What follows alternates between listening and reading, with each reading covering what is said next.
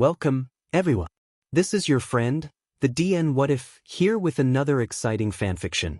Today, we're diving into the story of What If Deku was reborn as the Thunderbolt hero? If you enjoy this video, don't forget to hit that like button and subscribe for more fanfiction content just like this. Now, let's get started with the fanfic. Even without a quirk, can I still be a hero, like you? Midoriya Izuku, a quirkless teenager with seemingly no other special skills other than hero analysis, almost couldn't comprehend how the situation turned out like this. He had a really shitty day, no thanks in part to his childhood friend-turned-bully, Bakugo Katsuki, telling him to end his life if he so desperately wanted a quirk. Then he was almost killed by a sludge villain on his way home. Just when he thought that his life was coming to an end anyway, his childhood idol, the #1 hero in the country, All Might, came to his rescue. What should have been the end of that did not, as in desperation, Midoriya latched onto the hero's leg as he took off into the air, throwing his life into a second near-death experience in less than 5 minutes. For both of their safety, All Might landed on the roof of a building in the downtown core, and to Midoriya's shock, deflated into his true, emaciated form as Toshinori Yagi. Shock aside, realizing that he might never get another chance like this again, Midoriya asked the #1 hero the question that has been plaguing him since his diagnosis as quirkless. The answer that came would forever alter his life. "I'm sorry, kiddo, you can't be a hero without a quirk. You can't be a hero without a quirk. You can't without quirk. You can't. Those dreaded words, said with pity, repeated themselves over and over in Midoriya's head, long after he excused himself from All Might's presence and left the building. His own childhood idol, the symbol of peace whom he had looked up to ever since he was a toddler, had destroyed his dreams, with such audacious pity that it made Midoriya nauseous, although that could also be attributed to the loud, heaving sobs that racked him when he numbly found himself at a small park and sat himself down on a bench. It would have been heart-wrenching for anyone to hear such sobs, and indeed it was. For Midoriya, the world had collapsed all around him. The one hope that he had for his dream had been severed. There was nothing left.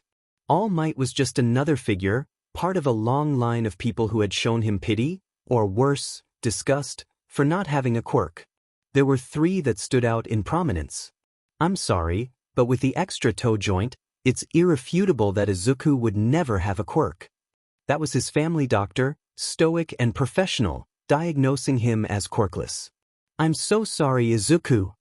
That was his mother, the only family he had left after his father left without a word, breaking down in tears when he, amidst his own tears, asked futilely if he could be a hero like All Might after that fateful medical appointment. He still remembered his mother embracing him as they both cried in his darkened bedroom, the only light coming from the computer screen featuring a smiling All Might. If you're so desperate for a quirk, useless Deku, go and take a leap of faith off the roof. Hopefully, you'll get a quirk in your next life. That was Kaken, or Bakugo Katsuki. Childhood friend-turned-bully. The explosive blonde had been the source of many more insults and physical attacks, those of which Midoriya had already forgotten in an attempt to numb the pain of daily life. But those 2 sentences, spoken just hours before with such cruelty that it was almost impossible to believe that a human could possess such levels of malice, remained crystal clear in Midoriya's head. And now All Might had joined the list. Unbearable, agonizing pain. That was what Midoriya felt now. He was bleeding out, emotionally, as if he had been stabbed 1,000 times and left to die. Indeed, he felt like he was dying. Everything that meant his very existence had been destroyed. There was nothing left to help him become the person he wanted to be. He was just Deku. Useless, quirkless Deku. Amidst his sobs, a scream retches out of his throat as his emotional casket explodes. It dies away into more hiccuped sobs, as the rush of emotion ebbs away, leaving behind an empty void never to be filled again. Slowly, the sobs too fade away as the green-haired teen ran out of tears to cry. He sits for a while more, heaving deeply to replenish the oxygen that he had been slowly depriving his lungs of from his sobs. Only when his breathing stabilizes, does Midoriya attempt to stand back up. He wavers, his legs numb from the lack of movement. Once he steadies, he looks up to the sky. What should have been the blue sky of the early evening with a smattering of yellows and orange from the setting sun was instead an ominous dark gray. The wind was picking up as the clouds seemed to roll above the teen. A thunderstorm was coming, courtesy of a quick flash of light amidst the clouds, followed closely by a low rumble. Midoriya felt a strange crackling in the air, his curly locks unknowingly rising and standing on end. Gush! I better get back before I dash. He was unable to finish that thought, for all of a sudden, there was a flash of blinding light. And then faint. Midoriya felt his entire body seize up, followed by an ear-splitting scream. He didn't know it at that moment, but that scream was ringing from his own mouth. All he could see was white, a glaring, blinding white light. The pain was excruciating. It was like as if 1,000 knives were stabbing at every inch of his body. Every nerve ending seared as if they were on fire, just as physical fire began to erupt from the seams of his gakuren and the tips of his hair. Midoriya felt his heart go haywire, beating faster and erratically, as his lungs felt like they were going to implode. It was an eternity of agony, when it had happened almost instantaneously and ended just as quickly. Time appeared to slow, amidst unbearable pain. Suddenly, the white light vanished, leaving behind a vision of blurred, merging shapes and colors. Then came the seemingly slow descent towards the ground. Midoriya felt many things as he keeled over. He felt his lungs collapse and his breathing fade. An incessant ringing in his ears. His vision becoming blurrier and darker. The small flames that singed his hair and uniform. The leftover pain that still coursed through his fried nerves. His heart reaching breaking point, pulse fluctuating madly, before it slowed and stopped. That was also the same moment his body hit the ground with a dull thud. And not a moment later, came the rain. First a droplet, then 2, and then 3, followed by more. Within seconds, a deluge of water poured from the heavens, splattering on Midoriya's body, now riddled with Lichtenberg scars running all over, crisscrossing and branching all over, from throughout his face to the tips of his fingers. The small flames that singed his hair and clothes fizzled out, defenseless against the watery onslaught. There he laid, prone against the rain, unnoticed by anyone as they rushed for shelter underneath umbrellas, newspapers or bags. A minute passes, and there was another rumble of thunder, followed by another flash of light. Midoriya's body involuntarily jerked as a second bolt of lightning struck him, directly over his silent heart. Thunder followed, almost instantaneously, with a deafening crash and roar. The noise faded, but the bolts of electricity from the second strike didn't. It crackled wildly within him, centering on a certain spot in between his lungs, where a dull mass of energy laid. Sparking with the currents, the mass glowed, losing its dull shade for brightness. The electricity then shot towards his heart, before spreading along the silent arteries and veins of his body. Every organ, muscle, bone, nerve and tendon were all enveloped by the electricity. Midoriya's brain, the last remaining organ to have not yet shut down from the fatal first strike, was the last to be taken over by the crackling bolts. All the while, green bolts of electricity pulsed and crackled all over his prone form, the Lichtenberg scars glowing a jade green color, starting from over his heart, traveling along and ending at the tips of his fingers and toes. The electricity inside of him continued to pulse, getting fiercer over his heart, body, and mind. His chest started rising and falling slowly, oxygen steadily returning into his system. Then all of a sudden, Midoriya's eyelids snapped open, revealing blank, dull eyes. The irises were no longer their forest green color. Instead, like the light pulsing along his scars, they were a jade green.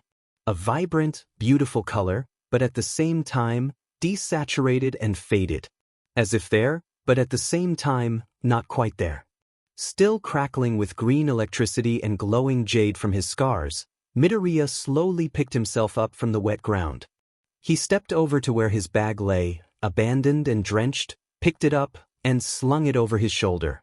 And with the rain still pouring down around him in torrents, Midoriya sauntered out of the park, as if he hadn't been struck dead by lightning and revived by the same force of nature less than a few minutes ago. Midoriya finally reached his apartment block. Heaven knows how much longer he took to make the journey thanks to the rain and given the fact he sauntered all the way. During that time, he was struck by lightning again, no less than 5 times. But these strikes were different. Far different. Midoriya felt nothing whenever the lightning hit his body. Maybe the electricity coursing over his exposed skin and singed Gakurin and seeping into his body, but no pain or anything uncomfortable. Alright, feeling the electricity being absorbed into his body was something he was unfamiliar with, but it wasn't bad parasi. It was just unusual but not unpleasant. Midoriya finally reached the front door. He pressed the doorbell, inadvertently draining the battery of its voltage into his system as he pulled his finger away, cutting the chime off halfway. He waited impassively as hurried footsteps raced for the door. It was quickly pulled open by his frantic mother, Inko. Izuku! Oh my goodness! Where were you? I tried calling you multiple times, and the storm outside was so ferocious and dash. Inko's words died in her mouth as she finally noticed the scars on her son, glowing green. Her eyes widened. What happened to you? The teen replied stoically as he raised a hand, crackling with green electricity. Honestly, I don't know. But Mom, this feeling. There was a beat of silence, raising the tension. I've never felt so alive, Mom. To be continued. Midoriya Inko was worried. It was 4:45. Her son should have been home more than an hour ago. But there was no sound of the doorbell ringing, no shouts of, Mom, I'm home. And even if her son was going to be late coming home, he would have called her immediately. But no calls came, and all calls to her son's phone went unanswered. Furthermore, the sky had turned ominous by mid-afternoon, with the occasional flash and rumble in the distance. While Inko was sure Izuku had an umbrella in his backpack, that didn't stop the worry that continued to eat at her the longer time passed, with no sign of her son returning home evident. When it began to rain heavily, and the lightning and thunder getting stronger, Inko had half a mind to call the police to report her son's disappearance. But she stood fast to her belief that Izuku is capable of taking care of himself, and was making his way home as she marinated her worries. The doorbell suddenly ringing snapped the tension within Inko. She rushed for the door, not registering that the chime cut itself off before it could finish. Quickly peeking through the peephole, Inko felt her heart settle seeing her son standing outside. She threw the door open, meeting a soaking wet Izuku. Izuku! Oh my goodness! Where were you? I tried calling you multiple times, and the storm outside was so ferocious and dash. Then, Inko noticed the glowing green Lichtenberg scars running all over her son's face. Her words died in her mouth. She stared in shock. What happened to you? Inko watched her son raise a hand, green bolts of electricity crackling and running up and down from his fingers and lower arm. Honestly, I don't know. But Mom, this feeling.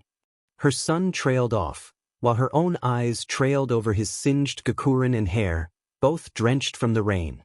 I've never felt so alive, Mom. Midoriya could tell his appearance short-circuited his mother's brain.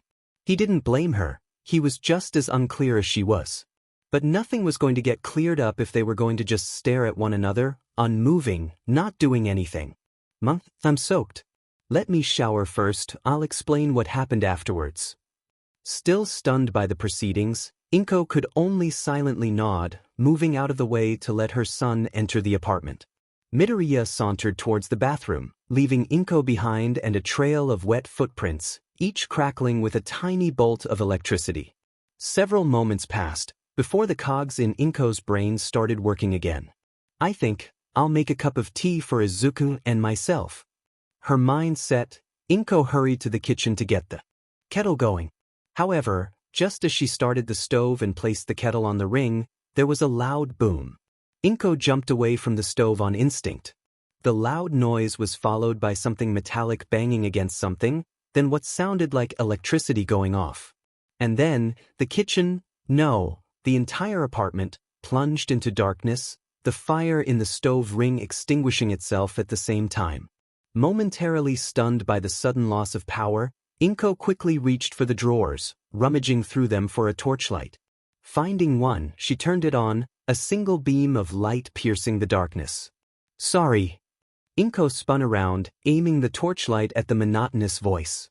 Against the beam of light stood her son, dripping wet, scars still glowing over his exposed body, electric bolts crackling like nobody's business, and a towel wrapped around his private areas.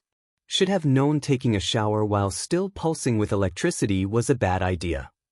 Once Midoriya had dried off, put on some fresh clothes, given rubber kitchen gloves to wear as precautionary protection by his mother, and the electrician called to come down and fix the blown-up fuse box, mother and son sat in the living room, still without power, the only source of light coming from the window, where the rain still poured beyond.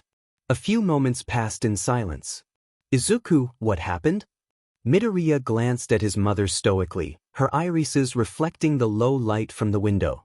He could see all kinds of emotions in those forest green pools, worry, fear, confusion being the main ones. Let me start from the beginning, Mom. Midoriya recounted everything, starting with the attack from the sludge villain, which horrified Inko, All Might rescuing him. Here, Inko was surprised that her son's idol had saved him, his second near-death experience clinging onto the number one hero's leg as he took off into the air, this horrified Inko again, and All Might telling him that he couldn't be a hero without a quirk. Hearing this, Inko's expression fell, her eyes becoming watery. Izuku, I'm so sorry. Nonplussed, Midoriya continued, there's more. Wiping away the tears in her eyes, Inko listened as her son carried on. She was left speechless with horror when Midoriya described getting struck by lightning after retreating to a park to cry, recounting the unbearable pain and the surreal feeling of his body shutting down, one organ after the other. Then, how were you revived, Izuku? I think I was struck by a second bolt, Midoriya replied. I felt the impact, but it was different. I felt the electricity seep into my body. Something opened up inside me, and then everything began to lighten. Suddenly I could breathe again, and then my eyes opened. A moment of silence followed. Only the rain pouring outside provided some ambience. How do you feel now? Honestly, I feel normal, Midoriya replied, like the electricity has become a part of me. I can't control it, but it's there. Again, silence followed. Inko, in all honesty, had no idea how to go about this. Her son had just been killed, then resurrected, and now possessed what could be electric or lightning quirk. Things happened one after the other, so quickly. It left her no chance to make head or tail of things. I think we should go see a specialist, Inko suggested. Maybe we can find some answers from them. If that works, Midoriya shrugged. But what about the electrician? He can only come tomorrow, his mother replied. Let's go, dear. Inko got up from the sofa, her son following immediately. Suddenly, the teen stopped. Actually, Mom, there's something I need to say. You can tell me as we go, dear, Inko replied as she grabbed her purse. What is it about? Here, Midoriya hesitated, eyes glancing downwards for a moment. Steeling himself, he continued, it's about it's about Bakugo. It was a miracle that Midoriya and his mother were able to get to the hospital in one piece. Because while on the road, Midoriya spilled the beans on all of the bullying, insults, physical abuse and ostracizing he was forced to endure for the past 10 years at the hands of his former childhood playmate and his lackeys, all because he was quirkless. He even confessed how Bakugo told him to kill himself if he so desperately wanted a quirk. His mother, expectedly, flew into a shocked outrage. In part due to the rain, they had several near accidents when Inko's disbelief and fury made her almost lose control of the wheel. Would-be collisions, rear ends, and sideswipes with other vehicles, trees, lampposts, pedestrians and the like were barely avoided as the car swerved and braked through the wet streets. Midoriya was able to talk his mother down from an interrogation until they got to the hospital, which ensured their safe arrival. Now, after registering, mother and son sat in the half-filled waiting room. And the expected interrogation, albeit hushed since they were in a public place, began. How long has this been going on? Since the diagnosis that I was quirkless, Mom. Didn't you tell anyone? A teacher? Tried. Nobody listened. Nobody cared. Why didn't you tell me? Here, Midoriya hesitated. His brow furrowed slightly. I didn't wish to be a further burden. It was a cliched answer, when victims of bullying are asked why didn't they go to their parents or adult figures for help. But Inko understood it just as well as any other reason. Things hadn't been smooth since her husband walked out on them when her son was diagnosed as quirkless. Between raising her son and working to keep them afloat financially, she couldn't be there for him all the time. Furthermore, Midoriya had always been an independent child, always wanting to take control of the situation himself without any help. It made sense that Midoriya kept this terrible secret hidden for so many years. But at the same time, it broke Inko's heart to hear of the pain her son had to go through alone. I'm so sorry, Izuku. I wish I could have been there for you more often. It's not your fault, Mom. The world isn't perfect. We can't have everything that we want. Hearing her son speaking in such calm tones temporarily abated the barely repressed urge to storm to the Bakugo household and literally tear apart that piece of explosive sheet for harming her son for so long. Brutal revenge aside though, the main priority was her son, and how they were to go about the current situation. The number on an overhead LED screen flashed Midoriya's number slip. The door to the specialist's office opened. A middle-aged man with receding hair poked his head out into the room. Midoriya-san. Mother and son got up from their seats. The specialist opened the door wider, letting them in and closing the door behind them. Now, what seems to be the matter? Inko needed no further prompting. My son appeared to have developed a quirk quite suddenly. Really? The specialist, a Dr. Kajikura, started writing on a pad as he turned to Midoriya. How old are you? 15. That's extremely late, Dr. Kajikura remarked. Could you tell me what happened? Midoriya repeated the story, save for the emotional bits. The more he recounted, the higher Dr. Kajikura's eyebrows rose. By the time he had finished, the good doctor was left completely floored. Remarkable, extremely remarkable. What is it, Kajikura-san? Inko asked. By all accounts, your son should have been dead. But instead, he is alive and well, and the lightning has given a quirk through external means. Has this happened before? Yes, but extremely rarely. There have been a few recorded cases of people getting their quirks from external circumstances rather than the usual manifestation at the average age of 4. But these are usually man-made events. Your son could be the first case where the external manifestation is from nature itself. This, Midoriya-sen, is unprecedented, and if I have your consent, I would like to perform a few tests with your son to determine the nature of his quirk. Inko hesitated, glancing at her son, who just shrugged nonchalantly. All right, you have my consent. What followed was a series of practical and medical tests to determine the nature of Midoriya's new quirk. The practical tests were painful, not for Midoriya, but for Dr. Kajikura, as the teen had no control of his new quirk when the gloves came off. However, it was the medical scans that provided the most shock. After nearly electrocuting the doctor over a dozen times, Midoriya underwent a full-body X-ray scan, which left Dr. Kajikura stumped. Further tests like pulse measurement and reflex gauging exacerbated the man's bewilderment. I'm at a loss for words, Midoriya-san. What did you find? Your son is living off electricity. There was a beat of silence. Living off electricity? Inko repeated. Yes, Dr. Kajikura nodded. The X-ray scan showed the inside of your son's body to be completely filled with electrical currents. As you can see here, the doctor pressed some keys on the keyboard attached to a screen, which popped up a video feed of Midoriya's insides. The currents are running throughout his body. But what has this got to do with Izuku living off this electricity? Asked Inko. This is where things venture into the unheard of. Dr. Kajikura zoomed in on one of Midoriya's arteries. You can see the red blood cells moving as they would normally do, if you ignore the smaller bolts of electricity coursing through as well, but he zoomed out and focused on Midoriya's heart. As you can see, your son's heart is not beating. I beg your pardon? Your son's heart is completely still. No pulse whatsoever. In normal circumstances, he should have been dead. But it appears as if the currents are acting like a pacemaker, manually taking over the function of his heart. My guesses are that all of his other bodily functions, like breathing and even his mental functions, Here Dr. Kajakura moved to the feed of Midoriya's brain, which was completely enveloped in crackling electricity, are also being stimulated by the electricity. Something clicked in Inko's mind, and she paled slightly. So, you're saying? A grim look flashed over the good doctor's face. Your son will need to be careful. Although I am uncertain of the odds, if the electricity within your son's body were to run out, be it from quirk overuse or other means, his body would have no means of support to stay functioning, and he could die. Utter silence. How can we prevent this? Inko asked with a hint of desperation. Short-term-wise, Dr. Kajakura replied, your son will need to have a constant supply of electricity or a voltage source to replenish any electricity that he uses. However, that is not viable long-term. At the same time, if we can look at this.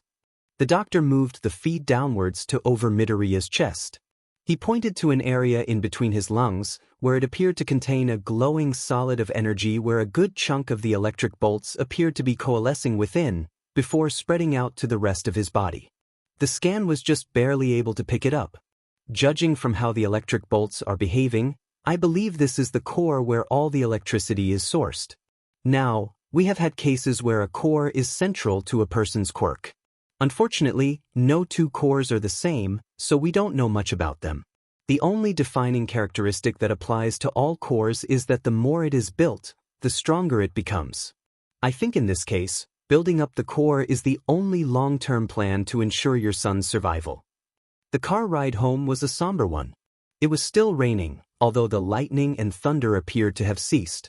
Traffic had gotten worse with the wet weather and the evening rush home, reduced to slow-moving congestions with horns blaring constantly. In contrast, all was silent with Midoriya and his mother.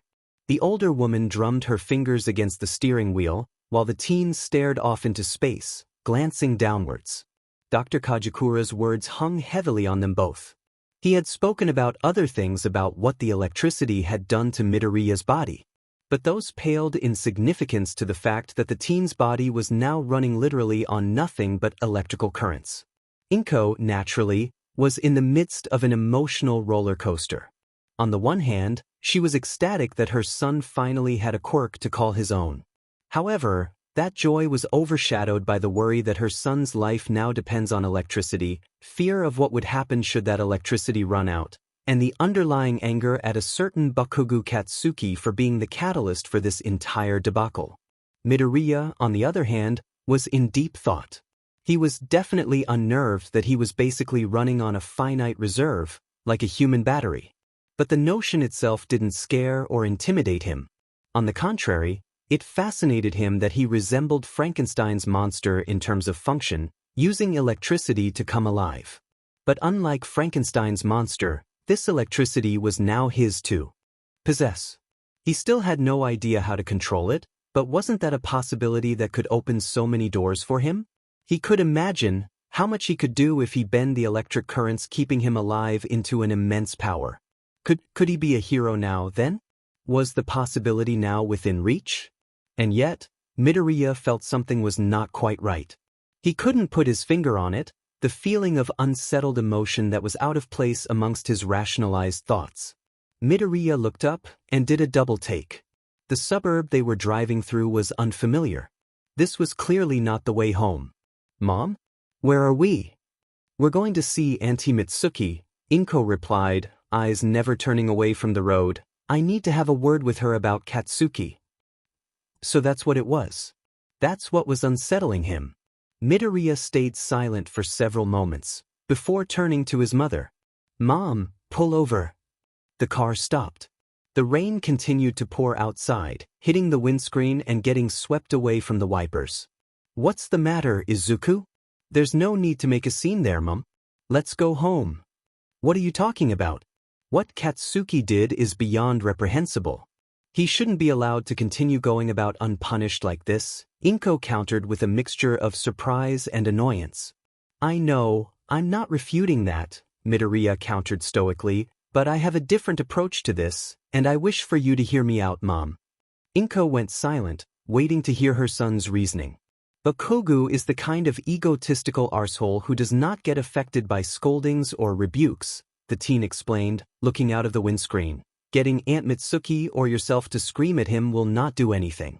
He is so convinced that he is right, that he will never believe that he could be wrong. No, what is needed to punch a hole through his thick skull is something even more traumatic. Midoriya turned back to his mother. Earlier today, he told me to kill myself if I wanted a quirk. I've decided, I'll give him what he wants. Inko's eyes widened. Aizu, you see can't mean dash. Not in that sense, Mom, Midoriya interrupted, but first, can I ask you? Relieved her son was not going to do anything rash, Inko waited for his question. What was your maiden name before you got married? To be continued. The rain lasted through the night, only stopping with the dawn of the new day, a Saturday. But the sky remained gray and ominous, casting a somber gloom over the suburbs. Midoriya got up as he normally would, but he knew this Saturday was far different from past weekends. Change was in the air. The status quo was about to be shaken up. Breakfast was a standard affair. But what should have been an entire day filing through blogs, videos and social media following heroes and jotting furiously into notebooks, Midoriya had places to be. First, his middle school. It was admittedly a bit strange to see how empty the school was during the weekend, save for the administration staff who came in for a half-day of work. Yet that little detail had no hold on the green-haired teen, who with his mother, had a last-minute appointment with the school's principal concerning his enrollment. Basically speaking, Midoriya was pulling out of school. The meeting was short and impersonal. Save for a question about his scars from the principal, for which Midoriya quite pointedly replied, considering how you never bothered to ensure students like me are safe from bullying and ostracizing, I find it quite surprising that you bothered to take an interest in my well-being just as I am planning to pull out of your godforsaken school, which pretty much summed up the entire purpose of their visit. No further questions were asked. Midoriya's name was removed from the school's database, and he was officially no longer a student. Leaving behind a rather scandalized principal, mother and son left and went on to their second destination, the Citizens Registrar Office. 2 hours later, Midoriya emerged with a new legal identity. Akatani Mikumo. Quirk, Green Lightning. Akatani was his mother's maiden name, and Mikumo came from a moment of inspiration sparked from a stock image of a thunderstorm over a turbulent ocean that randomly popped up with an online ad the night before. The process was swift and efficient, as with his withdrawal from his former school. And Akatani left the office with a new ID card and passport. But as with tropes, a new name must come with a new look. So it was to the hair salon after lunch. There, forest green gave way to a royal purple, and one hair dyeing procedure later, Akatani returned home a different person. Now, he could get to planning. There were 3 main priorities on Akatani's list. 1. Learn to control his quirk and expand on its uses. 2. Build up his body strength, stamina and agility. And 3. Pass the UA entrance exam. And he had 10 months to accomplish all 3. Akatani devised a simple timetable to organize his plan for the entrance exam. 3 days, he would research on the abilities of electric quirk users, hero and villain, find out how to build up his core, apply theoretical knowledge into practice, and hone up until both his quirk and core become second nature and an inseparable part of him. The remaining 4 days, exercise and work out hard. His theoretical study commenced the moment he came home from the salon. He holed up in his room, listing down the names of every hero, pro and underground, and known villains who possessed electric-type quirks or quirks of a similar nature. After dinner, he went back to those names, and broke down and analyzed the properties, strengths, weaknesses and application of their quirks, organizing his notes into notebooks dedicated to common details. It was long past midnight when he finally convinced himself to go to bed. The next day saw Akatani make a trip down to the local library, bag filled with empty notebooks and a holder bursting to the brim with pens and mechanical pencils. He spent the entire day within the air-conditioned reading rooms, going through book after book on the history of quirks, research studies on electric-type quirks, and informational books on various martial arts, offensive and defensive styles, and how to combine one's quirk with one's fighting skills. Akatani was, unfortunately, forced to leave when the library closed for the night. But that didn't mean he was going home empty-handed. He loaned out the 10 books he hadn't been able to cover during the day and went home with it. Much heavier bag. While it certainly was a struggle for Akatani's scrawny frame, it did make him think about the best places for him to work out and build his muscle mass. Gym memberships were expensive investments, and he didn't want to add another financial burden on his mother. So what could he do? The bus Akatani was on took a left turn. He looked out the window. And the answer was right there, rushing past him. A beach. The one was being generous. And decided to ignore the fact that it resembled more of a landfill with mountains of garbage than a beach. But for Akatani, this was the perfect place. The bus passed a moss-covered, weather-beaten wooden sign. Dagoba Municipal Beach Park. He'd better take note of the name, Akatani thought to himself. For the day after next, he'll be back. But before he could take on Dagoba Beach, there was one more important thing Akatani had to begin focusing on. His core. It was the very reason why he was alive today. It was therefore imperative that he find out everything he could about quirk cores, for not just his future, but also for his very survival. Several of the books he brought back from the library were on quirk cores, or whatever recorded information anyone has about cores, beyond what Dr. Kajakura had already mentioned. One book told of a legend that the first ever quirk user had a core. Another listed the individuals who were said to possess cores, and what great, or terrible, deeds they went on to make. A lot of theories overlapped, supported or refuted one another. Some cores were benign and gentle, others were more violent and volatile. But there was widespread agreement on one thing.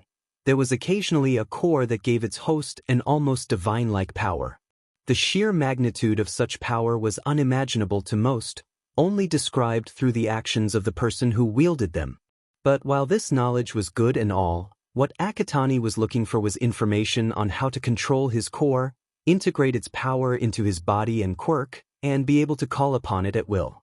That came from the last book in the pile, covers littered with crease lines and pages yellowed with time.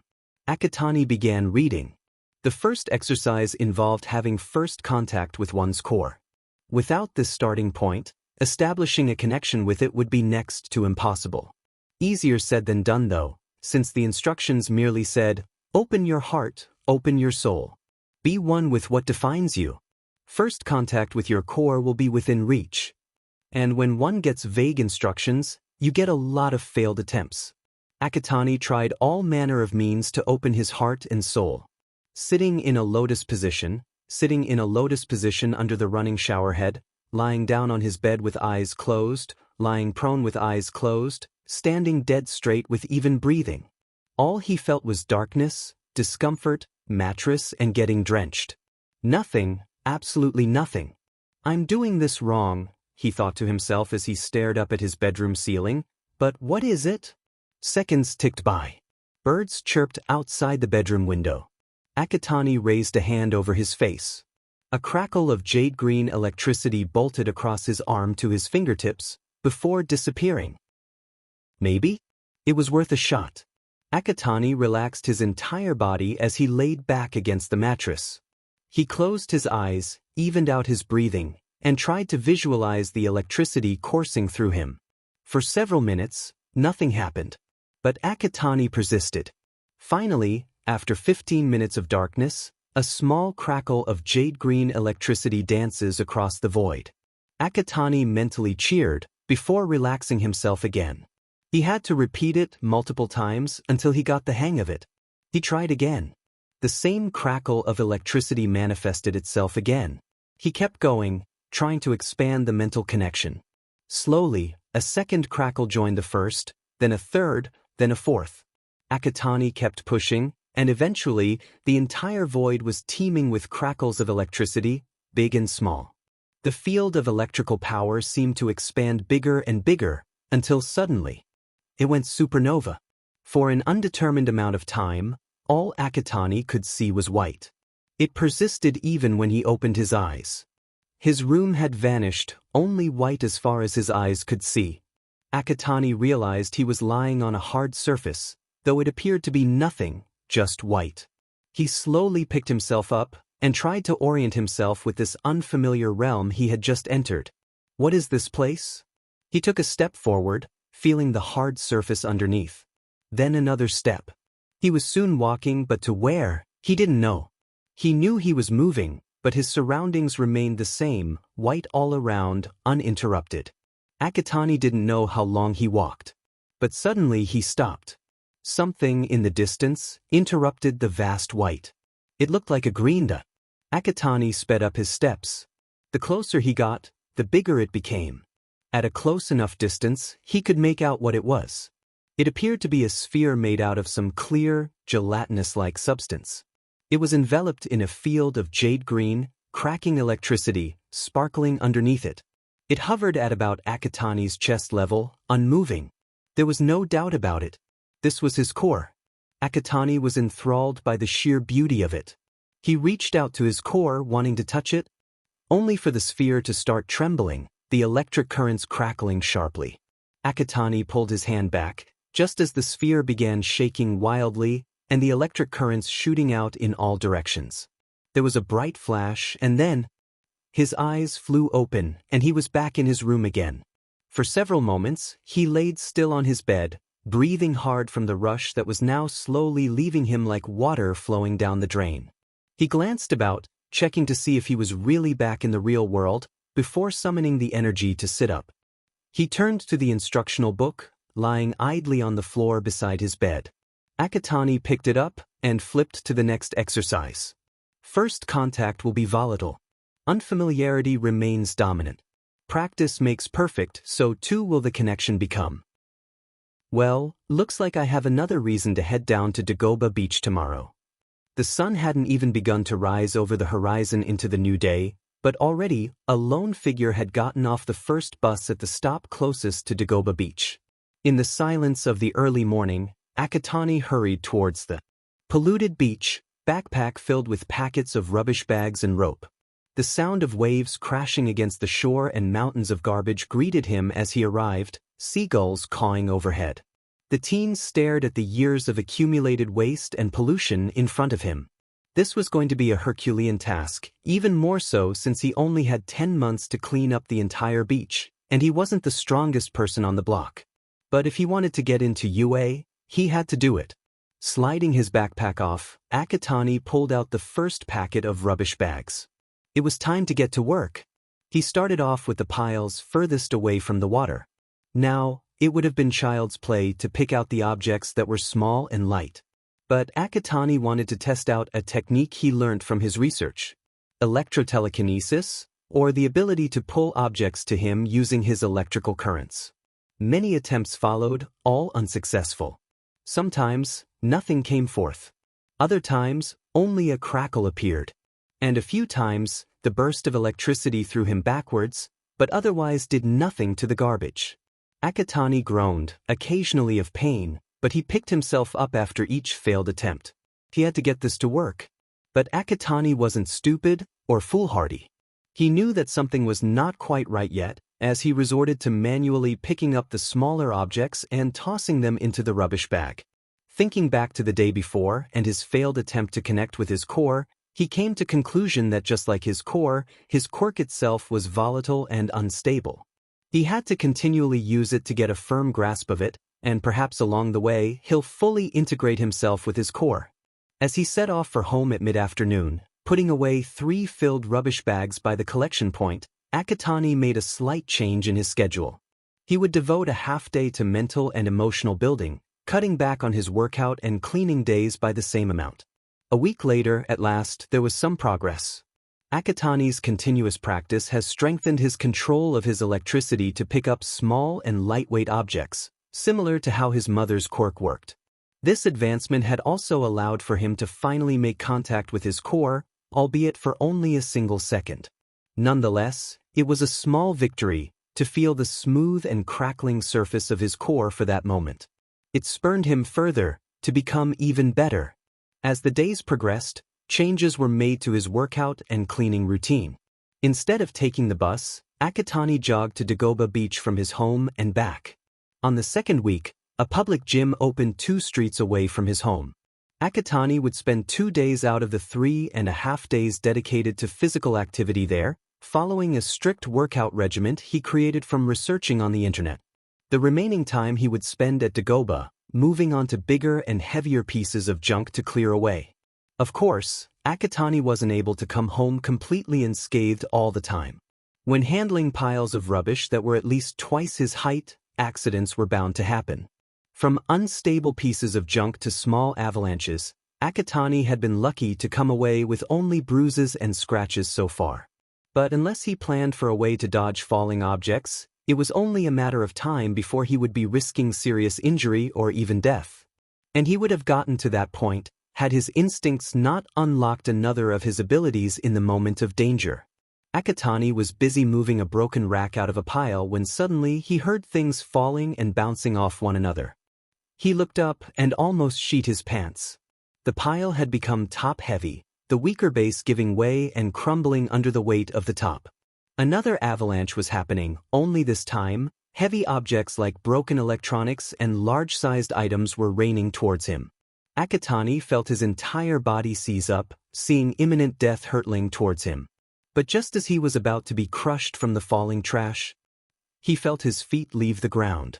There was an immense crash as the junk landed onto the beach one after the other. Akatani watched the sand get kicked up in clouds as the rumble echoed out into the coast, followed by the sand clouds as they billowed out from the impact spot before dying back down, all from hovering several feet above the water, the lower half of his body enveloped in a sparking aura of green electric bolts. This should be interesting, Akatani thought to himself nonchalantly. The weeks bled into months, and many changes were taking place. Dagobah Beach was slowly, but surely, being cleaned up. The piles of trash slowly diminished as they disappeared, one by one, opening up the beach a little more with each passing day. Akatani was, by now, noticing the changes months of hard work had done to him. A combination of working out, jogging, pushing, pulling, dragging and lifting trash of all sizes away has built his once scrawny form into defined, strong muscles. Once impossible to lift objects were now as easy to carry as if they were made of air.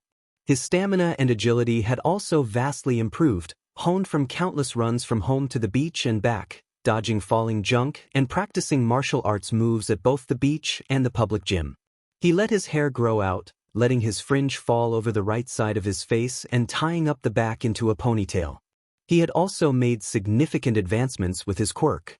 The months saw the improvement of Akatani's current abilities and the unlocking of new ones. He was now able to blow things apart with his electric bolts, though that is currently only limited to soft items like cotton or fabric. Hard items like metals were still being practiced. Manipulate the force and frequency of electrical attacks, from short bursts to long sweeps. Craft his electricity into shapes. Akatani figured a ball shape would be a good attack technique. And he was in the process of working out how to send his electricity to attack a wider area than just in one direction. And how to form shields with it, alongside using his electricity to fly, absorbing electricity from lightning strikes and power sources and raining it in so he didn't give others a nasty shock. But there was also one downside to this PRD of hard work and determination. Namely, Akatani's emotions and socialization. The past months saw him having any meaningful conversation with only one person, his mother.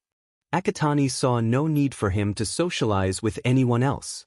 After all, didn't no one want to have anything to do with him because he was quirkless? And even though he had a quirk, why bother wasting time socializing when the UA entrance exam was a bigger priority? It may have been mostly logic with a hint of pettiness, but Akatani closed himself off socially from the world. In turn, his emotions stagnated and froze over, his heart grew cold, and his aura turned distant and unapproachable. But even if Akatani knew he was turning into an Ice King, he didn't give two hoots about it. All he cared about was cleaning up Dagobah and getting into UA. Finally, after months of arduous effort and back-breaking work, and only 3 days before the entrance exam, he was done. Akatani moved the last piece of junk, a broken refrigerator, to the trash collection point, just as the sun began to peek over the horizon. Tossing it onto the small pile of trash already there, he wiped the sweat from his brow and turned back towards the beach. It was beautiful. Light glistened against the calm surface of the water, changing shape with the waves as they rolled and splashed onto the shore. The sand sparkled under the same light like diamonds, amidst a vast plain of a light gold. The air smelled of spray and sea salt, no more of the rotting, putrid, foul odors from years of accumulated pollution. This was nature's creation at its finest, with nothing human to disrupt its beauty. Akatani hopped off the pavement, sliding down to the sand. It felt clean now, unmarred by the filth that once piled high in this place. He stepped out halfway between the small slope and the water's edge, gazing silently out into the horizon as the sun continued its rise into the new day. He sat down onto the sand, eyes never leaving the sunrise. He felt accomplished, elated that he had reached his goal of cleaning up the beach. But he was also tired. He had gotten up in the early hours, when it was still dark, to get to the beach and clear away the last vestiges of garbage in time for the sunrise. Call him dramatic or sentimental, but Akatani wanted to catch the first rays of sunlight dawn upon the beach in its new, clean state, something that had never happened since the last time the beach was cleaned up. He just wanted some scenery, so sue him. Beautiful view or not, Akatani was exhausted. Feeling a bit off-kilter, he laid back onto the sand. No sooner had he felt the shifting granules beneath him, he was out like the light. For several moments, all was still. Then came a relatively big wave. It crashed onto the shore, racing towards Akatani and splashing over him completely. As the wave receded, a single crackle of electricity jumped from his navel into the center of his chest where his core lay, followed by another one from his right arm and another. Within seconds, his form was completely enveloped by crackling electricity as the world seemed to fade away. Akatani woke up. Immediately, he knew he was in the mystical plane where his core resided. But there was one crucial difference. All around him, where it should have been white, was filled with crackling bolts of his electricity. And they all appeared to be converging on one single spot. His core. This time, Akatani made no delay as he got up and followed the direction the electricity was crackling towards. Just as it had been in all the previous times he had traveled into this realm, the sphere that was his core was in the same spot. Only this time, all of the electric currents were converging into a bigger, spherical field around it. He felt completely familiar with the situation. He had lost count already, but at least once a day he would slide into this plane and try to bond with his core over and over again. It had been slow going, but over time, his core had stopped shying away from him and propelling him back into the mortal realm. The connection allowed became longer, and Akatani had been able to hold it in his hands long enough to try and move it, but until now, that was all he was able to do before he was kicked out.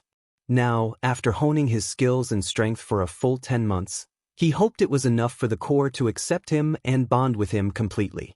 Slowly, Akatani reached forward. His hands gingerly passed through the electrical field and cupped the spherical shape of his core. Just like always, it felt smooth like he was holding a crystal ball. So far, everything's fine. Then he carefully retracted his hands, pulling the sphere out of the field. It phased through with no sudden movements. Once it had cleared through, Akatani hesitated, expecting to get thrown out of the realm, but nothing happened. Releasing a relieved sigh, Akatani stared at the glistening sphere in his hands and brought it into his chest. The moment it touched his skin, it started to glow. Startled, Akatani almost dropped the sphere as it, on its own accord, phased into his chest. The moment the sphere disappeared into him, the realm started to shift. The empty spherical field where the core once resided appeared to collapse into itself, before bursting out in several different directions as individual electrical currents. They danced around wildly, before converging onto Akatani's chest, on the exact same spot where the core had phased through earlier. The teen had no time to react, as the buildup of energy exploded in another supernova, tearing the realm apart in a flash of white. Meanwhile, the sleeping residents near Dagoba Beach were rudely shaken from their slumber as a powerful burst of electricity exploded from a point on the beach and spread outwards in all directions in a shockwave of disruptive chaos. For several miles inland, fuse boxes exploded, electrical fixtures shattered, appliances hooked up to outlets burst into flames, wires melted, and whole systems like traffic lights went into overload and shut down. For the same radius out into the ocean, any undersea life swimming too close to the surface was electrocuted and killed, their smoldering bodies floating to the surface and becoming the breakfast of thrilled seagulls. The shockwave dissipated, only for mayhem to take over. Smoke alarms went off, confused shouts and screams echoed as power to much of the district went down. Back at the beach, oblivious to the chaos he'd just caused, Akatani opened his eyes, once again breathing hard as the rush from seconds prior receded with the ocean's waves. Slowly, he picked himself up. Still dripping wet, he stared down at his hands. What happened back in the realm meant anything. Akatani willed electricity to appear over his hands and arms. Almost immediately, the scars running along his arms glowed green, and crackles of electricity ran up and down the length. He then raised his arms out towards the ocean, compressing the electricity into ball, and on will, fired them out into the horizon. Watching the ball of electricity disappear into the distance, Akatani glanced back down on his hands and arms, still glowing and crackling with electricity. His lips twitched upwards the tiniest bit. He was heading for UA. To be continued. The final 3 days before the entrance exam were spent going over notes and trying to calm his nerves. Akatani might have become ice-cold and unapproachable, but even he wasn't immune to the pre-exam jitters, at least inwardly. His mother, on the other hand, had no qualms against showing her own jitters, as she fretted over her son continuously, doing whatever was needed to ensure he was ready to take on the exam. Jitters or not, the day of the entrance exam came, and mother and son were having one last conversation before departure. "Just do your best, Mikumo," said Inko. "I'm confident you'll pass. And I'll be proud of you, no matter the outcome, okay?" "Okay, Okasan," Akatani nodded. "Thank you for your support, I'll do my best." They shared one last hug, and with that, Akatani was off. The train ride to UA station was a quiet affair. Akatani kept his still quivering nerves down by wiping his mind blank, envisioning a white plane as it appeared in the realm where he bonded with his core. It was when he alighted at the station and came within view of the towering campus of UA High School that Akatani allowed a tiny bit of awe to seep into his empty emotional state. The colossal buildings that rose over the boundary walls glistened in the sunlight, standing proudly over the surrounding district. Students from all walks of life in different uniforms dotted the gates, waving to one another, chatting, or heading inside either alone or with friends. Akatani gazed upon the towering buildings for just a moment longer. Releasing a sigh, he joined the students heading inside. Until, as he casually glanced back, he noticed a familiar spiky-haired, explosive blonde trudging a few paces behind him. Bakugu. It had been 10 months since Akatani saw his former childhood friend. Bakugu still looked the same, perhaps a bit taller, but still the snarling, brash, foul-mouthed bully he had always been for the past decade. It made Akatani's stomach curdle in disgust, seeing the blonde. Bad memories threatened to flood his clean emotional state. He had to turn away, lest he lose control of his electricity and electrocute everyone along the path. Glancing down, Akatani noticed something innocuous. A broken piece of stonework from the path, large enough to slip someone up if they weren't careful. Why not? Akatani waited for Bakugu to get close enough. Then, discreetly, acting like it was a total coincidence, he kicked the broken piece of stone directly into the blonde's path, the smooth side in contact with the path. Not a moment later, Bakugu stepped on the stone, his foot sliding forward with it. And with a surprised yell, the blonde pitched backwards, and fell onto his bum with a loud thud, followed closely by 2 small explosions when his hands smacked against the stonework path. Screams echoed. People jumped away in fright. Others turned around at the sound of the commotion. Akatani was at the base of the steps leading up to the doors when he heard the explosions. Turning back, he got a good look at the confused expression on his bully's face, staring dumbly ahead. He had to shove his fist in his mouth to stop himself from laughing.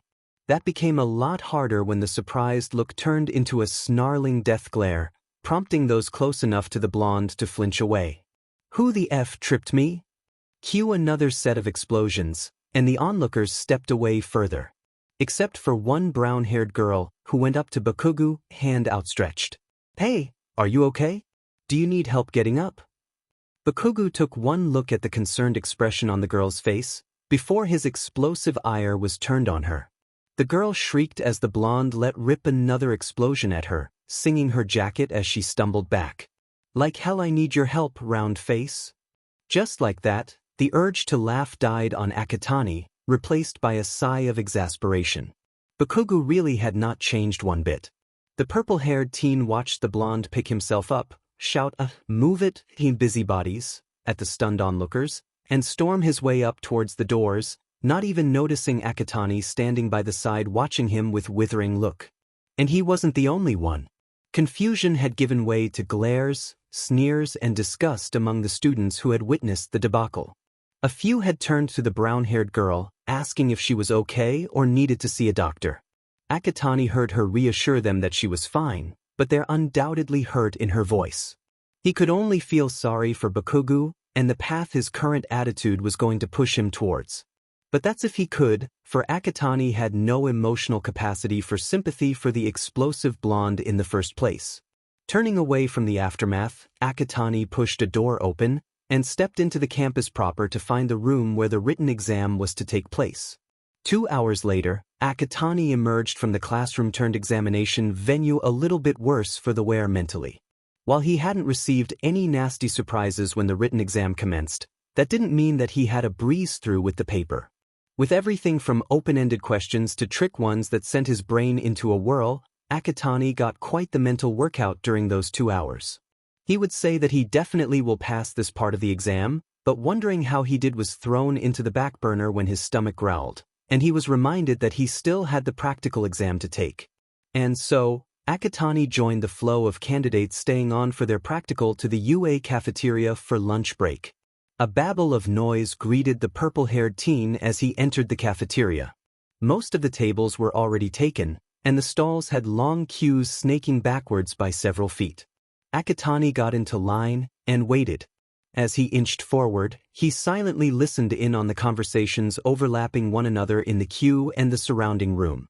He picked up snatches of discussions about the written paper, whether how easy or difficult it was, and on a different note, what they would have to face in the practical exam. He heard some think it's robots, others thought of holographic villains. One outlandish claim Akatani heard as he neared the stall was the UA staff were going to act as villains and they will need to take them down in order to pass it. Whether it was robots or masquerading teachers, Akatani gave little thought to the speculation, ordering a katsudon upon his turn and walking away with tray holding his lunch. Now came the task of finding a place to eat. Although many tables had at least one empty seat, being the Ice King he had become, Akatani wanted a private spot for him to eat his lunch in peace. Snaking through the crowded cafeteria, he spotted an empty 2-seat table next to a window. He makes a beeline for it, quickly claims the table by setting his tray down onto it, and sitting down himself. As he dug into his katsudon, Akatani observed his surroundings. There were a couple of stragglers like him eating alone, like him. But most were sitting in pairs, trios or quartets, either quietly eating or rambunctiously chatting and laughing at the same time. Akatani never knew what it must have felt like to eat with friends, something he could thank Bakugo for. In his current cold emotional state, he saw interacting with others beyond what is necessary to get the job done as pointless.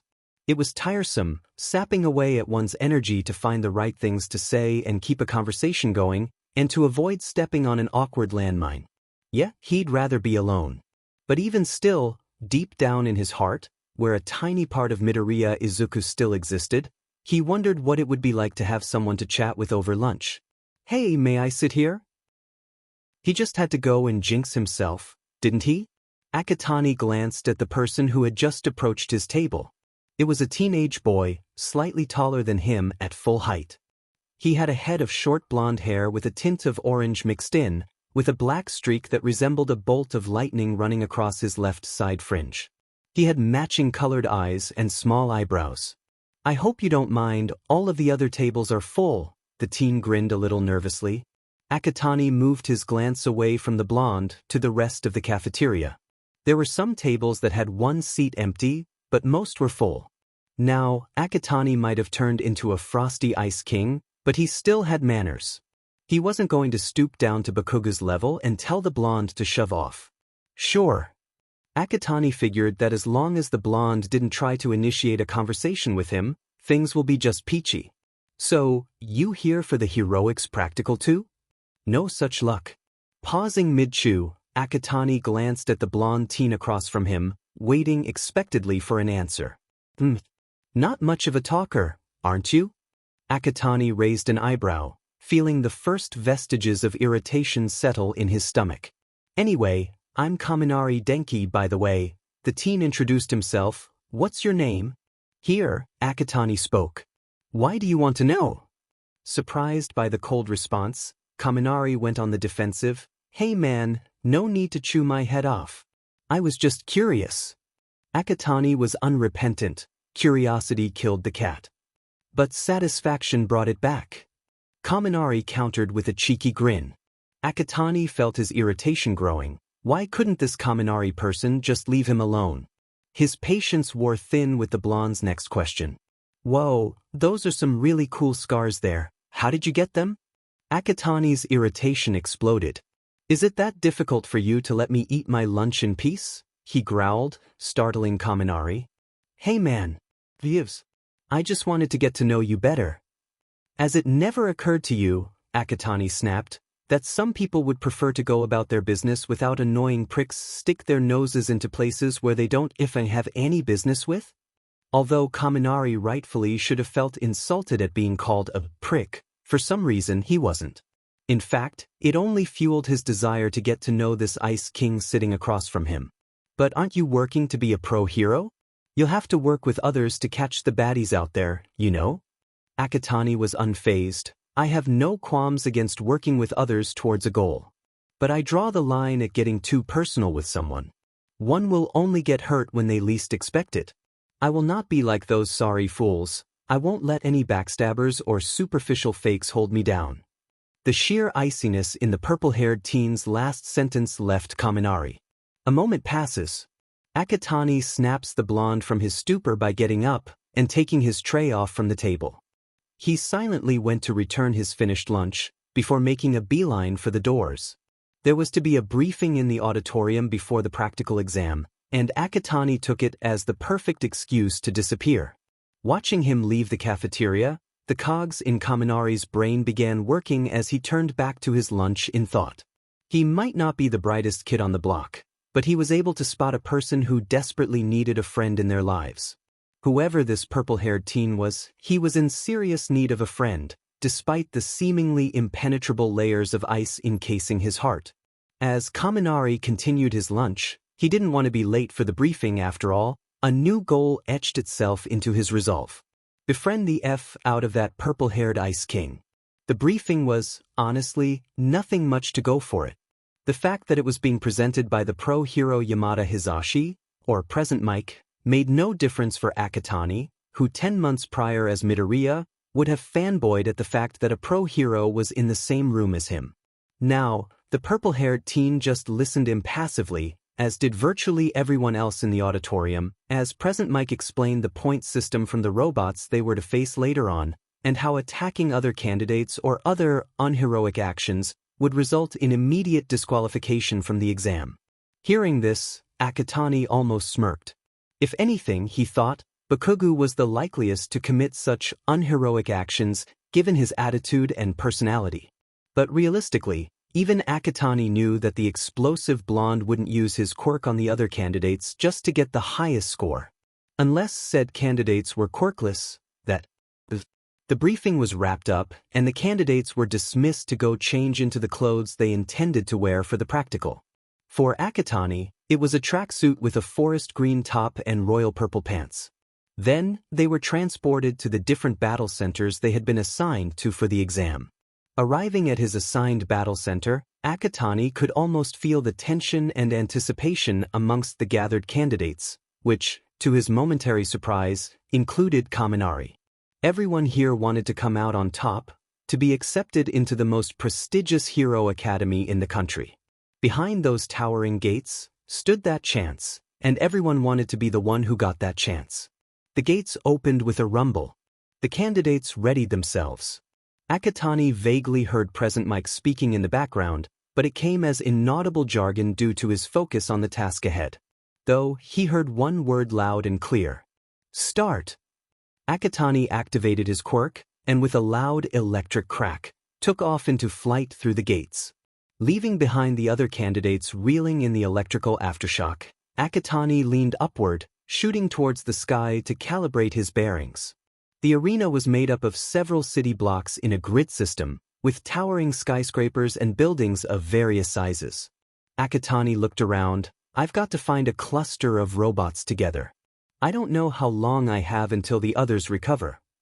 Then, down below, along one of the smaller streets, he spots a group of 2 points robots, moving about aimlessly. Perfect. Akatani swooped down, channeling his electricity into a ball between his palms.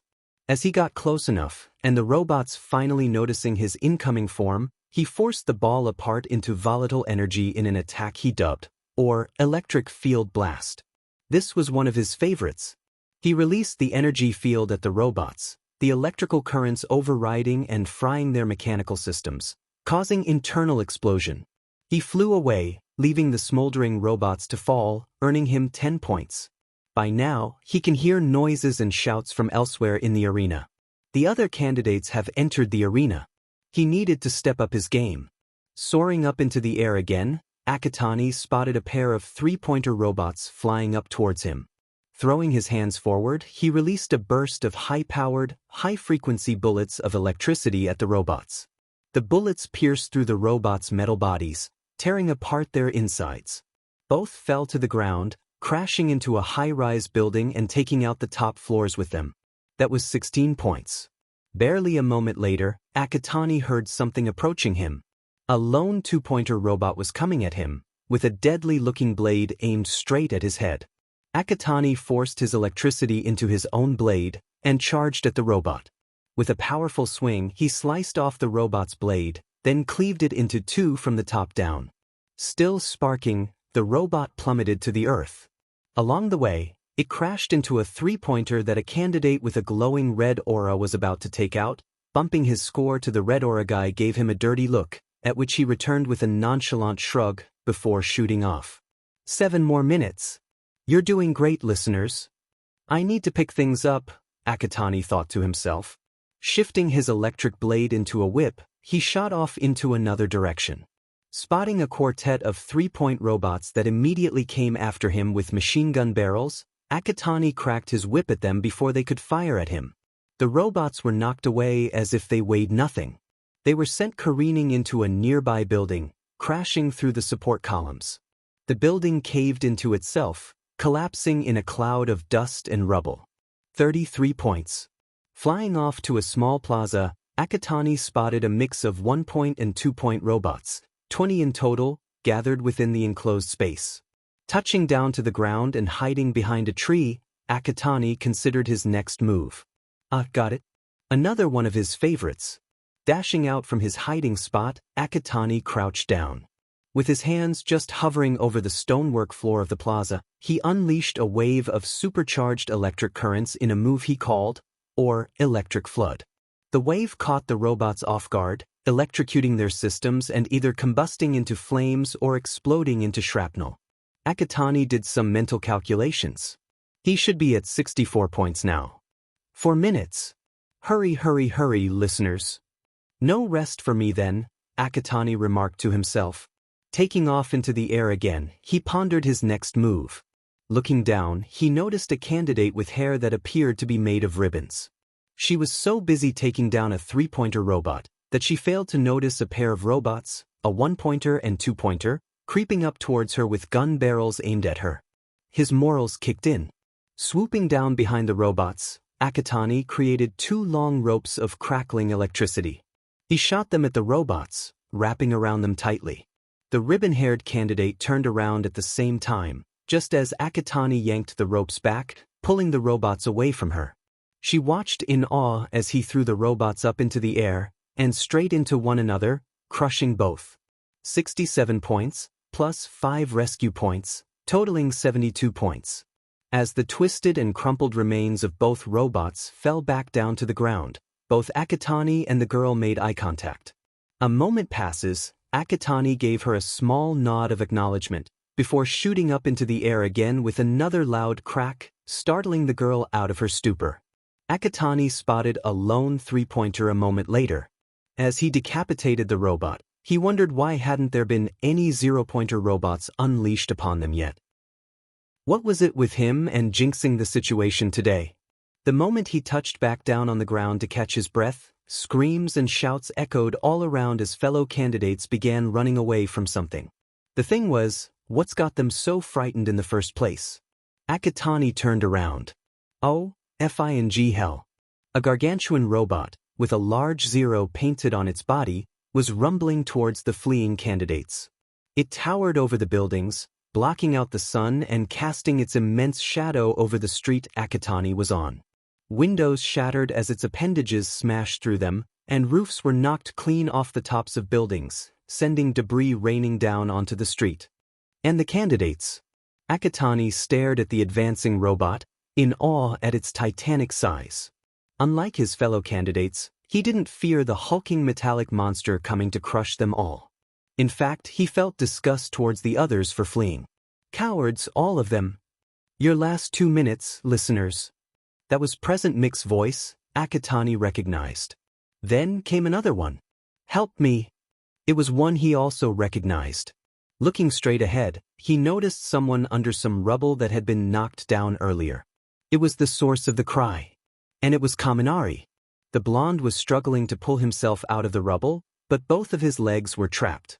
He couldn't get away, and the robot was advancing forwards. Akatani's heart nearly stopped. Kaminari was going to get crushed. The first person who willingly approached him and actually had a proper conversation, albeit mostly one-sided, with him was going to die. A crackle of electricity struck his frozen heart. Akatani narrowed his eyes. Not on his watch. Kaminari, in all honesty, didn't expect the situation to turn out like this. He had tried every opportunity to approach the purple-haired Ice King from lunch, looking for him during the briefing and when they were getting changed, but to no avail. He appeared to strike the jackpot when he realized that the Ice King was assigned to the same battler center as he was. But just as he was about to approach him, the gates opened, Present Mike yelled, "Start," and there was an explosion of electricity. With his quirk composed of electricity as well, Kaminari wasn't sent reeling like the other candidates. But he had been shocked, nonetheless, as he watched the Ice King fly into the arena with a burst of electricity. That settled it. He was going to catch up with this electric Ice King and get to know him. While the others were still recovering from the electric aftershock, Kaminari dashed into the arena in pursuit of the purple-haired teen. But before he could figure out where he had gone to, the robots made their presence known. Kaminari split his efforts between taking down as many robots as possible, without frying his own brain, and looking for the purple-haired teen. Many times, he would witness the latter unleashing attacks against robots, with a quirk that was similar to his own, if one were to multiply the strength and power by at least 10-fold, and gave it a jade green color.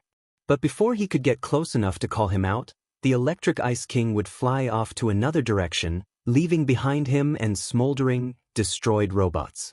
This happened frequently, and despite picking up a decent score for himself, Kaminari was frustrated. He just wanted to know the guy's name, Gmenet. Finally, after taking down a 2-pointer robot, he spotted the Ice King land a couple of paces in front. This was his chance. The first word was on his tongue, when suddenly, all hell broke loose. There was a loud rumbling noise, then followed by a loud crash. Kaminari turned around and nearly sheet his pants. A gargantuan 0-pointer robot was advancing towards them. It was destroying everything in its path, sending broken glass and debris raining down from the heavens. Kaminari forgot about his plan to call out to the Ice King and book it like the others. But no sooner had he tried to move, he tripped over a piece of concrete, landing with a painful thud on the fake street. Less than a second later, something heavy fell onto his legs, exacerbating the pain he was already in. Kaminari tried to pick himself up, but found that he couldn't. Looking back, he reeled in horror, realizing both his legs were crushed under a small pile of twisted metal and concrete. He was trapped. And the robot was still rumbling forward, towards him. A single thought flashed in his mind. He was going to die. But he didn't want to die. He was still too young, a teenager. He never got to see the world, never to start a family of his own, never got to become a pro hero. No, he needed to live. Kaminari strained against the concrete, but effort proved futile. As the robot got closer and more rubble came raining down, he realized he needed help, fast. He saw his chance when through the dust, he spotted the silhouette of a figure. Focusing his energy, he called out desperately, "Help me!" Akatani had one more move in his arsenal, which he purposefully did not use except for in situations like this one. The reason being was that it took out a lot of energy from him, and despite bonding with his core, he was still surviving on electricity. If he used this move more than once consecutively, it would deplete his electricity to the point that his body wouldn't be able to support itself. He could die. But death from core depletion was far from Akatani's train of thought. He only thought of saving Kaminari. Akatani raised his hands, and through his will, starting absorbing any and all kinds of electrical energy from the surroundings. The sky above the arena actually appeared to distort, as static electricity was pulled from the clouds. The still sparking remnants of other robots had their remaining electric charge absorbed away. And any electrical systems that were in any of the still intact buildings were drained of their voltage. Akatani made sure not to drain any electricity from the other candidates if they had any. He was a cold ice king, not a heartless villain who preyed on the souls of innocents. And besides, with this much electrical energy coming from the arena, he didn't need any human sources to pull this move off. A move he dubbed, or God of Lightning, Final Burst. As electrical energy was pulled into his core, his form began to glow, as did his scars with a jade green color. He was ready. But first, he needed to get the robot's attention. Aiming one hand slightly away, Akatani fired a burst of electricity at the robot's hand, which had been coming down to crush Kaminari, who looked ready to pass out from fear. The electricity paralyzed the robot's hand and arm. Attention distracted, it turned towards the source of the electrical attack. Akatani and the robot made eye contact. The teen's eyes flashed. "Surprise, motherfucker." Akatani unleashed all of the built-up electrical energy in one go at the robot. There was a blinding flash of jade green. Those candidates who had stopped to glance back shielded their eyes in pain. Kaminari did the same. The light dimmed a little, revealing a giant beam of crackling electrical bolts shooting from Akatani's hands. The beam shot straight at the robot, piercing through its metal body like a hot knife to butter. The high voltage of the electrical currents short-circuited the robot's mechanical systems, combusting the wires and other components as if they were made of paper. With so many parts combusting, added with the sheer intensity of the electric beam, all contained with a limited area of space, the buildup of energy within the robot's body quickly became too great to be held back. There was a moment of silence, and then, boom! Those who were in the center that day remembered the moment as if a nuke had exploded overhead. The explosion tore apart the robot into shrapnel, sending pieces of wire and metal flying in all directions. Buildings and the street below became targets, as bits of tarmac, glass, concrete, and steel were kicked up from impacts with the shrapnel. The shockwave that immediately followed was even more devastating. It raced in all directions like a tsunami. Any surviving windows shattering and buildings, whole and damaged, had their supports blown away as if they were made of toothpicks. The resulting collapses rained even more projectiles of rubble down towards the candidates. Those who could still run did so, while others who could make shields covered themselves and others from the deadly downpour of destruction. For the second time that day, Kaminari thought he was going to die. He was the closest to the robot when it exploded, so he felt the brunt of the shockwave. He could see the collapsing buildings and the rubble falling everywhere. He tried to cover himself from any debris, but at the back of his mind, he knew it was futile. The rubble was still falling. Some were going to land on him. He was as good as dead. But suddenly he was snatched away from death's cold clutches as footsteps raced towards him, and a familiar voice reached his ringing ears. "Kaminari, keep your head down."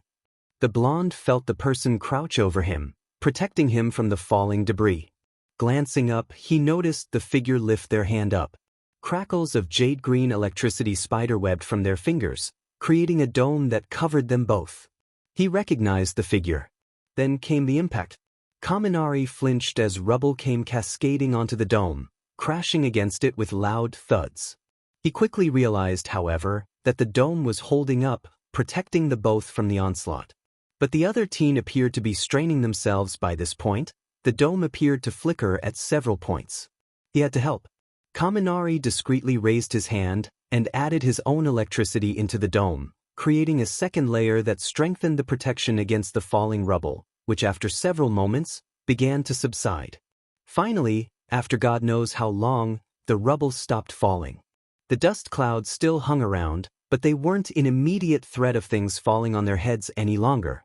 They survived. They were alive. Time's up. That's all, listeners. You've completed the exam. Akatani ached all over. Just as he expected, took out a great deal from him. He thanked his lucky stars when the rubble stopped falling. It had been exhausting holding up the protective dome for so long. He appreciated Kaminari for helping him. He wasn't sure if he could hold the dome any longer given his weakened state without his assistance. As the dust started to clear, Akatani straightened up, and with some careful maneuvering he used some of his remaining electricity to push the concrete trapping Kaminari's legs off. "Can you walk?" he asked the blonde. Kaminari, who was still a bit dazed at what had happened, merely nodded his head. Akatani, now feeling even more exhausted than before, slowly helped the blonde to his feet. Supporting the slightly taller teen by putting his arm over his shoulders, the pair slowly walked away from the epicenter of the explosion, as the dust finally subsided, revealing the extent of the damage. It was near total destruction for several blocks in every direction. Where there had been buildings before, were now just piles of rubble, broken glass, and twisted metal. The other candidates were in slightly better shape, nursing bruises, cuts, or broken bones from the falling debris. Many were staring at the smoldering crater where the zero-pointer robot had once stood, while also staring at Akatani in dumbstruck shock. It was around the same time that Kaminari's brain started working again. He turned to Akatani, asking a question that was literally everyone's minds. "Are you a god?" Akatani turned to him. "No, I'm Akatani Mikumo." He was unable to say any more, as his body gave out from the exhaustion. Kaminari was just able to stop Akatani's limp form from smacking face-first into the ruined tarmac. "Medic! We need a medic here!" the blonde shouted desperately. His calls were answered when an elderly voice pierced the silence. "Goodness me, what happened here? Is everyone okay?" A petite old woman with gray hair tied into a bun, dressed in a doctor's lab coat and using an oversized syringe as a walking stick, ambled up to the candidates. She planted a kiss on those who had injuries, which healed almost immediately, and gave out gummies to everyone, regardless of their physical states. Kaminari, still holding up an unconscious Akatani, called out, "Recovery girl! Please help!" Said healing hero turned around. "My word, let's have a look-see." Approaching them, she examined Akatani's lifeless form. Kaminari waited anxiously for her diagnosis, the other candidates also peering over at the scene, watching with anticipation. After several moments, she straightened, a serious expression on her aged face. "It's quirk overuse and exhaustion, but a serious case," she remarked. "Young man, do you know his name?" "Akatani," Kaminari replied. "I'll have to take young Akatani to the infirmary for further observation," Recovery Girl said, before tapping on the pink headset she wore. "Bring a stretcher to Battle Center B, we have a casualty." Within seconds, a pair of medical robots came rushing in with the requested stretcher. Kaminari helped to lift Akatani onto the stretcher, before he was briefly checked over by Recovery Girl. She was about to depart with Akatani in tow, but Kaminari stopped her. "Recovery Girl, wait. Can I come too? Akatani saved me earlier, I need to make sure he'll be okay." The old woman pondered this. "Very well, you can come, so long as you don't get in the way, am I clear?" Kaminari quickly nodded, and hurried after his savior and Recovery Girl out of the arena, leaving behind the other stunned candidates to slowly talk and wonder about the one who would be dubbed by them as the god of Jade Lightning. To be continued. The candidates of Battle Center B weren't the only ones raving about the god of Jade Lightning, who leveled a whole section of the arena just to rescue someone trapped under some rubble. Some distance away, In a conference room deep inside the campus, the staff of UA were in serious discussion over what they had just witnessed. And to say that they had been floored was the understatement of the century. What had started out as impressed remarks at Akatani's electric start and takedown of the robots turned into gobsmacked low-hanging jaws as the staff watched the teen single-handedly obliterate the zero-pointer robot and level a significant portion of the arena to nothing but rubble, and come away from it with just a serious case of quirk overuse. The stupor continued long after the exam concluded and the staff had gathered in the conference room to discuss the candidates' performances and how many points each were to be given. Nobody said anything as Akatani's exam footage was replayed on a holographic screen, much too stunned to even utter a word as they watched the purple-haired teen take down robots as if they were nothing, and concluding with his destructive finale in rescuing Kaminari Denki. For several moments after the video ending, silence ensued, only broken by the odd words of the 18-plus only hero, Midnight, and modern hero art history teacher, Kayama Nimuri, who echoed the thoughts of those who witnessed the event firsthand at Battle Center B. Is the kid a god? Even if no one said anything in direct response, that was the general consensus of the gathered staff. The only ones who didn't seem blown away by Akatani's performance was the school principal, a humanoid hybrid animal, what kind is still a mystery to this day, by the name Nizu, who sported a thoughtful expression, and homeroom teacher of Class 1A, the underground pro-hero Eraserhead, Aizawa Shoyuda, who seemed nonchalant with what he saw. Akatani-kun's quirk is certainly unprecedented in its versatility and power, modern literature teacher Ishiyama Ken, also known as Cementos, remarked, and judging from how coordinated and steady he unleashes his attacks I'd say he's very much in tune with his quirk. No kidding. Present Mike excitedly cut in, but that explosion at the end though. I could hear and see it from the observation tower. If he really planned to pull it off, he might be really a god. Yet Akatani-kun collapsed at the end. 1B homeroom teacher Vlad King, or Kansekijiru, commented, the final attack must have consumed a lot of his power, which shows that it is not limitless. Still, Snipe added, y'all gotta admit the kid's hella godlike. That explosion should have killed him, but all he got away with was a serious case of quirk overuse. But there is an issue there, Ectoplasm noted. While rescuing another candidate is certainly displaying heroic qualities, causing such extensive collateral damage will be devastating in a real-life setting. I think it's even a miracle no one else was severely injured or killed in that explosion. For the first time, Principal Nizu spoke. While that is true, I think with the right guidance and training, young Akatani would be able to control the power of his quirk much more efficiently. Then he addressed the room as a whole. Why don't we all take a 5-minute break to stretch our legs before we tally his score?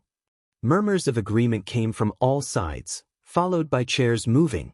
Nizu waited for his staff to leave the conference room to do whatever they wished for the next 5 minutes, before turning to the other person who didn't get up with the others. This person was a bony figure, clad in a yellow suit that seemed almost too big and baggy for his skeletal form, and rather scraggy blonde hair and shadowed eyes. What do you think, Toshinori? Toshinori had a thoughtful look. He certainly has potential, but he already has a powerful quirk.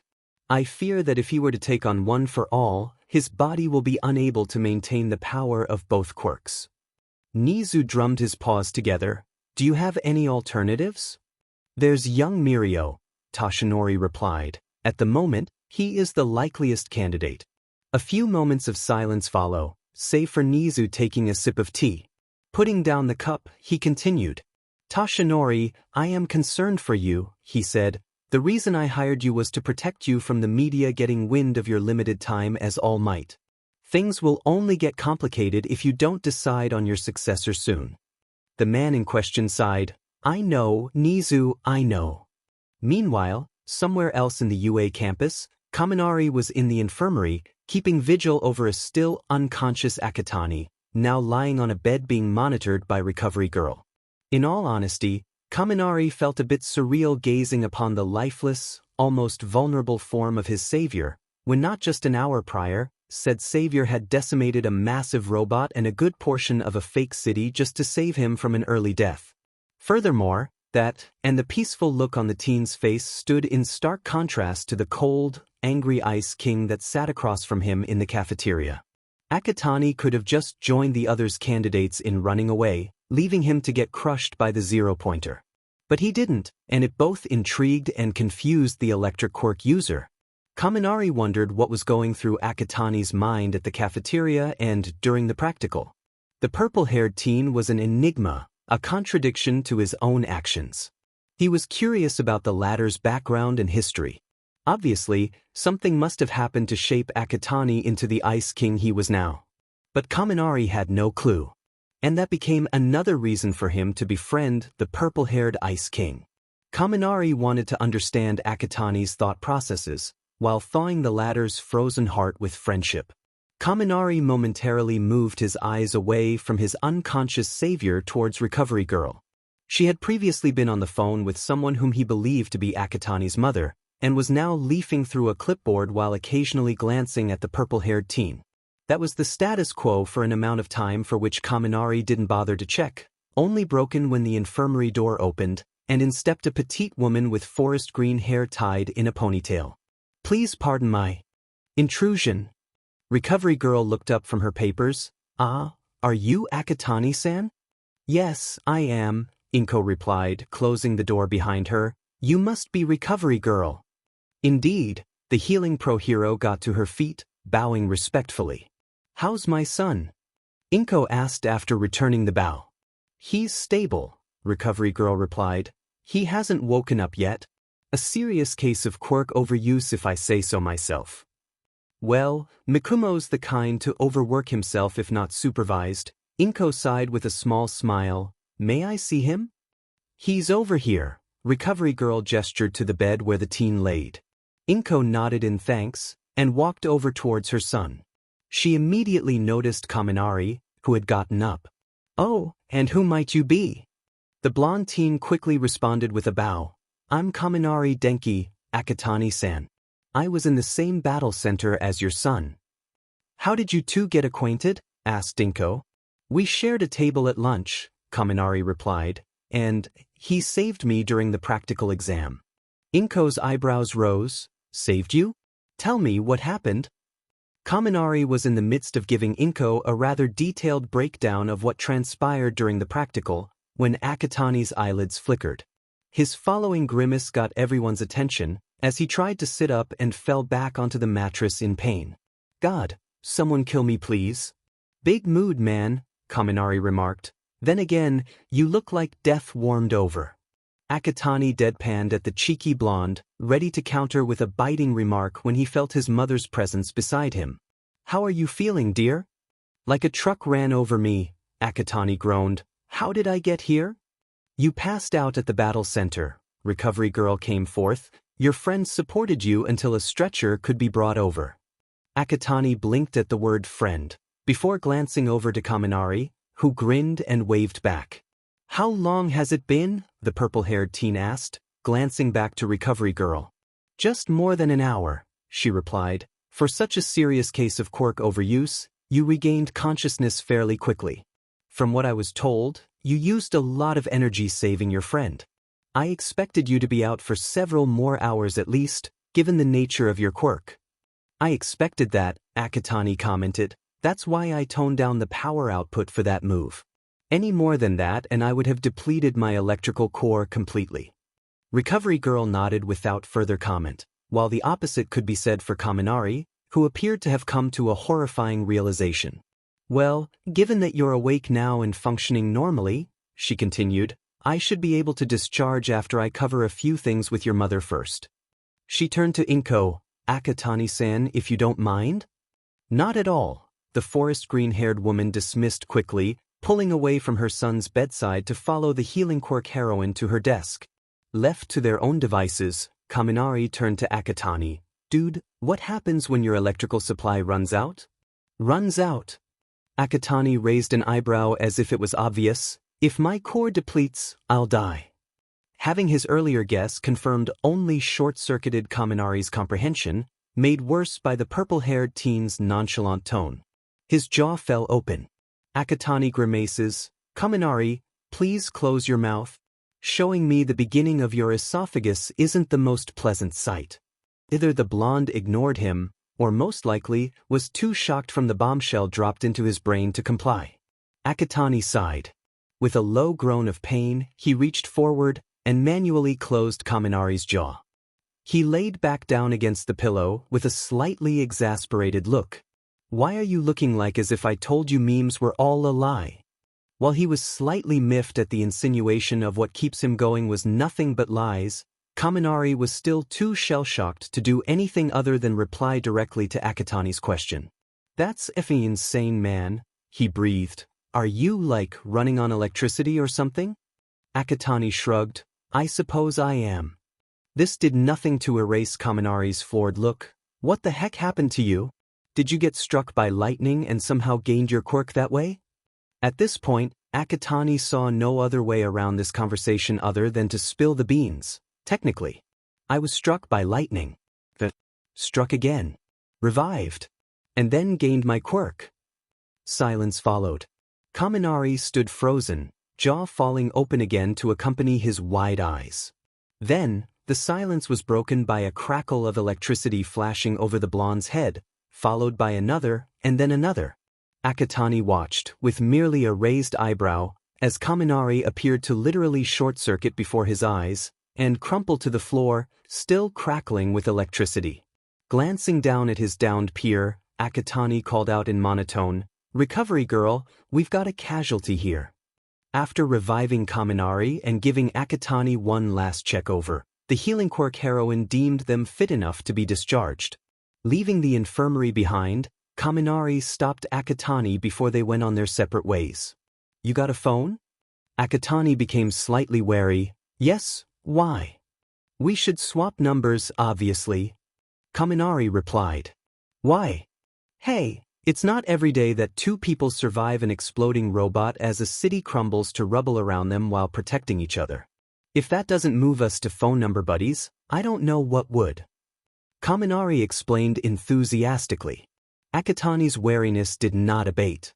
He was suspicious of people trying to get in too close to his personal bubble, thanks to a variety of reasons already mentioned. But, at the same time, he did save Kaminari when he could have run away from the zero-pointer robot, and Kaminari did stay by his side in the infirmary when he could have gone home. In a way, the electric blonde was right. The robot forged the first vestiges of some kind of bond between the both of them. Perhaps, putting up with Kaminari's presence may not be so bad. Okay. Kaminari's resulting smile appeared to light up the hallway. Akatani fished out his phone, unlocked it, and passed it to the blonde. Several electronic pings later, both numbers were shared and safely stored in each other's phone. Well, I got to get going.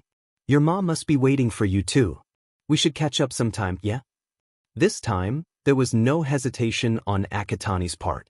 He'd already swapped numbers, so no going back now, sure. Kaminari beamed, and with one final wave, dashed off down the hallway for the gates. Akatani, now alone, released a sigh before making his way down the hallway himself, catching up with his mother for the journey home. A week passes while the scores are tallied up and the final decisions of who is to be accepted and the rest rejected are made. In the meantime, Akatani continued his routine of building up his quirk, exercising, and hero analysis.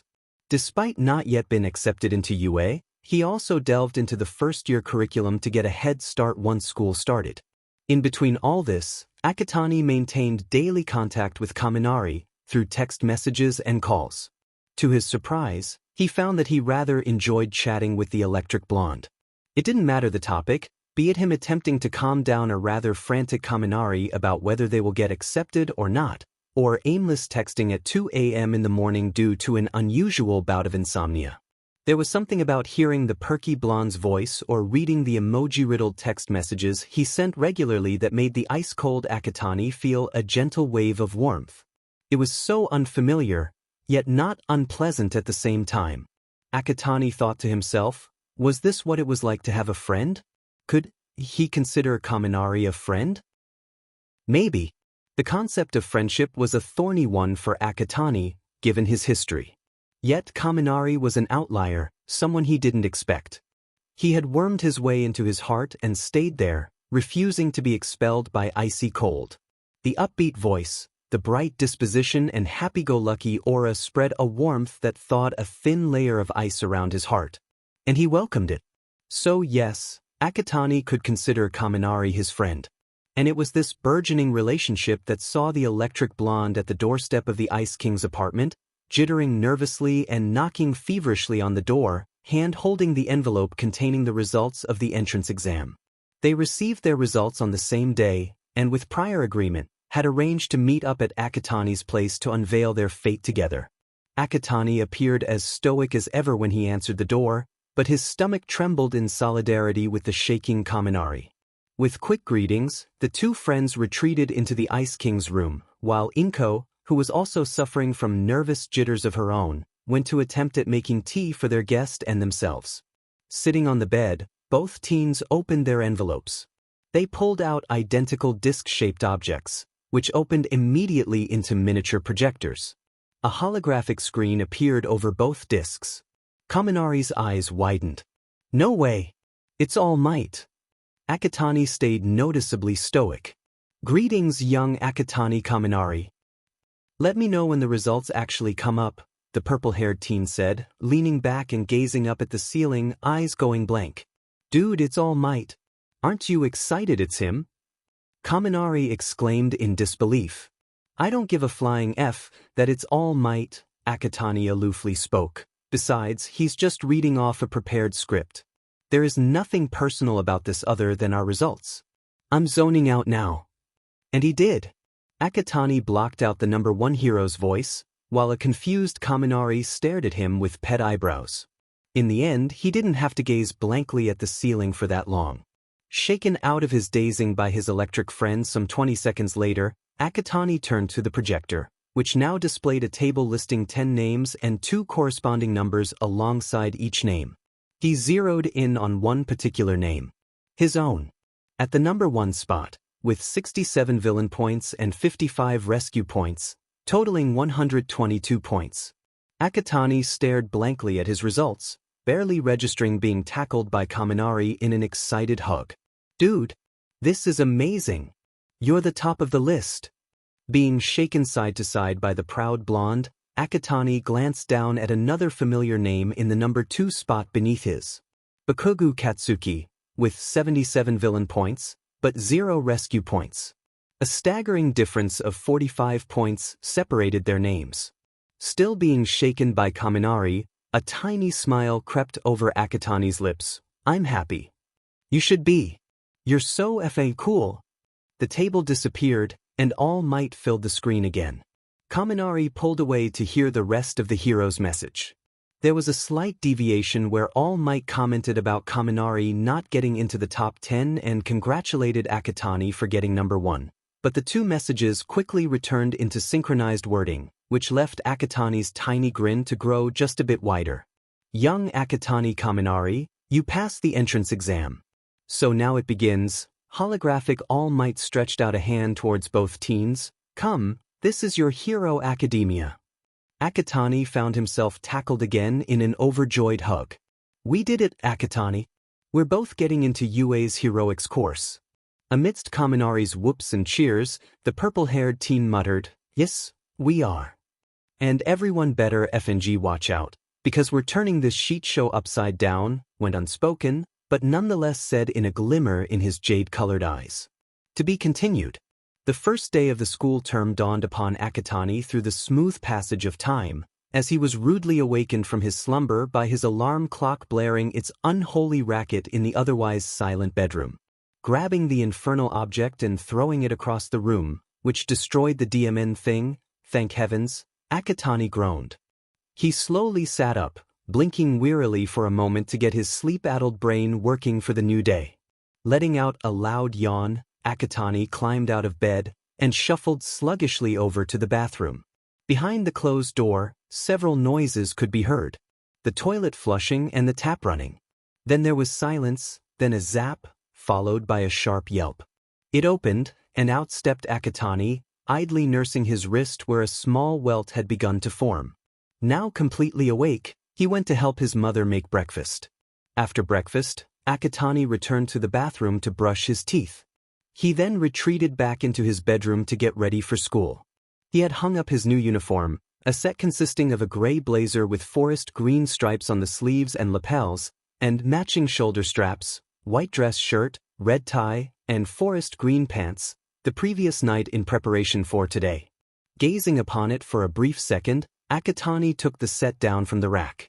Changing out of his pajamas and tossing them into a nearby wash basket, he put his uniform on piece by piece, finishing off with his tie, which after countless practice, he managed to do it right.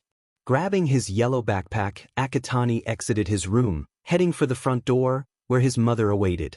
"You've got this, Mikumo," said Inko, taking her son's hands into hers. "Always know that I'm proud of you, of what you have accomplished now, and what you will achieve in the future."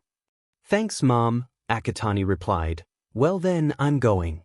Sharing one last hug, mother and son bade each other farewell. Inko watched with a warmed heart as her son departed from home towards his destiny. The train ride to UA station was an uneventful one. A faceless soul amidst the bustling morning rush hour crowds, Akatani was a single twig pushed along by the sea of people in and out of the train. Tapping out into the station concourse, he stopped, the flow continuing on around him. He glanced about for a moment. Akatani! There he was. From the crowds came forth a grinning electric quirk blonde, dressed in a matching UA uniform. "Kaminari, Ohio." "Ohio! Ready to go." "Yeah." The two friends left the station, engaged in a rather one-sided conversation, where Kaminari did most of the talking, and Akatani nodding or giving short replies in return. Within minutes, the towering buildings of UA High School had come into view, and so too were other students from the school. For Akatani, it was one thing to come here as a candidate for an entrance exam, but another thing altogether to come as a student of the school. Despite his otherwise cold demeanor, he felt a sense of anticipation as he stepped through the front gates. His road to becoming a hero began here. And he swore to himself he will become the hero that saves those who are unable of saving themselves. The poor, the weak, the quirkless, to give them hope and a reason to smile for one more day. "What do you think our teacher's going to be like?" Kaminari wondered. "No clue, but I heard the staff are pro-heroes," Akatani replied. "Really? That's so cool. Man, I can't wait to find out who our teacher is gonna be." Akatani remained silent on that, but inwardly he felt endeared towards Kaminari's excitement. In some way, it reminded him of the time when he was Midoriya Izuku, when anything related to pro-heroes would spark excitement within him. Of course, that was the past. He had no concern for what had already gone by. Though, if he and Kaminari were unlucky enough to be in the same class as Bakugo, which was extremely likely, since he was second place in the entrance exam rankings, they would have to put up with a constant reminder of his dark past. And judging from the loud shouts coming from within the classroom that was their assigned class, 1A, Bakugo was indeed a part of their class, and already antagonizing their classmates. "What's up with the racket?" Kaminari remarked. Again, Akatani remained noticeably silent, as he slid the door open. His gaze immediately zeroed in on two figures creating the argument. His heart inwardly sank.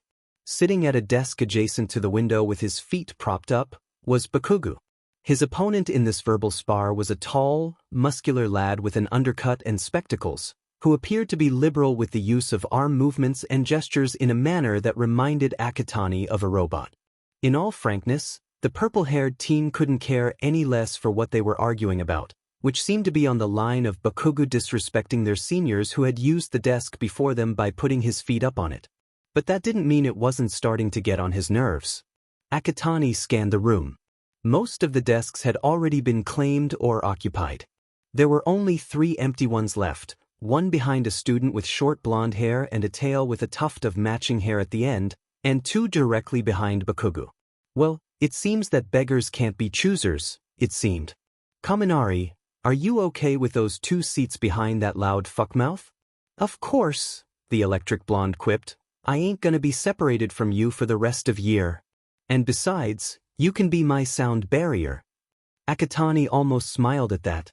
The 2 friends crossed the classroom and bagged the 2 adjacent desks.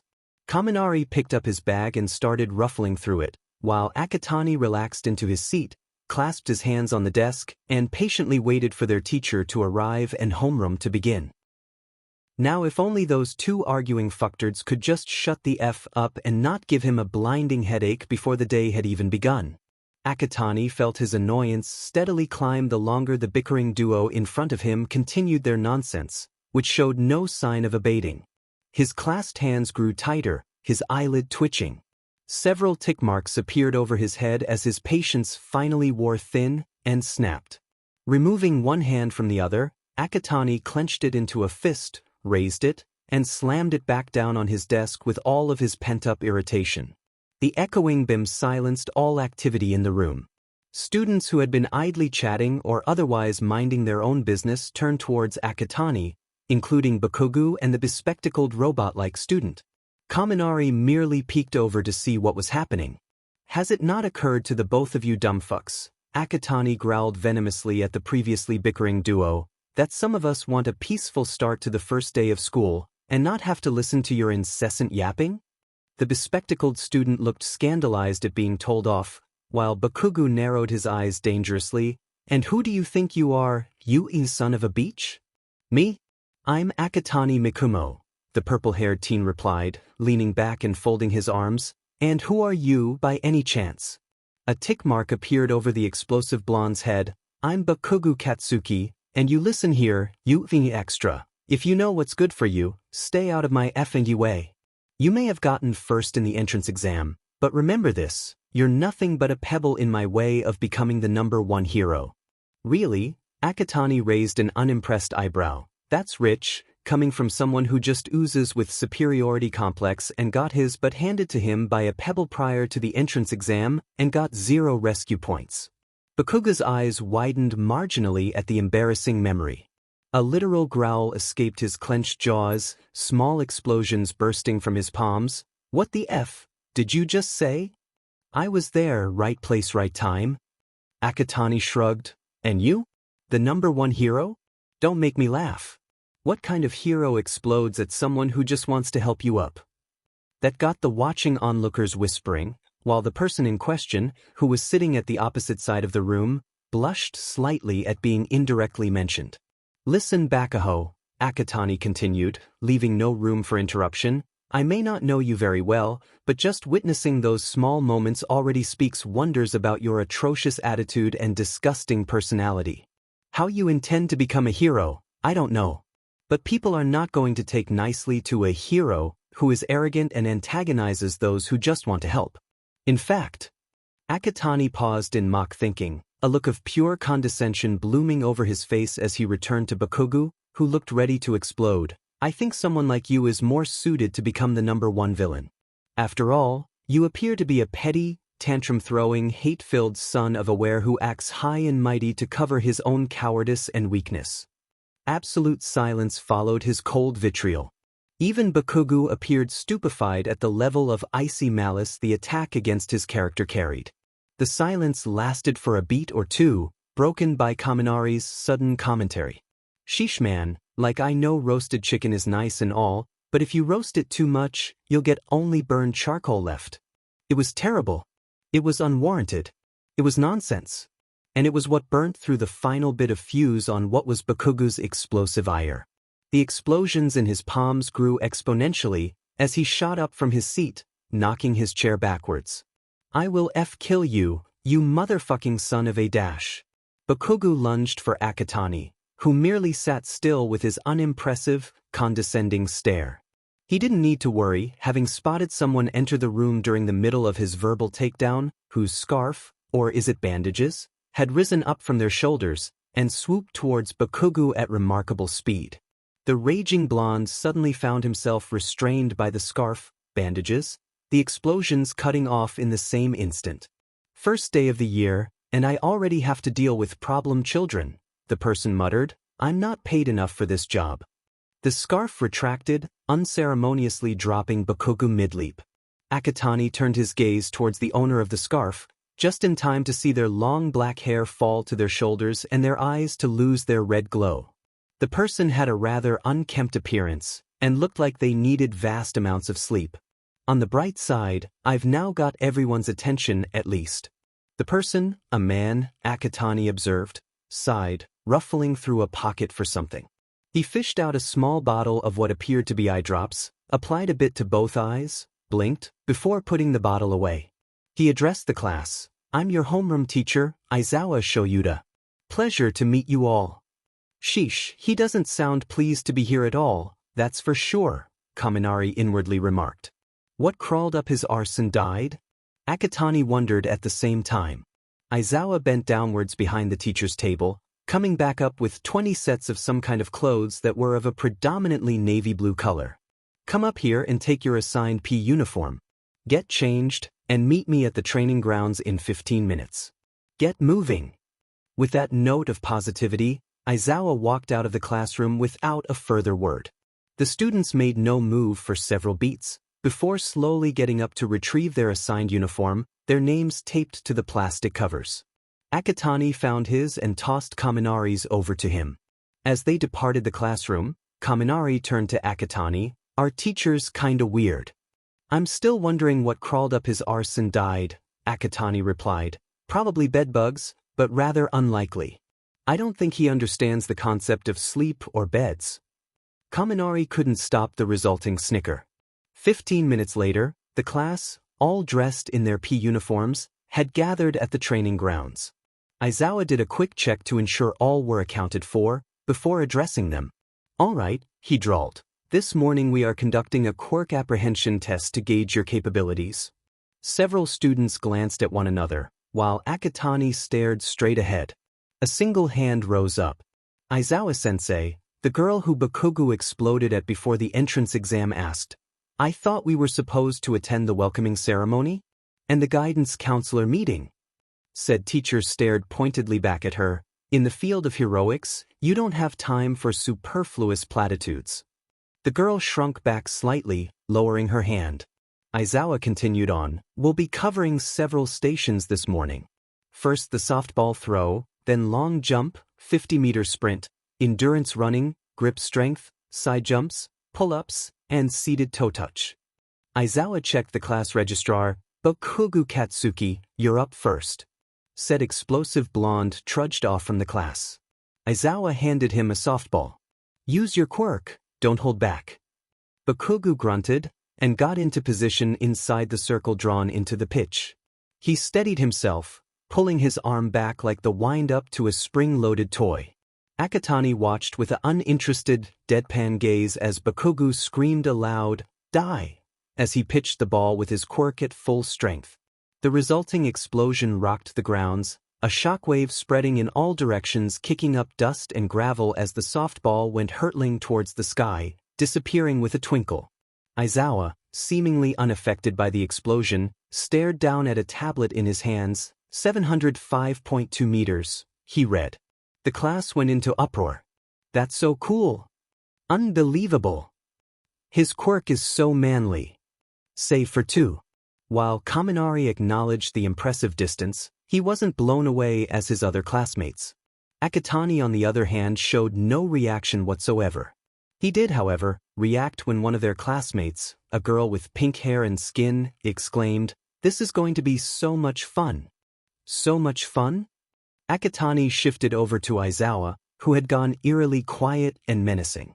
The excited aura that hung over the students died instantly. Is that what you think you're going to be doing for the next 3 years? Having fun? Aizawa asked unervingly, his manic grin and bloodshot eyes not helping his image. Are you lot not planning on becoming heroes? An unsettling feeling wafted through the nervous students. Kaminari, on the other hand, merely looked curious, if a little apprehensive, while Akatani remained blank. Perhaps this will make you lot take things more seriously, Aizawa continued. I'm implementing a new rule. The one who comes in last place will be expelled. Cue indignant uproar from the students. Kaminari broke into a nervous sweat, fidgeting slightly until he felt a hand reach around him and gently grip his shoulder. Don't worry, Akatani muttered under the din. In the unlikely chance you get expelled, I'll be pulling out and leaving with you. I heard the other hero schools have decent programs. Kaminari felt his friend's hand squeeze his shoulder, and he relaxed. The same could not be said for their fellow classmates. How can you do that? Preposterous. That is unreasonable and unfair. Aizawa remained unfazed, folding his arms across his chest. Unfair? The world out there is an unfair place. And it is Hiro's duty to correct that unfairness. His eyes narrowed. If you came here expecting to socialize with friends and goofing off, well, I have a news flash for you. The next 3 years of your education here will push you to your breaking point. UA's motto is plus ultra. You will need your all and beyond to overcome what's in store for you. The class went dead silence following this proclamation. Aizawa took this as a sign to continue on with the test. Akatani Mikomo. You're up next. The purple-haired teen nodded. Kaminari nudged his shoulder with a quiet, "You've got this." He stepped towards Aizawa, impervious to the whispers that cropped up when his name was called. Who is he? Wasn't he the guy who obliterated the zero-pointer robot and the battle center during the entrance exam? Wait, I was in the same battle center as he was. Really? No way. That's him. Aizawa passed Akatani a softball, but unlike with Bakugo, he didn't say anything. Akatani stepped into the circle. He released a breath and stared ahead. He raised the hand holding the softball. He intended to channel a smaller portion of the energy he used to decimate the zero-pointer robot to blast the softball the furthest he can get. But something wasn't right. Akatani knew everyone was staring at him, awaiting how far he was going to throw the ball. But one person in particular stood out. He knew right away that it was Aizawa. Even with his back turned to him, Akatani felt his teacher's gaze the strongest. He paused. He knew something would happen if he tried to channel his power and blast the ball, and it would be courtesy of Aizawa. Now what was it that connected him to this? That's right. He remembered now. Akatani frowned. This would not do. At all. It happened so fast, catching everyone off guard. There was a bright flash and a loud crack. Everyone, save for Kaminari, jolted as a wave of electricity burst from Akatani and spread in all directions. Those who had been in Battle Center B were reminded of the paralyzing shock they were subjected to at the beginning of the entrance exam. Even Aizawa, who had been gazing at Akatani, was momentarily thrown off kilter when the electric wave phased through him, breaking eye contact with the teen. The wave dissipated as quickly as it came. Everyone reeled and jerked out of control for several moments. As they recovered, Akatani slowly lowered his raised arm, still staring off into the distance. Aizawa-sensei. Attention was divided between Akatani and their teacher. Or underground hero, Eraserhead. Quirk, erasure of others' quirks on direct eye contact. The suspense rose steadily. Kaminari knew what was coming and braced himself. Could you mind your FNG business and let me do this properly? A beat of silence. Then chaos. Scandalized gasps echoed. Horrified whispers broke out. The robotic student started swishing his arms wildly, screeching about the unpardonable offense of cursing out a teacher and for the immediate recantation of those words. Kaminari, on the other hand, sighed with an exasperated grin. Aizawa, though he appeared as calm as previously. But if one were to look closely, his eyelid was twitching. Akatani continued relentlessly, I knew you were going to erase my quirk, because you thought that I had no control over it. No doubt you thought that when you watched me blow up the zero-pointer robot to rescue my friend. Well, I also have a news flash for you too. He turned back towards the teacher. The other students, save for Kaminari, flinched. Akatani's eyes were glowing. This power is mine to wield. I know the ins and outs of it, while you don't. I know how to control it, you don't. You might be our teacher, but you have no FING say over how I choose to utilize it. Also, Akatani took a breath. I would kindly advise you to never attempt your quirk on me again. My quirk is my lifeblood. It is the reason my heart is still beating. It is the reason why the blood still flows through my veins. It is the reason why I can still function as a human being. So, Aizawa-sensei, the teen's eyes flashed dangerously. Unless you wish to have a dead body on your hands, I would suggest that you leave me the F alone and let me do my thing. The entire class held their breaths. A few admired Akatani for having the ball to cuss out a teacher like that. Some were horrified at the possibility of having such a powerful, yet vulnerable quirk. Some expected an all-out battle to take place between their teacher and Akatani. Others, like the robot-like student, expected Aizawa to expel Akatani on the spot. They were all surprised and rightfully confused when Aizawa merely nodded in acknowledgement. "Carry on," he said, stepping backwards. Akatani turned away, facing towards the distance again. He raised his hand holding the softball towards the sky. He concentrated, channeling his energy towards his palm. The visible Lichtenberg scars running up his arm began to glow, as crackles of jade-green electricity ran wildly up and down the appendage. The growing energy engulfed the softball, and it vibrated rapidly in his grip, as if wanting to escape. Akatani let his power rise a little more, and at the right intensity he released. With an even louder crack, the softball shot out from the teen's palm like a bullet leaving the barrel of a gun. Some jumped at the sound, others watched with jaw-dropping awe as they watched the ball fly towards the heavens in a beam of electrical energy. Like Bakuga's ball, it too went so far that it eventually disappeared from sight, but the real surprise came when Aizawa announced Akatani's score. He didn't say any numbers, just one word, orbit. Another beat of silence. "Wait, so you're saying," a student with spiked-up ruby-red hair chimed in, "Akatani shot the ball so far out that it's now orbiting the Earth?" Aizawa simply said, "Yes." Another beat of silence. "Think yes." "Holy F dash. He really did that? That's so badass." Akatani paid the admiration no mind whatsoever. He did, however, pay attention to Bakuga's reaction. And he was not disappointed. The explosive blonde was in a state of total disbelief, torn between denial and shock. He was trembling all over, no doubt from his volatile rage rising to the surface. Akatani could only guess how much his record had damaged his former bully's ego and pride, and he knew he had dealt a really heavy blow. Well, time to add the cherry on the top.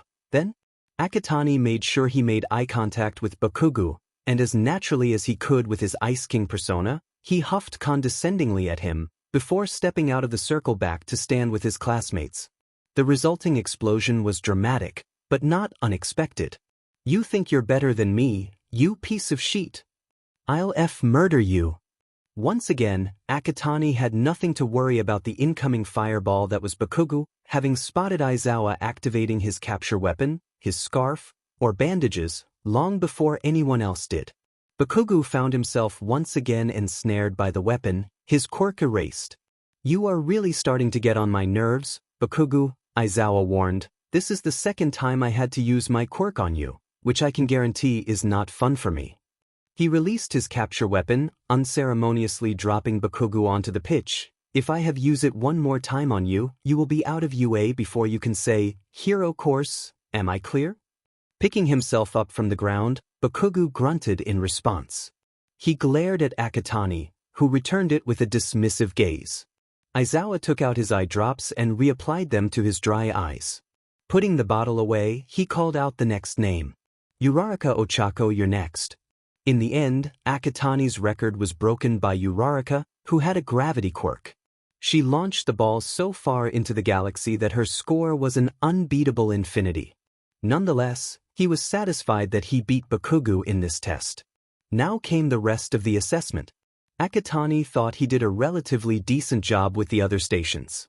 His timing in the 50-meter sprint rivaled that of the top contender, the robot-like student with engines in his legs, whose name was Ida Tenya.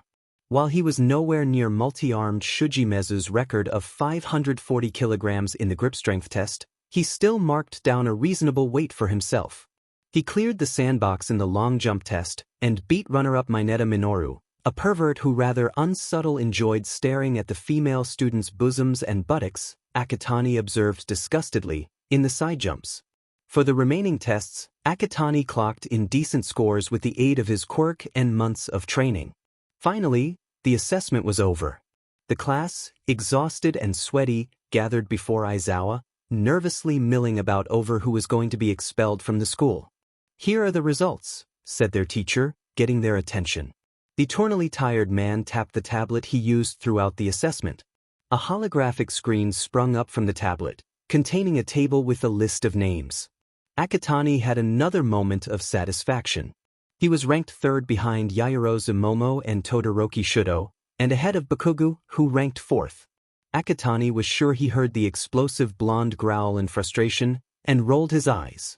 Kaminari was ranked 17th, which while not lowest, was in dangerous territory. Akatani made a mental note to help Kaminari train his body and strength. Everyone's eyes fall on the name at the bottom of the list, Mineta Minor. Indeed, the grapehead was shaking badly, and for good reason. Akatani waited for the moment that Aizawa was going to kick the disgusting pervert out of the school. By the way, their teacher said after closing the screen, me expelling the student that comes in last, that was a lie. What? The grin that Aizawa had could be described as sheet-eating, call it a logical ruse, to get you all to bring out your best. For the fourth time that day, the class went into uproar. Akatani, personally, felt irritated at being lied to by Aizawa. While he certainly understood the reason why, this did nothing to improve his position in Akatani's bad graces. With his mind still fuming, he and the rest of the class were then dismissed. The rest of the day passed by relatively quickly. At the last bell, the students of Class 1A departed for home, saying goodbye to new acquaintances and going on their separate ways. Among them, Akatani and Kaminari walked to the station together, conversing about the day's events. Man, today was something else. It's only the first day, but already I'm leaning towards a dislike for Aizawa-sensei. He's hella weird, but maybe things will get better? Who knows? The two continued walking in comfortable silence. Hey, Akatani? Yeah. What's the possibility of another surprise tomorrow? I have no clue, the purple-haired teen replied. For all we know, we could end up with All Might as our teacher. Man, that would be a surprise. Kaminari remarked. As the two friends arrived at the station, little did they both know that Akatani had just jinxed things for the coming day. To be continued. The next day witnessed Akatani follow through the exact same morning routine he underwent the day before, followed by the same commute to UA station where he'd meet up with Kaminari. The two friends would then make the short trek to the campus, and slip into their classroom with little announcement. Oh hey, it's you!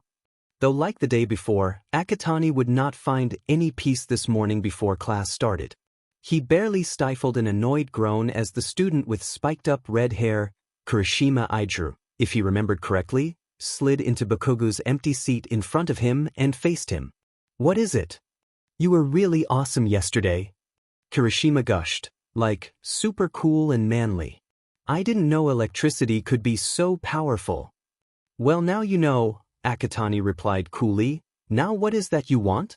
Other than being an absolute annoyance. Kirishima reeled back. Geez dude, what's with the cold shoulder? We already have one Ice King with Todoroki in this class. Nah, it's cool, Kaminari butted in. You'll have to excuse my bro here. He is another Ice King that threatens to freeze us over, like Todoroki. I'm still trying to thaw his frozen heart to prevent such a fate. Well, you want to get an extra hand in that? Kirishima offered cheekily. I'm sure that beneath those layers of ice is a fellow bro screaming to get out and show off his manliness. Kaminari laughed, as Akatani face-bombed and released that groan that he had been stifling. While he had no qualms against Kaminari making jokes at his expense, he was still annoyed that Kirishima was trying to barge into his social sphere uninvited and unannounced. Damn it, when are people going to understand that he was supposed to be the one to decide who should be let in and who should be kept out? But shitty hair. Get the F out of my seat. And here comes the resident angry child. While Kirishima's unwarranted presence was annoying, the redhead did not deserve to be subjected to such verbal abuse, thought Akatani. And so, the irritated Ice King turned his ire on the temperamental blonde. That's rich, coming from the guy who looks like he doesn't know the existence of conditioner. Silence followed, interrupted by a snicker somewhere in the class. He's not wrong though. Morning classes went by without any major surprises. After homeroom, where Aizawa stopped Bakugo from exploding Akatani's head off in his rage, The class had English lessons with present mic, followed by modern literature with Cementos. English was pretty easy for Akatani, who was fluent in the language thanks to his daily followings of American heroes on the internet. Modern literature was a bit more of bore, but it wasn't too difficult on the plus side. Lunch came after. Akatani and Kaminari bagged a table for themselves and tucked into the food prepared by pro hero and chef, Lunch Rush. And Dimon was the food to die for, thought a satisfied Ice King as they returned back to class for their next PRD, Hero Basic Training. The two friends took their seats just as the bell rang. Kaminari took to gazing out the window, while Akatani rested his chin against his palm, the other hand drumming absent-mindedly against the desk. Akatani silently eavesdropped on the conversations taking place elsewhere in the room, mostly on about what Hero Basic Training was going to entail and who their teacher was going to be. Frankly, he had a strange feeling ever since he made that offhand comment about All Might being their teacher. That just like in previous occasions, he had jinxed the proceedings towards actually having All Might as their teacher for the Hero Basic Training PRD. But that was unlikely to happen, right? After all Might is the country's #1 hero. He wouldn't have time to be a teacher while being a professional hero, right? I am. Akatani's heart sank. Oh, for F's sakes. There leaning through the doorway in his buff, muscled glory, was All Might, dressed in his hero suit from the Silver Age. Coming through the door like a regular person. Akatani bashed his forehead against his desk, his groans overshadowed by the excited ramblings of his classmates. Holy shit. It's All Might. He's our teacher? That's insane. The symbol of peace strode up to the teacher's podium, turning to address the class. In Hero Basic Training, you will learn the fundamental basics of being a hero through a series of trials. So for today, we will be holding. Akatani peeled his forehead off his desk, just as All Might dramatically produced a card with the word, battle, in stylized, capital letters. Battle trials. That caught Akatani's attention. Even though he was nowhere near the levels of excited curiosity of his classmates, he did wonder what they were going to be doing in this trial. Also, All Might continued, you will be needing these. Right on cue with his words, for slots on the wall behind him opened. Each was a cabinet holding 5 metal cases with a number stamped on the lids. Your costumes tailored based on your requests and to best suit your quirks. So that's why that wanted us to send in the designs, Akatani mused as the excitement in the class rose. The battle trial will be held at Ground Beta. All Might instructed, go and get changed, everyone, and I'll see you there. Man, All Might is our teacher. Kirishima gushed, isn't that something? The excitement carried on into the changing rooms. Akatani, as per usual, exempted himself from the chatter. Opening the metal case bearing his number, he did a visual check to make sure everything he had requested was included. Akatani nodded to himself. Everything was in order. Hey my dude, you okay there? Akatani turned to face Kaminari. I heard your forehead hit the desk, the blonde remarked. It still looks kinda red.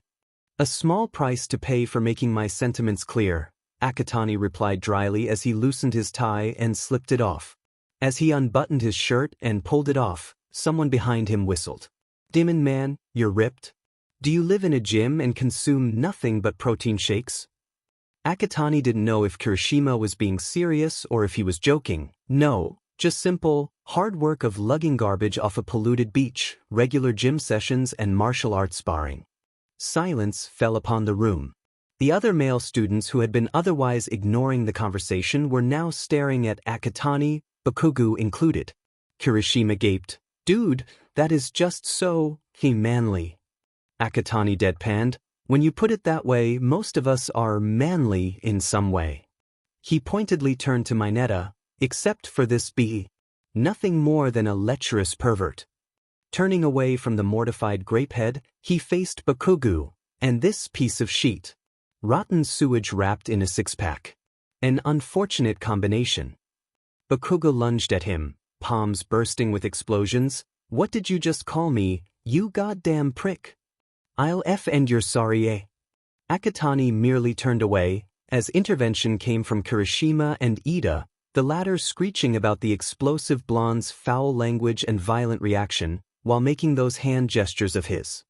He ignored Ida when he turned his rebuke towards him in favor of slipping off his pants and folding it alongside the rest of his uniform. Meanwhile, Kaminari discreetly stole looks at Akatani's muscled form, a faint blush dusting his cheeks. His heartbeat quickened as he eyed his friend's abs that rippled with every movement he made. He's hot. Kaminari's unfortunate situation wasn't helped. By the next sight his eyes were presented. Akatani's hero costume was eye-catching to say the least. Comprised of a black crop top that hugged his chest like a second skin, an equally skin-tight pair of black leather pants secured by a leather belt with a fierce-looking steel buckle, smaller belts strapped around his arms and upper thighs, a black mask that covered his entire face down to his neck, save for his eyes and hair, a pair of black-tinted goggles, a pair of black leather gloves with tips made from a material akin to steel wool, and steel-toed black combat boots. The costume accentuated his muscles and made Akatani incredibly badass. Poor Kaminari suffered the entire walk to ground beta, his blush threatening to become permanent and his heart on the verge of exploding. It was only when he could distract himself with All Might's instructions was he able to rein in his out-of-control hormones. The battle trials will see you all split into two groups, heroes and villains, and pitted against each other in 2 versus 2 fights that will take place in indoor settings. Unlike the entrance exams, there are no robots for you to attack. Then came a barrage of questions from the class. How will the wins and losses be decided? Yaoyoro Zumomo asked first. Can we bash the F out of them? That came, naturally, from Bakugu. Akatani rolled his eyes behind his goggles. Will the worst-performing pair be expelled? Asked a nervous Uraraka. Akatani felt pity for the poor soul who was to be paired with Mineta. How will we be paired? Ida raised a hand. Is my cape flashy or what? Aoyama asked as he displayed the sparkling piece of cloth to those looking. Hint, no one. Akatani groaned behind his mask. All right. All Might raised his hands. Don't rush. I'll answer all your questions. Akatani folded his arms across his chest as the number 1 hero pulled out a script that appeared comically small in his large hands. The villains will hide with a nuclear weapon in an unknown floor of the building. The heroes will have to find the villains and either defeat them or secure the weapon before the time limit ends. The villains will attain victory if they are able to protect the weapon or defeat the heroes within the time limit. All Might closed the script, and now, the pairings. Lots were picked, and the pairs were decided as followed. Team A, Akatani Mikumo and Uraraka Ochako. Team B, Shuji Mezu and Todoroki Shudo. Team C, Yaoyoro Zumomo and Mineta Minoru. Team D, Ida Tenya and Bakugu Katsuki. Team E, Aoyama Yuga and Ishido Mina. Team F, Sada Rikadu and Kuda Kuji. Team G, Gyrokyuka and Kaminari Denki. Team H, Tokoyami Fumikage and Azui Tsu. Team I, Hagakure Turu and Ojiro Mashireo. Team J, Kirishima Idru and Siro Hanta. Akatani Kuin. The purple-haired Ice King glanced at Uraraka, dressed in equally form-fitting bodysuit, knee boots and helmet. Let's do our very best. Akatani nodded curtly, turning back to watch All Might rifle through 2 boxes with the words heroes and villains on them.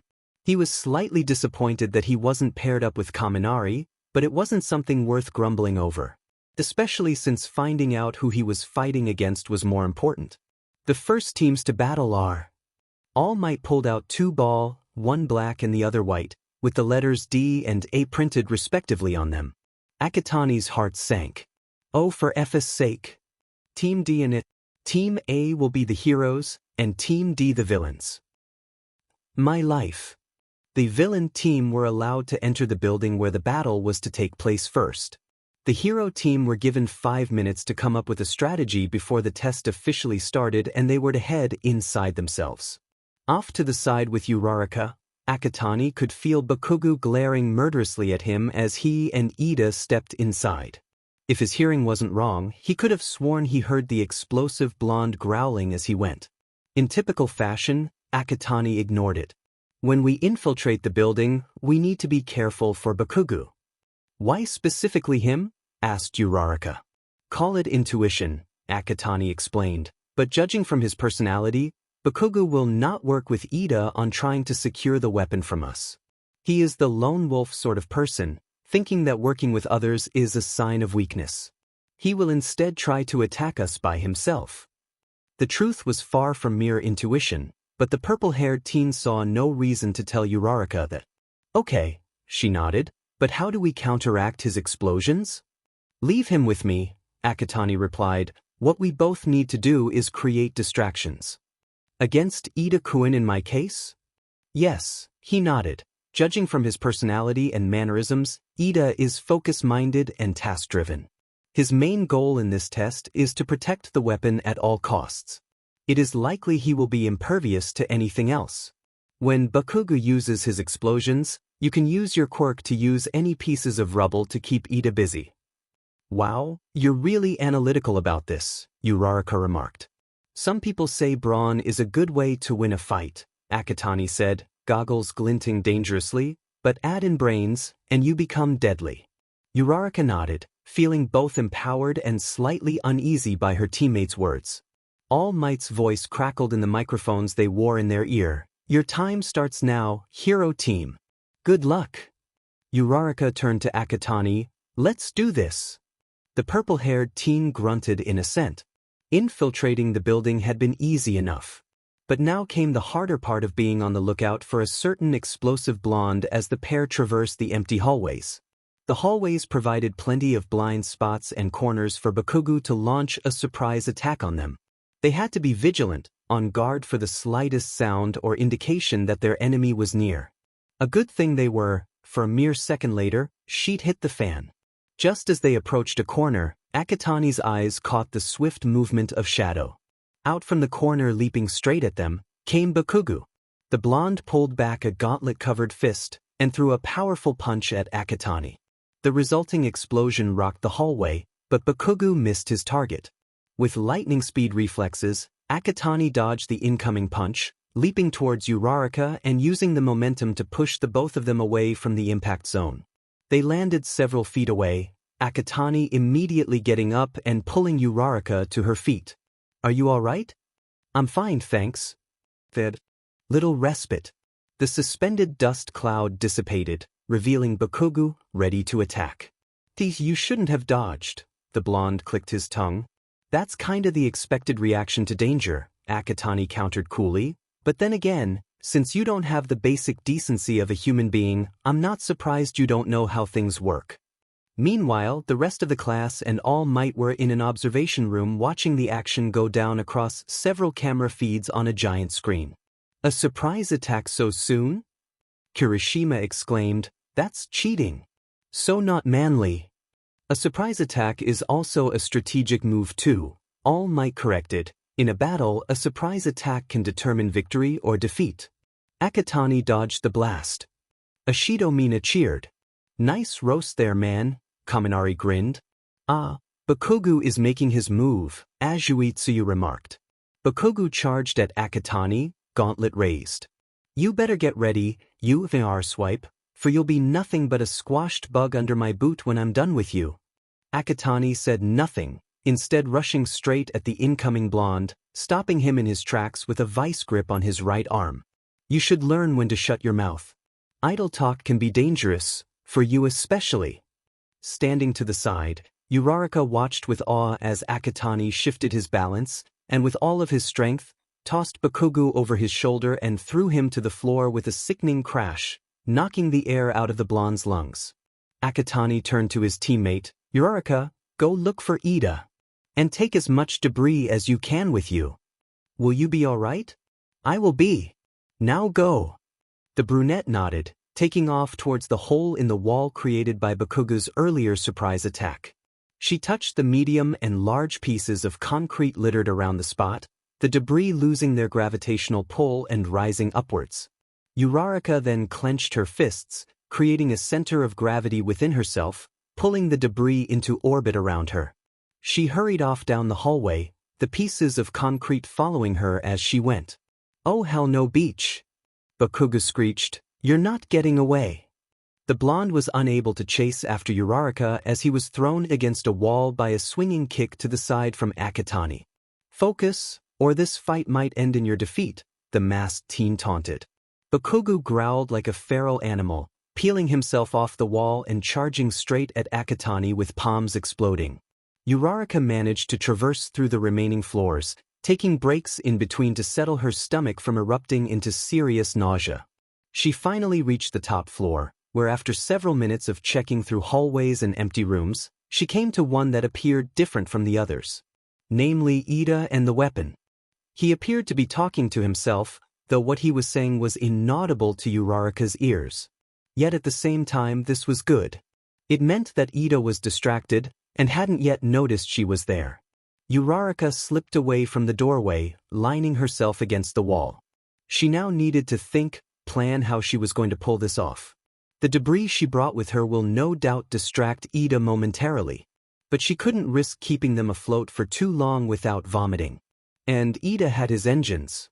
His speed would definitely turn the tables on her and leave her open to his continuous attacks.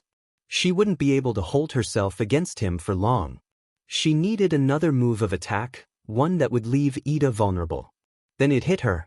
Could use her quirk on Ida himself? Uraraka hesitated. She had never attempted to cancel someone else's gravitational pull before. She had only ever tried it on herself, and while that experience had been a surreal one when she first attempted it, her nausea that day was arguably the worst she ever had. Who knows how bad the blowback would be should she try to make Ida float. She peeked through the doorway again. She'll get to that bridge eventually, but first, she needed to get Ida's attention. Which, ironically, he did it for her. "Tremble before me, for I am the feared embodiment of evil." Mwahaha. Ida's laughter was immediately mixed with Uraraka's, as she lost her composure at the doorway. Ida immediately whirled on his feet towards her. "Oh God, Ida-kun, you are such a dork," the brunette laughed whilst clutching her stomach. The robotic teen flinched at the label, before readying himself. "You dare belittle my villainous name. You shall pay the price for your folly." Ida's engines burst to life, and he charged straight towards the brunette. Her laughter ceasing immediately, Uraraka floated the debris into place. "Well, have a taste of concrete before that." She pushed out her arms. The pieces of concrete swung outwards. She then released her gravitational hold on the debris, the continuing momentum allowing the pieces to shoot forward towards Ida. Realizing he has projectiles coming straight at him, Ida braked hard and dodged the flying concrete, giving Uraraka the window to dash into the room. She leapt over Ida, her fingers touching the airborne debris, pulling them back into her gravitational hold. She released them upon Ida again, but she wasn't so lucky the second time. "Enough!" Ida swung out his arms, knocking the pieces away. He then dashed for Uraraka, fist pulled back for a punch. The brunette squeaked, quickly touching her arm.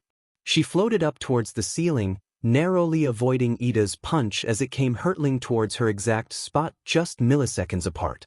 She released her quirk, falling back to the floor. This wasn't good. Already so soon in her fight with Ida, and she had to use her quirk on herself. Furthermore, she couldn't find a long enough window to use her quirk on him. She needed another distraction to pull this off, and fast. Several floors below, Bakugo and Akatani were still battling it out in hallway. Bakugo had gone all out on the offensive, forcing Akatani to adopt a defensive position, taking hits while getting his own occasional hit in when the explosive blonde was unable to see it coming. All the while not using his quirk. Something that Bakugo picked up on. "What's the matter, fucker?" he sneered. "Why aren't you using your quirk?" "Don't say anything back," Akatani thinks to himself. "Not yet." Bakugo released another exploding fireball. "Think you're too good to use your quirk?" "Distract him." "What does that say about you then?" Akatani drawled, dodging the fireball. "Think you can just take this battle with your explosions?" Bakugo lands, a vein throbbing noticeably on his temple. But whatever anger the explosive blonde might have had gives way for a feral, almost crazed smile that stretches his lips. He outstretched a gauntlet hand. "Oh, but I can. You see."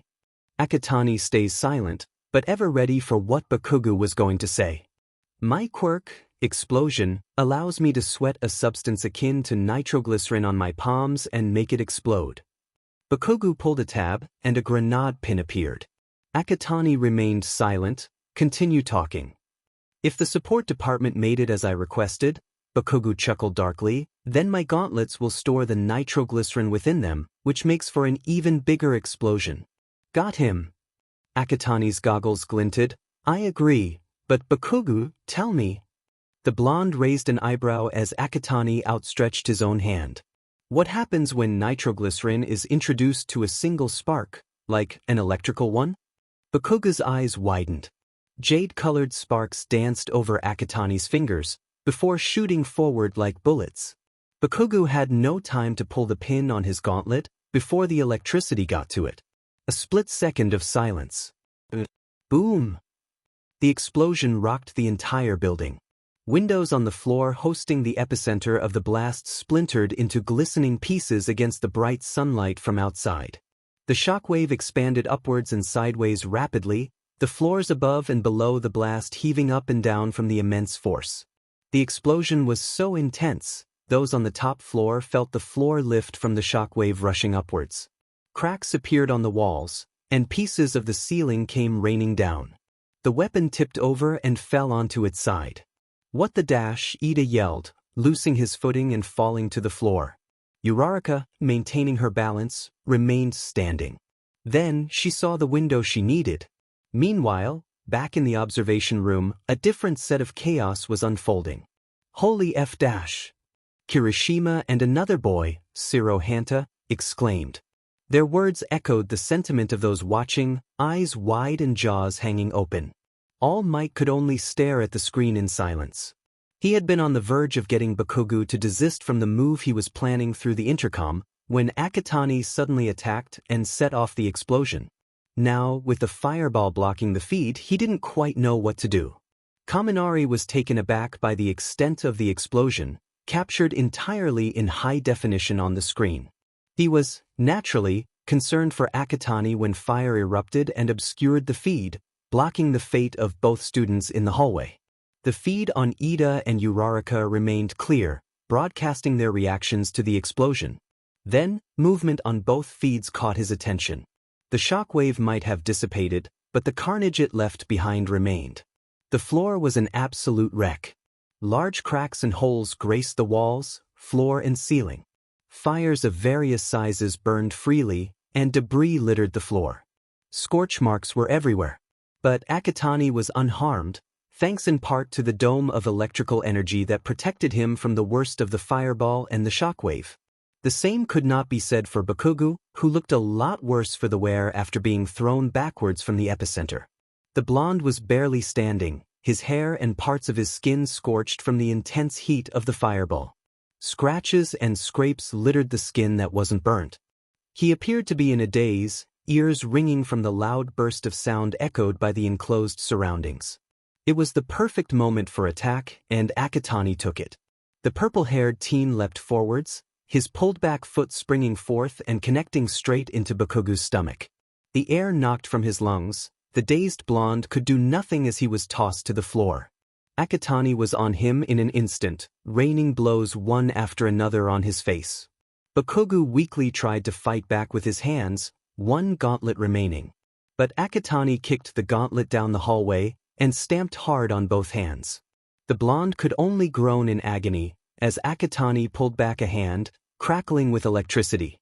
His goggles flickered dangerously from the fires burning around them, accompanied by the ominous glow of his jade-colored irises bursting through the tinted lenses. Hasta la vista, motherfucker. The crackling hand slammed onto Bakugo's chest, the hallway lit up, and the blonde blacked out. Meanwhile, several floors above, Uraraka was also making her move. Taking advantage of Ida's vulnerable position on the floor, she rushed for him, her fingers touching the chest piece of his armor. Before he knew what was happening, he was already floating upwards. He flailed wildly, even as he hit the ceiling. No! Uraraka wasted no further time, not when she felt her stomach on the brink of exploding or the bile rising up her throat. She dashed for the fallen weapon, putting her fingers together. Release!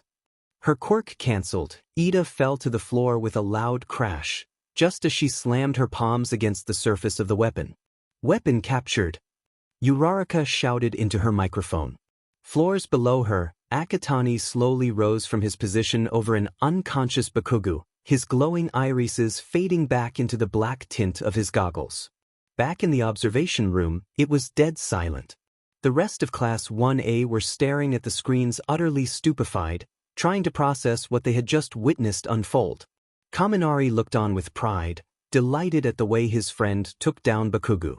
Ajui was the first to speak. Well, that was certainly something, Karo. All Might, he appeared, booted back from his own stupor, slowly brings the microphone to his still upturned mouth. Hero Team wins. Hearing All Might declare him and Uraraka the winners, Akatani slowly released a breath. He took a step away from Bakugu's unconscious form, but stopped. He glanced down at the lifeless body of his childhood bully, all beaten up and bloody.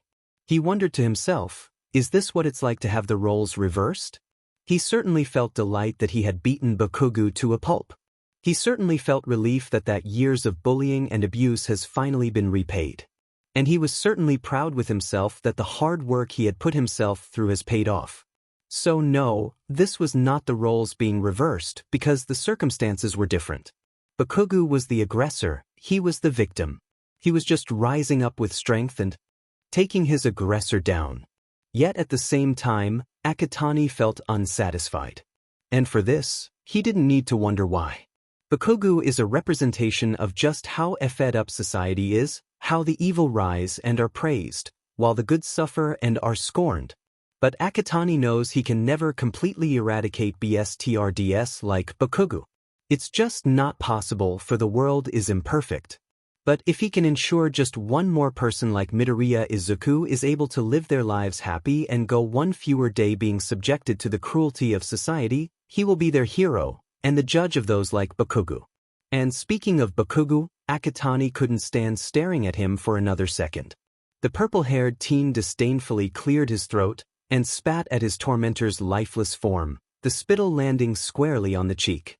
Deed done, Akatani turned away from Bakugu and walked down the burning hallway for the exit, where most likely Uraraka, Ida, Kaminari, All Might and the rest of the class were waiting for him.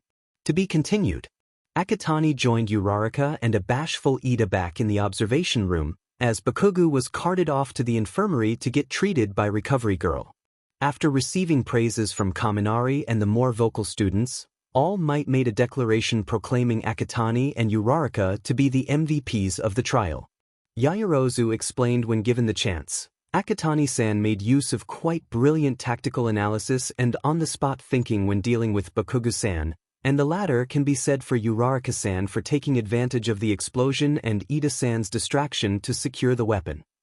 All Might agreed. Very true, young Yaoyorozu. However, the symbol of peace turned to Akatani. Young Akatani, I must advise you to never spit upon your downed opponents again. It is unbecoming for an up-and-coming hero to display such disrespect, even towards villains. Eyes turned to Akatani, and brows raised. Apparently, it seemed that not everyone had caught the moment where he spat onto Bakugu, if the looks of surprise and disbelief were any indication. Ida, in particular, was affronted enough to open his mouth to rebuke Akatani for his actions, but whatever words he planned to say died in his throat as the temperature of the room suddenly plummeted. A black aura, dangerous and piercing, rose from Akatani's body, punctuated by flashes of green electric bolts. He stared dead straight at All Might, who flinched at the sheer hatred radiating off in the swirling clouds of darkness, the nerve-trembling sight made far worse by Akatani's irises glowing angrily behind his tinted goggles, flames roaring wildly in the pools of jade and emerald. That's funny, you say that when so many heroes are no better than villains themselves. Words chilled to ice struck everyone gathered inside the room. Several shrunk away from the dark being that appeared to possess the purple-haired teen. Holy of men, Kirishima cowered alongside Zero. This darkness, a bird-headed student, Tokoyami Fumikage, shuddered. That is unbelievable. Such strong hatred, a heart full of vengeance. The entire room was on edge, the general consensus hovering over whether Akatani was going to explode and attack All Might. Never mind that the #1 hero could literally turn Akatani into a bloody pulp if needed. No one dared move a muscle, lest they miss the moment where the prospective free-for-all was to begin. But that moment never came. Just as suddenly as it appeared, the deadly aura dissipated like vapor. The temperature in the observation room rose back to normal, and whatever tension that threatened to choke all those who had been watching released its hold and disappeared with Akatani's cloud of hatred. Breaths that had been unwittingly held were let go almost collectively. Akatani stared at All Might a little longer, then wordlessly stepping away from the #1 hero and going up to Kaminari. "How did I do?" The blonde snapped out of his daze. "That was so badass, man. You took down Bakuho like he was nothing but a twig." Akatani inwardly smiled, ignoring the wary looks of his classmates. The rest of the battle trials passed with not much fanfare. Compared to the explosive battle between Akatani and Bakugo, the others were significantly less showy.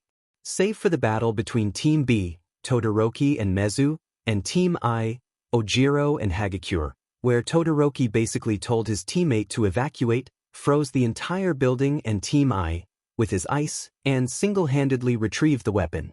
Another moment of notice came when Yaoyorozu quite angrily tossed Mineta out of a window for attempting to grope her, going on to finish the trial by herself. Akatani had no sympathy for the grape-headed pervert, who only survived the fall by using his ball as a cushion.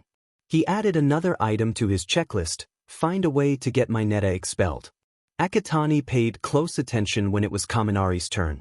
As the trial played out, 2 more items quickly found their way into his mental checklist: teach his friend on how to use his quirk effectively, and train him to not solely rely on his quirk. The trial had ended in a dead heat.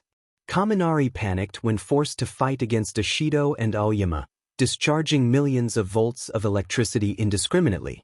His teammate, Jairu, and the opposing team were electrocuted and quickly knocked out, while the electricity fried his brain, leaving Kaminari incapacitated and giggling, completely useless.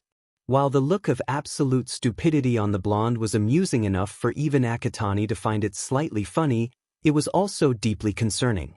Kaminari would be liability to those around him if all he could do was discharge electricity indiscriminately. Furthermore, any villains that were resistant to electricity would have his hide within seconds. Akatani knew he needed to help Kaminari as soon as possible. Once he returned to his normal self first, that is. He can't really do anything when his friend is a brain-dead, giggling idiot, after all. He'll speak to him after getting fixed up by Recovery Girl. The fated conversation spanned over the next 12 hours or so, beginning when classes ended for the day and the 2 friends were heading home. It carried on into the night through text messages, and picked up again with the new day after several hours on hold due to sleep. Kaminari, while agreeing that he needed training, became nervous when Akatani started planning everything they needed to cover in order for him to hold his own against enemies. This was the first time that Blonde watched his friend go into a deeply analytical mode, possible regimens to hone both his body, agility, and quirk, weighing the pros and cons of each, all coming out in almost incoherent muttering. It was intimidating, to say the least. Kaminari just hoped he didn't die from whatever his friend had in store for him. As they neared the campus gate, a barrage of noise ahead stopped them in their tracks. What the F? Akatani cussed in disbelief. Dozens of reporters were crowding around the gate, cameras flashing and questions shouted at the beleaguered students trying to get to class without getting mobbed by the chaos around them. "What's going on?" Kaminari asked. Akatani's ears picked up a question thrown by a reporter. "Is it true that All Might is a teacher here?" Whatever disbelief Akatani had melted away. Of course this would happen. "Kaminari," the blonde turned to him, "stick close to me and don't answer any of their questions. We'll be late otherwise." "Okay." Kaminari's answer ended in a squeak as Akatani grabbed his hand and pulled him towards the crowd of reporters. The blonde felt his heart speed up. His friend's hand was rough and calloused against his own, born from prolonged training and hard work.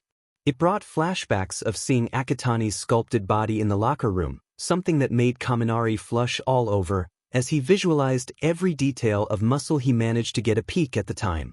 Plus, the fact that they were holding hands like a couple made his stomach go all fuzzy, not helping his thundering heart. But at the same time, it was a useful distraction. Kaminari completely ignored the shouting reporters and flashing cameras, too lost in his fantasies about his friend to notice. He only came back to reality when he felt Akatani remove his hand, at which time he noticed they had crossed through the gate. "Let's get going." Kaminari barely heard his friend speak to him. "I don't wish to have to put up with Aizawa's bullshit if we're late." "Alright." Thankfully, they arrived at the classroom before the bell rang. And to everyone's surprise, when the bell rang, Aizawa was nowhere to be seen. Ojiro even went up to check behind the teacher's desk, no Aizawa there either. Kaminari tapped a pen against Akatani's shoulder.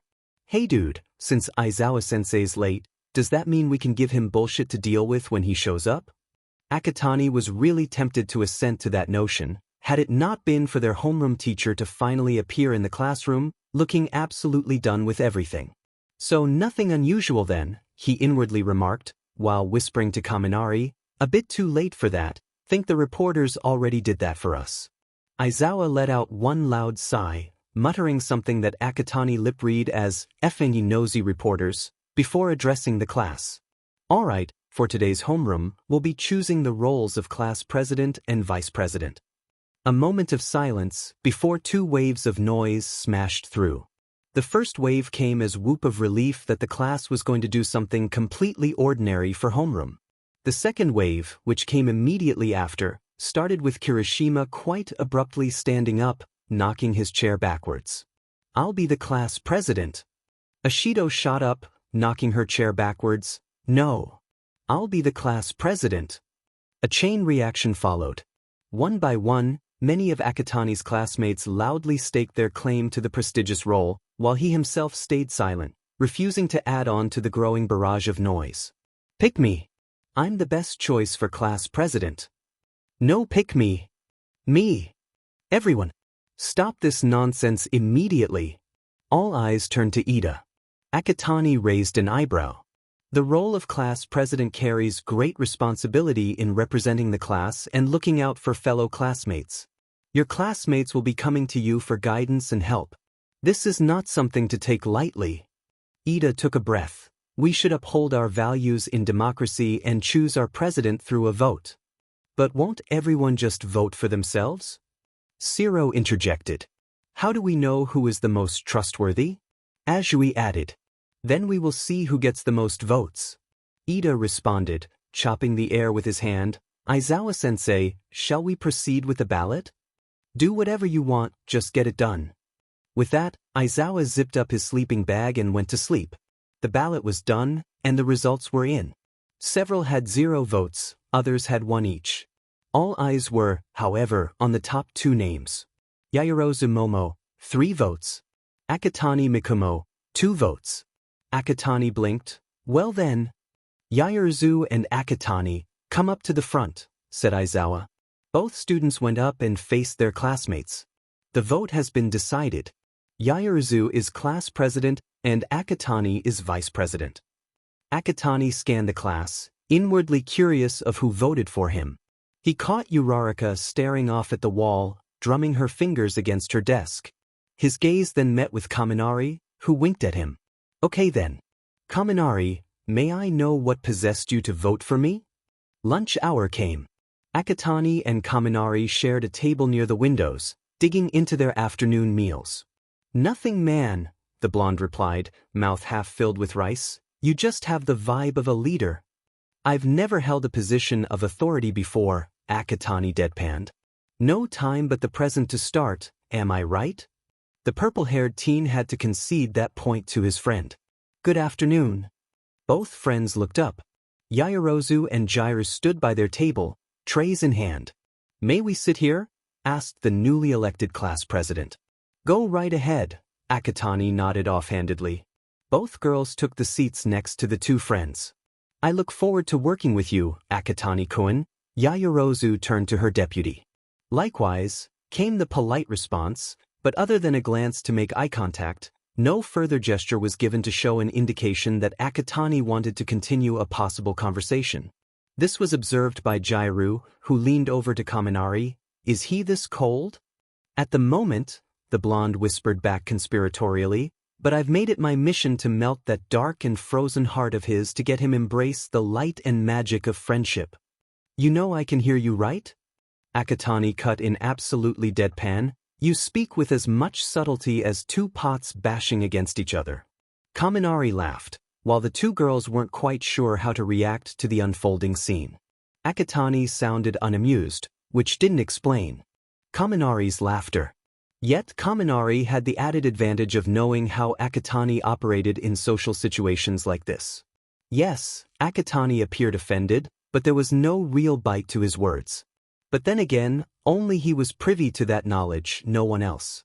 Luckily, or unluckily, as we will find out later this chapter, a loud alarm halted all activity at Akatani's table and pretty much the entire cafeteria. A loud, electronic voice rang over the blaring noise. Attention students, an intruder has infiltrated the grounds. This is a level 3 emergency. Please evacuate calmly and quickly. And evacuate quickly did the students do. Unfortunately, calmly they did not. Pandemonium ignited in a blink of an eye. Screams, shouts and wails echo intermingled as the students rushed for the doors all at once. The stampede created a bottleneck as students got into each other's way, pushing and shoving in a mad dash to save themselves from the imminent threat. Back at their table, the 4-1A students tried to figure out what was happening. Is it really an intruder? Kaminari asked over the din. Jairu hurried to the window, looking down towards the front gate. It's just a reporter, she shouted back. We need to get everyone's attention, said Yaoyorozu, before someone gets hurt. Akatani thought fast and turned back to his classmates. Guys, get off of the floor. Don't ask, just do it. Glancing at one another, the three students quickly stepped up onto the tabletop, or in Jairu's case, a chair. Akatani hurried up to the crowd of frantic students, electricity crackling all over. He then raised a leg, channeling all of the electricity onto the appendage, and brought it down hard. The impact shot the electricity out of his leg and onto the floor.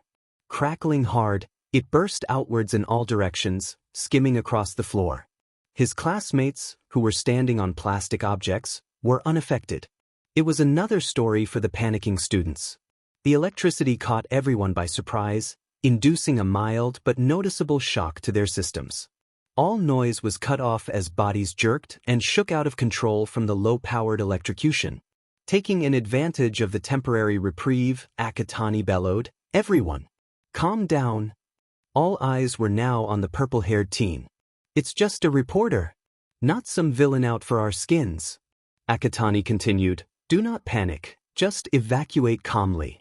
In the end, evacuation was needless, as another announcement came over the intercom. Intruder neutralized, level 3 emergency lifted.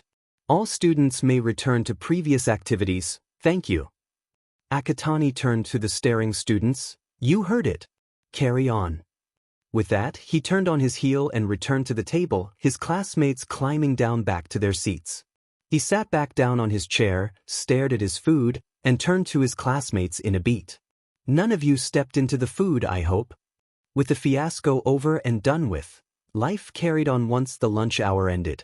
The 4 students returned to class amidst stares and whispers, namely at Akatani, who merely took the attention as inconsequential as he returned to his seat. He couldn't, however, avoid the attention from his classmates. Hey Akatani! Siro chivied into his space. That was really cool what you did back in the cafeteria. Yeah man. Kirishima jumped in. You got everyone's attention just like that. You're a natural leader, bro. So manly. I was only doing what could be done, Akatani replied stoically. There's nothing to it. It was a little painful though, Karo, Azui croaked at the side. Actually, there's something I need to say, Akatani-san. All eyes turned to Yaoyorozu as she approached the purple-haired teen.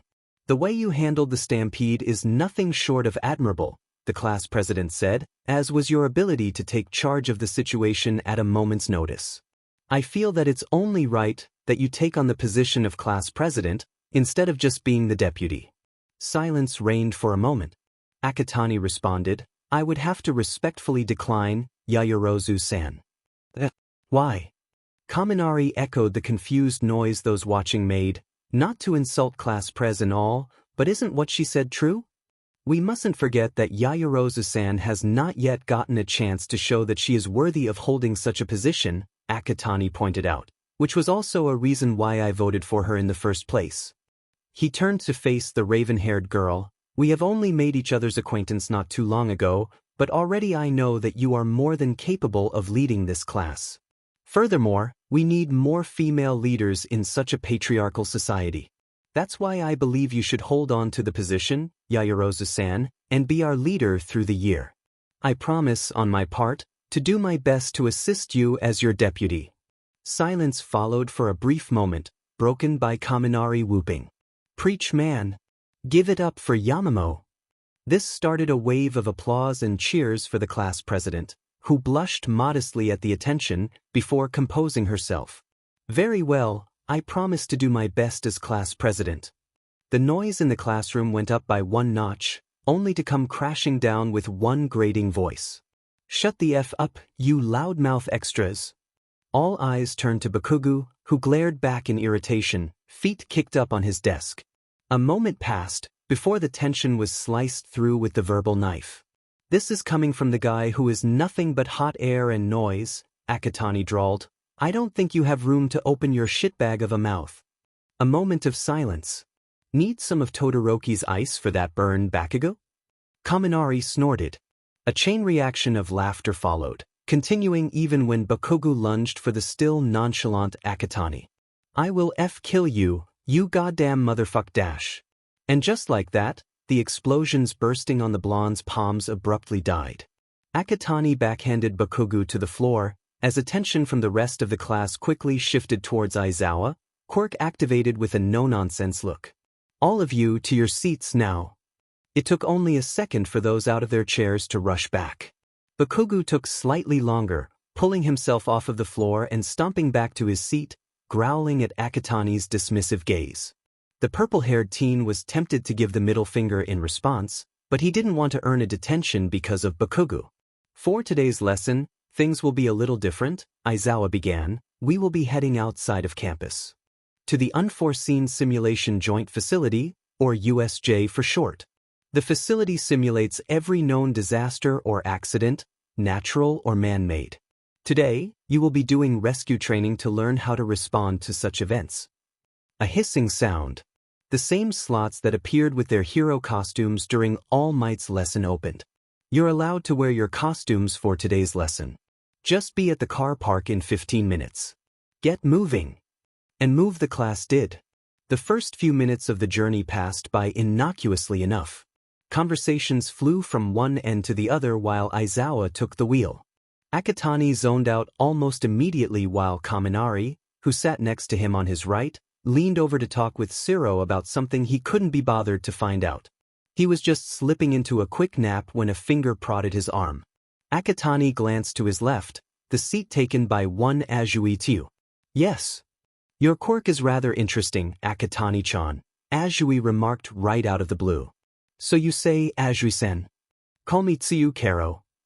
Akatani raised an eyebrow. That was unexpected. Very well, Tsuyu-sen. Anything else? Azui tapped her finger against her chin. You are rather cold and aloof, Akatani-chan. If I didn't know any better, I'd think your quirk was ice like Todoroki-chan's, not electricity.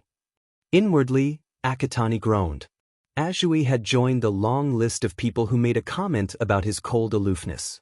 Yes, he understood that it wasn't beneficial for maintaining positive social relations, but just because he was the protagonist of this story didn't mean that he was going to spill his tragic backstory to just anyone when asked. Hell, not even Kaminari, the only person he had allowed himself to grow close to, knew his entire history. Kirishima, bless his pure soul, chose at this point to cut in, relieving Akatani of the need to quite possibly lose his cool on Azui. It doesn't matter if it's ice or electricity, aka bro's got a really flashy quirk. Akatani glanced at the redhead, who looked wistful for some reason. Enough for him to ignore the fact that his name was butchered without his permission. On the other hand, though my quirk, hardening, is pretty cool, there's nothing flashy about it. I can't see myself becoming popular with the people. Akatani took issue with that statement. What are you saying, Kirishima? Your quirk is extremely useful for hero work. Yeah, but you, Todoroki and Bakugo have flashiness and awe to go with your strength. Double the advantage, man. You three are definitely going to go far in the polls. Akatani really took offense to that statement, especially with being paired with that explosive BSTRD. First of all, he leaned forward, goggles glinting severely enough to unnerve Kirishima. The flashiness of your quirk can easily be a bad thing, nothing more than a liability. What you see on TV is glamorized bullshit.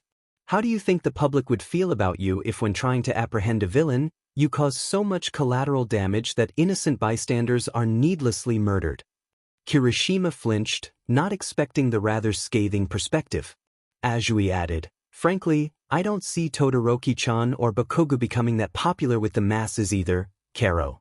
Todoroki-chan is even colder than Akatani-chan, and Bakugo is far too explosive, vulgar and angry to ever be liked by decent people. What the f did you say, Frog Beach? Said Blonde roared several rows behind them.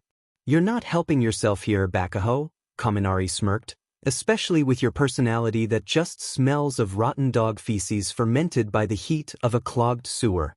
I will end your smug goddamned Pikachu. Everyone, shut the hell up, Aizawa's voice came from the front, silencing all noise in an instant, or else detention for the next person who makes a ruckus. That got everyone to zip their lips shut.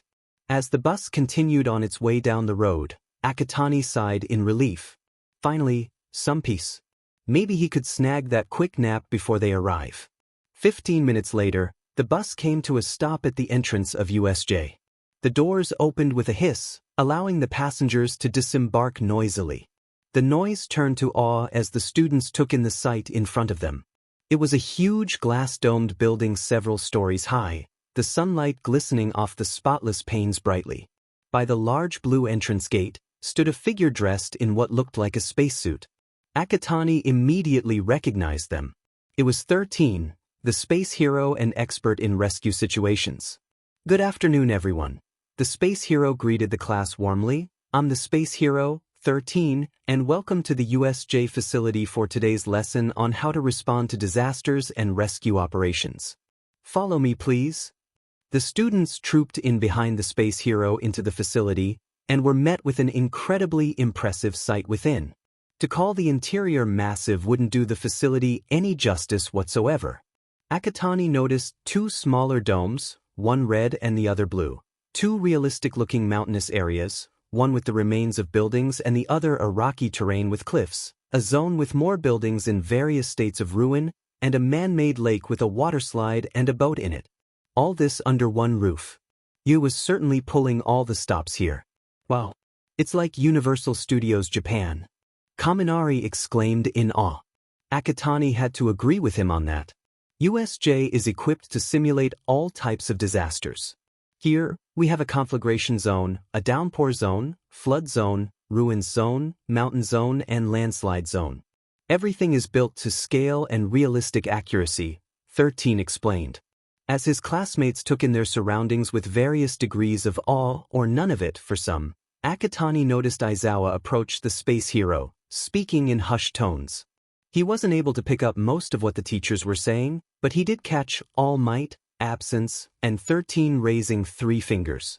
Connecting the dots, Akatani concluded that All Might was supposed to be part of today's lesson, but had reached his time limit and was unable to make it. He knew what that meant. He hadn't forgotten that fateful moment on that skyscraper rooftop. And might as well, Akatani wasn't sure if he could trust himself to be around that smiling symbol of peace without losing his sheet. Anyway, 13 got everyone's attention again. Before we proceed with today's lesson, there is something you all need to be aware about. Everyone was all. Quirks are powerful things and if used wrongly, can cause untold damage and destruction. For example, my quirk, Black Hole, allows me to SCK in and destroy any matter that has an atomic structure. While I solely dedicate my quirk to rescue work, you can see how easily it can be used to kill people. Dead silence. I hope that you learn that your quirks are not meant for violence, and you will understand your roles as future heroes is to help others, not fight needlessly. The silence lasted a moment longer, before being destroyed by Ida clapping loudly. Bravo! Well said, 13-sensei. The space hero bowed modestly as the class applauded and cheered for them. Akatani joined in on the clapping, though his mind was elsewhere. What 13 said made a lot of sense. However, Akatani knew that this important lesson wouldn't register in the minds of certain classmates of his, if a certain explosive blonde glaring off to the side was any indication. Furthermore, despite making sense, 13's words left the ground open for plenty of gray areas to form, questions with no easy answers to, debates with no end in sight. Akatani wondered how these issues were to be tackled. The lights in the dome flickered. Akatani snapped out of his musings, eyes staring at the fountain in the middle of the dome. There was a swirling, black mass hovering near the fountain. It grew bigger and bigger until it spanned the distance between the flood and landslide zones. Then, from the swirling abyss, outstretched a pale hand, followed by a body, covered in severed hands. Then came more and more. Akatani's breath hitched. Is this part of the simulation? He heard Kirishima ask. No, this was not part of the lesson.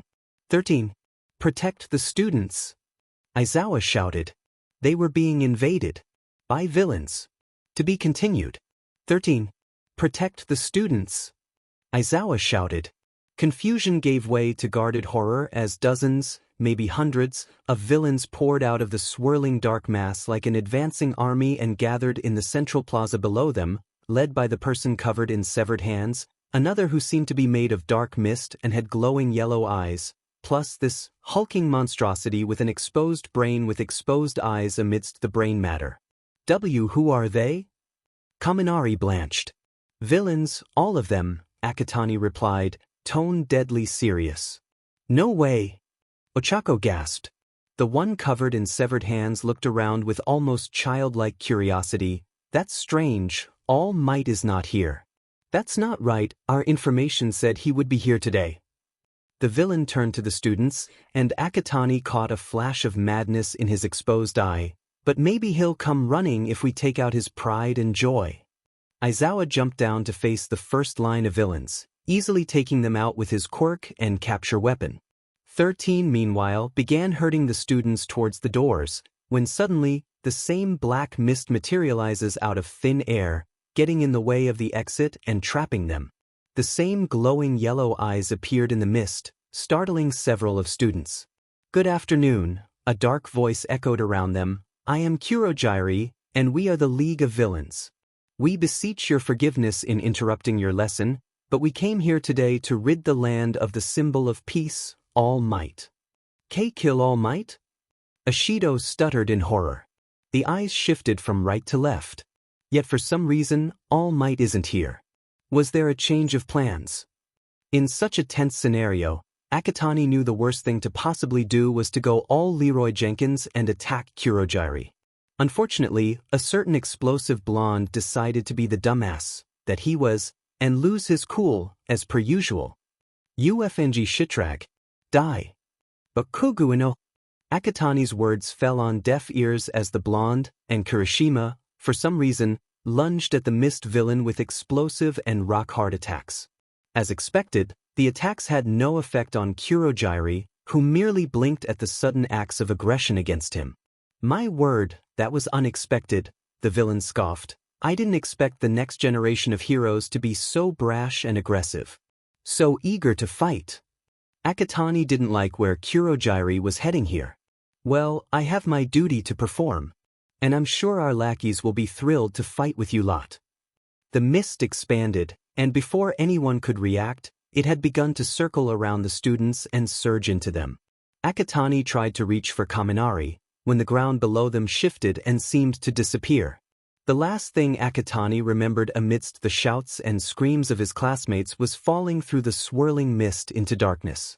The darkness gave way to light. Akatani felt himself falling through the air, everything spinning. Then came the impact, the splash, and suddenly, water everywhere. He plummeted through limply, before coming to a stop, suspended several feet below the surface. It took a second for his senses to come back and get him to notice that he was underwater, with limited oxygen in his lungs. Akatani flailed a little in an attempt to right himself and swim to the surface, when suddenly, something shot past, barely missing him by an inch. The afterburst of water sent him spinning in the wake. Pushing himself upright, Akatani turned just in time to see the thing that almost crashed into him. A figure who looked like an anthropomorphic shark slide to a halt not far away. Akatani knew he was in deep shit. The shark person charged at him again. Only kicking out of the way saved him from those sharp, ferocious teeth that glistened from the light above. Akatani knew he had to fight back, or else he'd be reduced to a cloud of blood and body parts at the jaws of this villain. But his lungs were beginning to strain from the lack of oxygen flow, and he wasn't sure how much longer he could hold his breath. The shark villain making his return not helping matters at all. "Someone help me." Something shot past his right. It struck the shark villain right in the head with the force of a Shinkansen, propelling him away, deeper into the water and out of sight. Akatani, who by this stage was losing oxygen fast and dark spots beginning to cloud his vision, felt something wrapped tightly around his waist. The world suddenly began to accelerate as he was bodily rushed up to the surface. Water gave way to precious oxygen with a splash. Akatani took deep, desperate breaths, mind still spinning wildly from the sudden change of pressure and intake of oxygen.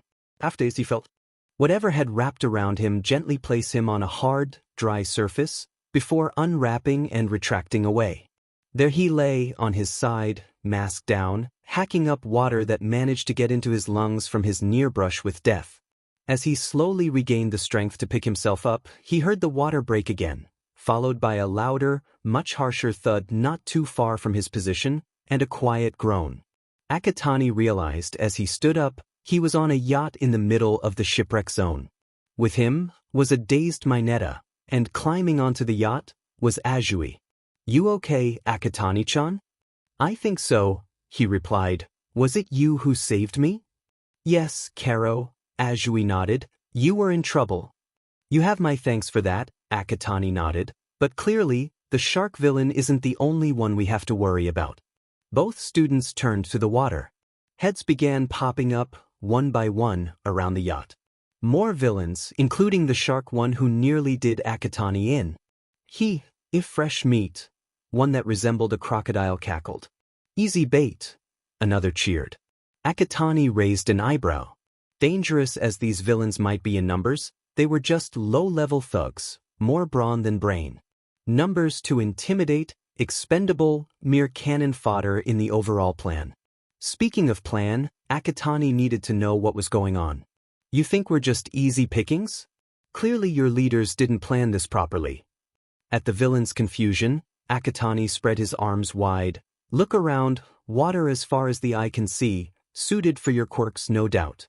But what your leaders didn't bother to take into consideration."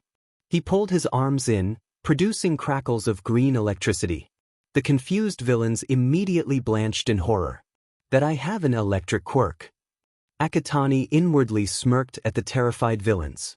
"So now, unless you want me to discharge potentially lethal amounts of electricity into the water and electrocute you all into smoldering crisps, you lot better tell me what the hell is going on here. Who is that blue-haired hand-covered son of a beach, and that giant monstrosity with the beak?" "As if we'd tell you," one foolhardy villain tried to put up a defiant front. "Oh well, guess you really don't value your pitiful lives then," Akatani shrugged, the crackling electricity growing stronger. Wait. W will tell." A villain with a piranha head intervened. Akatani willed the electricity away, and lowered his arms. "Start talking, then." "The handman's Shigaraki Tamura. He came with this thing called a Numu to kill All Might." "And what is this Numu?" asked Akatani. "We don't know. Just some genetically engineered being made to match All Might.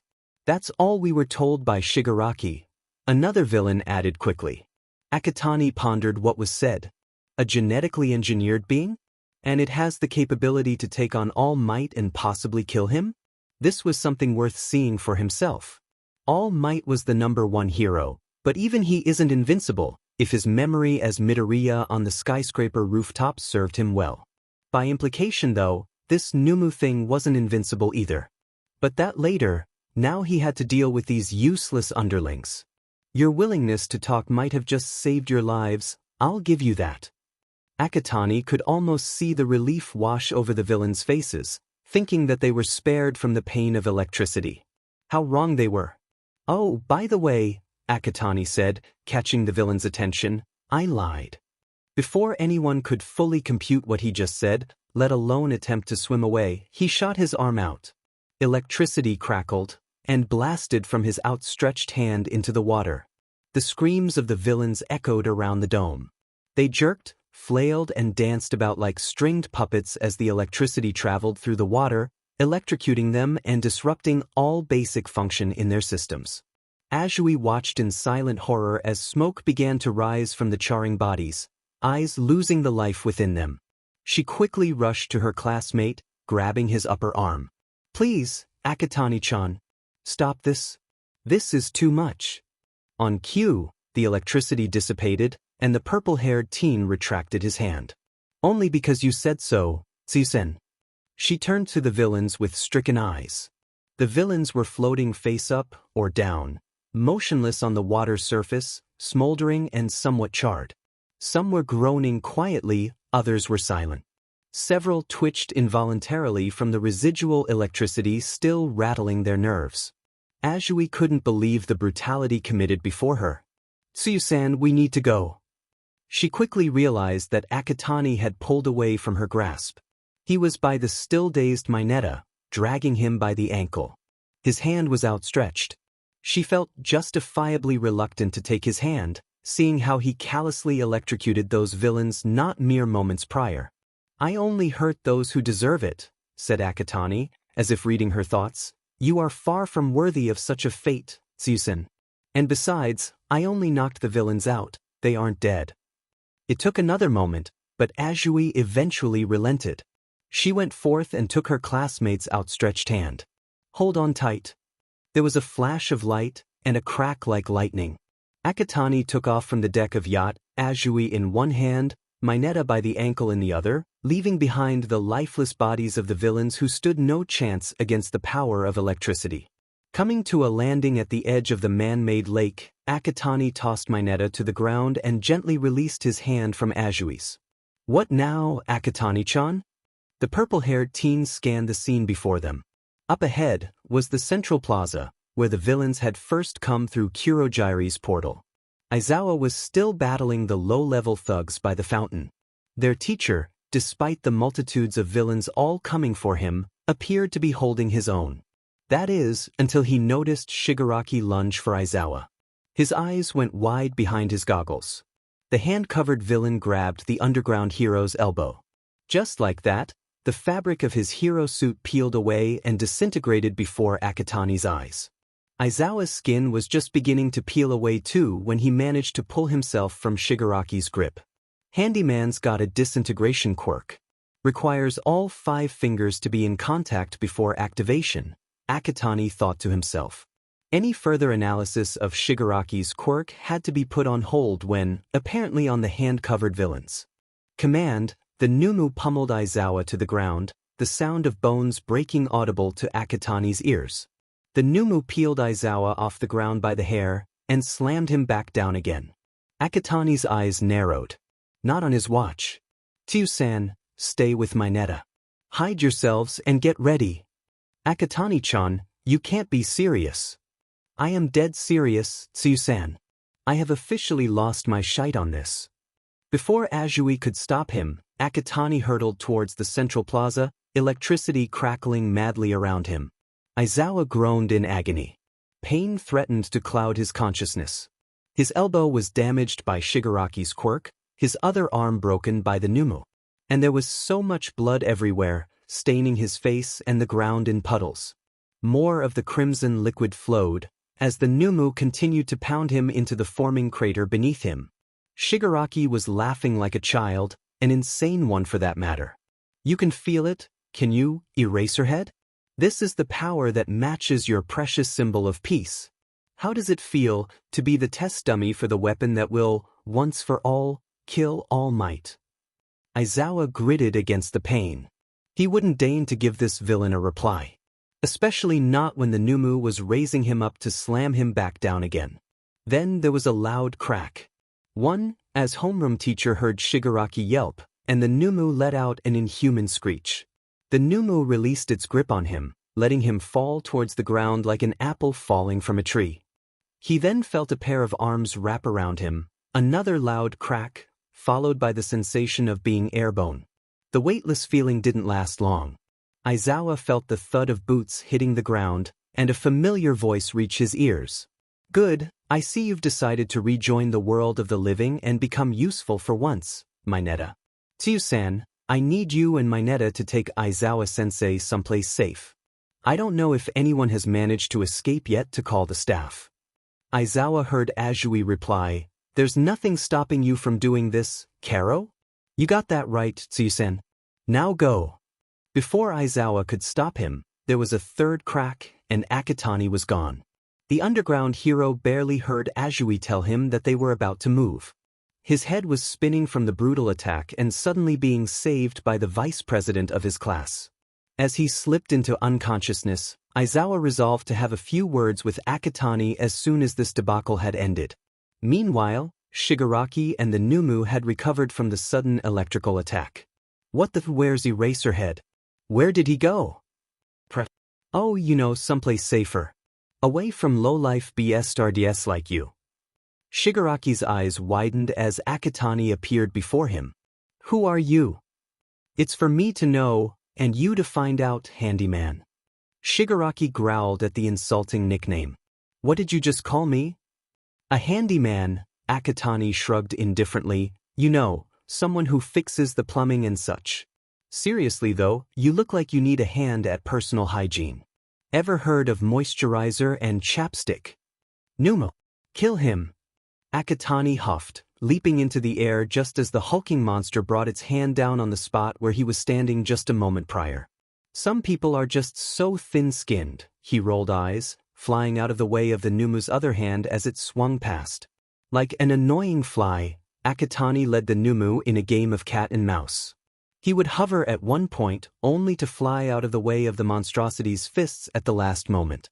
He had to admit, this was fun, not to mention adrenaline pumping. Shigaraki's frustrated shouts like a stage parent to their child was the cherry on top of this cake of action. But like all fun moments, things got dull very quickly. Enough of this game, time to end this, Akatani thought to himself. Just dodging one powerful punch from the Numu, he unleashed a wave of electricity, strong enough to toe the line of lethality at the monster.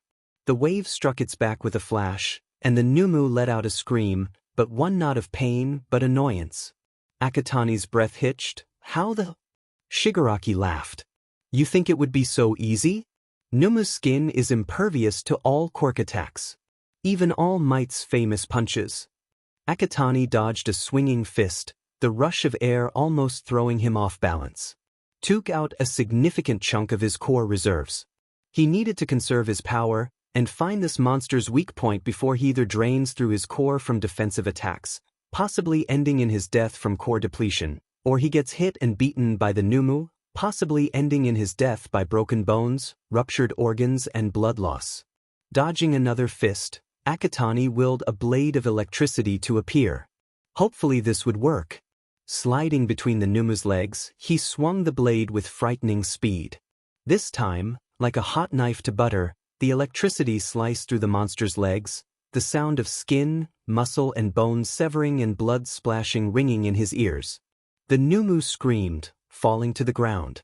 Akatani just barely got out of the way before it crashed with an almighty boom. Taking advantage of the momentary reprieve, he swung his blade again. The monster screamed once more, as its arms were severed from its body amidst more splashes of blood. But while the amputation of the limbs provided a few precious seconds for Akatani to catch his breath and consider his next move, he quickly realized how short those few seconds lasted.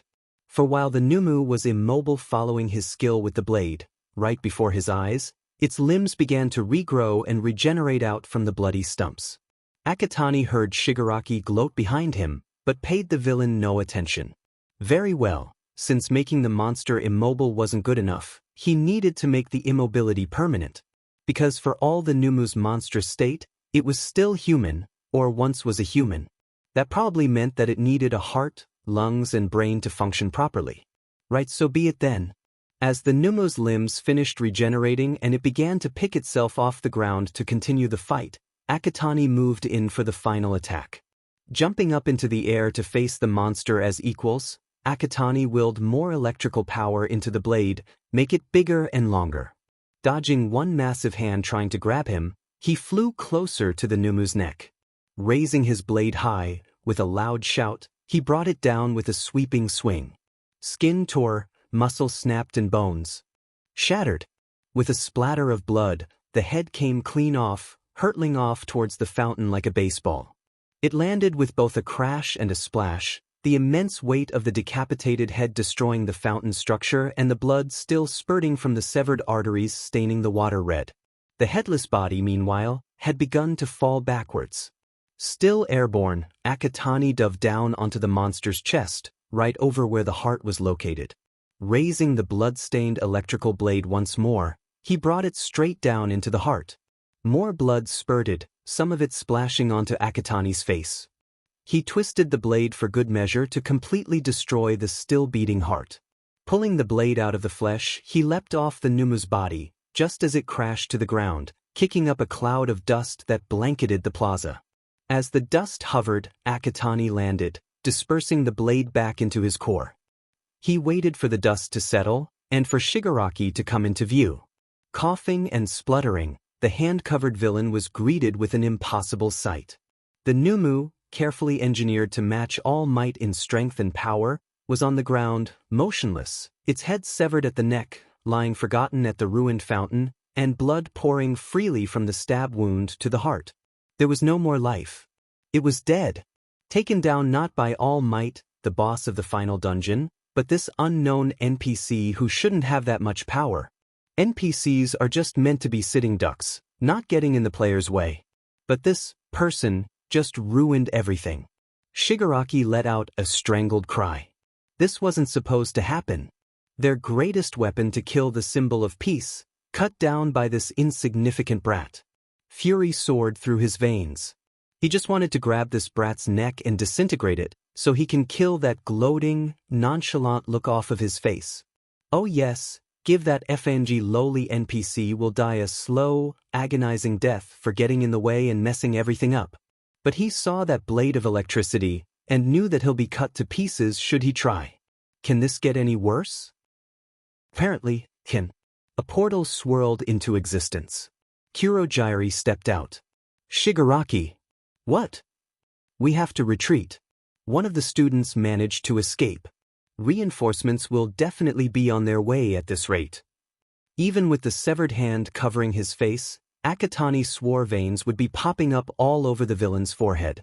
No, this can't end like this, Shigaraki murmured with barely held back rage. We were supposed to kill All Might, but he never bothered to show his smiling face and face us. Then our Numu gets killed by this.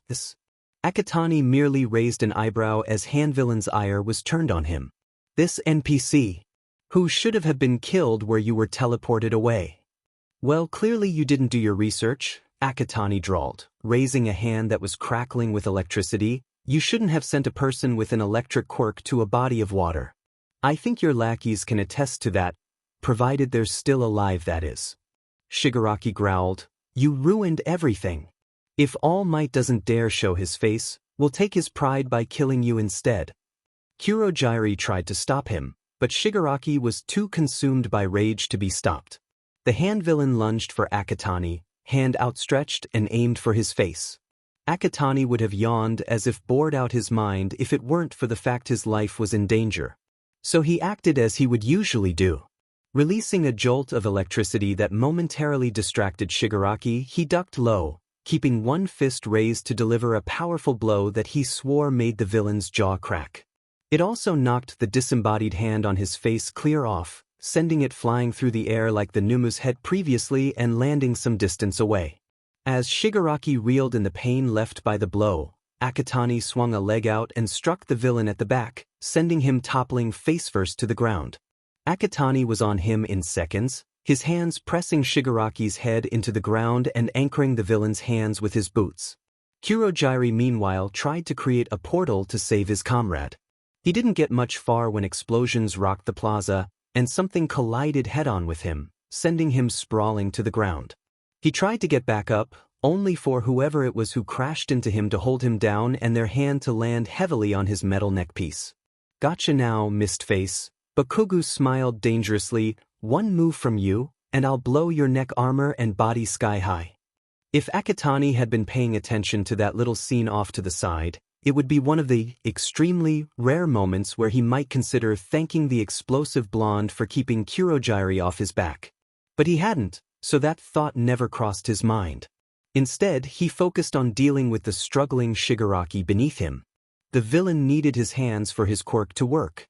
So why not punish him for the entire debacle on that? Akatani stepped harder on Shigaraki's hands, applying more pressure as the muffled screams grew louder. Bones creaked and cracked, before the very definitive sound of said bones fracturing punctuated the screams of agony. He would have put in more pressure until the fractured bones had been ground to powder, had he not been momentarily distracted by the sounds of the front door blowing inwards and a familiar trademark catchphrase echo across the dome. "Have no fear. Everything is all right, for I am here."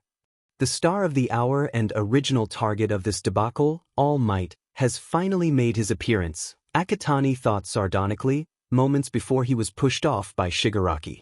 Rolling and picking himself up in one fell swoop, Akatani heard another brief scuffle. This time Bakugo was thrown off of Kurogyri and teleported to the other side of Plaza. "Must have also been distracted, just like me," he thought to himself. "How careless of me." Akatani turned to Shigaraki, who looked absolutely gleeful at the symbol of peace finally coming to fight them as originally planned. The inside of his stomach curdled. God, he really does need that moisturizer and chapstick. Though whatever glee Shigaraki had quickly died when Kurogyri appeared behind him via portal and laid a misty hand on the younger's shoulder. "We can't fight him. Our Numu is dead. We'll be wiped out instantly." Akatani could see the myriad of emotions flashing across Shigaraki's face. It looked so desperate, like a child in want of a toy. But such want melted away into frustrated resignation. "Fine, let's go." Shigaraki took a step, then started. "Wait." Akatani observed the villain feel his face, noticing one finger from each hand lifted upwards away from contact. "Father, where is father?" Akatani raised an eyebrow. Handyman called the hand that was previously attached to his face, "Father?" Something must be really messed up in his brain to give names to inanimate objects. Unless, if the horrifying thought that had just flashed into his mind was correct. He turned to the disembodied hand, lying innocently several paces away. His stomach curdled again. Ignoring Shigaraki's frantic cries, Akatani stepped over to the hand and picked it up. It was cold to the touch and the skin was pale, almost snow-white. The flesh was firm and the skin elastic. It was flexible too. The fingers moved easily at the joints, as if the appendage had been severed off from a newly deceased corpse. Instinctually, though, Akatani knew that the hand was not fresh. But still, it must have been soaking in some preservation solution like formaldehyde for ages, since not even the slightest bit of rot or decay marred the flawless skin. You know what? Despite the uncomfortable churning of his stomach, Akatani figured it would be nice to have a keepsake from this debacle. Plus, judging from how mental Shigaraki was becoming, the hand might be a good send-off for the insane villain. He turned back to the scene, disembodied hand in hand. Shigaraki, as expected, had a look of pure madness, scrabbling about like a wild animal looking for his father's hand. Kurogyri, meanwhile, was trying to pull the frantic villain towards the portal he'd made. To Akatani's left, he could see All Might running down the stairs towards the plaza. He had to do this quickly. But, "Handyman." All eyes turned to Akatani. All Might came to a stop. "Looking for this?" He held the disembodied hand into view. Like a firework going off, Shigaraki exploded. "Give it back. Give it back to me." How dare you treat father like this? Give it back. Akatani pretended to think about it. I think not. It would be an interesting keepsake from this sheet show. And besides, if this is your father's real hand, then... Those present watched as Akatani folded the fingers of the disembodied hand into the palm, save for the middle finger, which he adjusted straight up. Once done, he turned the offensive gesture towards Shigaraki, flicking up his own bird, as he smirked. I think this represents how disappointed he would be to see his son become such a disgusting villain. Shigaraki's eyes bulged with apoplectic rage, his struggles growing wilder. How dare you? How could you defile father like that? Give him back. Give him back. Akatani couldn't resist the smirk that formed behind his mask. Kurogiri was now manhandling a screaming Shigaraki towards the portal. Without so much as a glance on anyone, the mist villain stepped through, taking the hand villain with him. The piercing wails dissipated with the portal, fading away into nothing. Silence reigned for several long moments. No one watching quite knew what to do next. Akatani lowered his raised middle finger, content that this sheet show had finally come to an end. Young Akatani. He turned towards All Might, eyebrow raised. What kept you? He asked questioningly. All Might couldn't ignore the disembodied hand giving him the middle finger pointed directly at him. To be continued. Shortly after, the rest of UA's staff show up, led by Ida, who Akatani found to be one to manage to get past Kurogiri and make his escape back to the campus to call for backup. Backup that was ultimately needless, since Shigaraki and Kurogiri had already made their escape, leaving behind a USJ in a mess and one decapitated Numu corpse. Damage control and recovery was implemented almost immediately. The police and paramedics had been dispatched, and the staff gathered together the rest of Class 1A to check them over for any injuries that needed immediate medical attention. Thankfully, besides 13, who had the unfortunate business of getting part of their back destroyed by their own quirk when Kurogiri had used a portal against them, and Aizawa, no one suffered any major injuries aside from a few cuts and scrapes. Kaminari was an exception, having short-circuited his brain discharging his electricity all in one go to defeat the villains in the mountain zone, where he, Yaoyorozu and Jairu were teleported to. As Akatani watched his friend stumble about stupidly giving 2 thumbs up, face twisted in a goofy grin and a bit of blood dribbling from his nose, he reinforced his plan to train up Kaminari to prevent yet another situation where his friend could quickly become a liability for uncontrolled use of his quirk. Akatani heard the sirens wailing. Time to move, he thought to himself, as he was herded out with the rest of his classmates by the staff. Meanwhile, somewhere else in the city, in what appeared to be a regular well-stocked pub, a portal opened. The once quiet room was filled with screams and wails as Kurogiri stumbled through, still manhandling Shigaraki. Only when the portal closed behind them, did the hand villain finally break out of Kurogiri's grip, crumpling to the floor in a heap. To the side was a flat-screen monitor, currently powered off. But not for much longer. The screen flickered to life, and for a moment, all one could see was static. Then the image cleared into a silhouette of a man, who spoke in a deep, gravelly voice. Tamura, Kurogiri, how did it go? And what happened to the Numu? The mist villain, walking to the back of bar counter, replied resignedly, Dead. Dead? The silhouette repeated, as if not quite believing Kurogiri. By All Might? No, Kurogiri fidgeted with a glass. By one of the students. While the silhouette started at this unexpected information, Shigaraki was going berserk. He threw furniture, disintegrated them and other things around the bar, screaming and fuming in uncontrollable rage. He didn't care that his hands were fractured, his anger overriding any pain he might have felt. I'll destroy his face and tear apart his body. I'll kill him for taking father and mocking him. I'll kill him. I'll kill him. Tamura, calm yourself this instant, the silhouette ordered with no room for refusal. The hand villain finally stopped destroying the bar, but one could still feel the raw anger radiating off him. Tell me everything. Tamura, from the very beginning. Barely holding his flaming temper in, Shigaraki recounted everything, from how All Might was not with the class as predicted, to Kurogiri scattering the students all over Yi. But as he got to the part where Akatani became involved, his already thinning control over his anger began to fray even more. And that effing NPC, sensei, with zero importance, just flies up and decapitates our Numu with his electricity. It's impossible. Electricity can't do that. He must have cheated somehow. He just took it down like a low-level boss. Shigaraki began to tremble. He stole father from me. And broke my hands. All with that smug look on his face. He thinks he's so good that he's the MVP, but he's not. He's just a cheating NPC. NPCs aren't supposed to have such power. It's just. He let out a frustrated scream, disintegrating the bar top, much to Kurojire's chagrin. Sensei looked thoughtful. So unfair. What gives that fucker the right to upstage everything? Nothing. Nothing. He deserves to die. And I will kill him. Tamura, calm yourself. Halting another disintegrating rampage, Sensei addressed Shigaraki, come to my room, Tamura, and show me your hands. I also have something to tell you. With that, the screen flickered out. Shigaraki slowly pulled away from the bar, and went through a door off to the side without a further word. Kurojire sighed, returning to the glass he had been cleaning.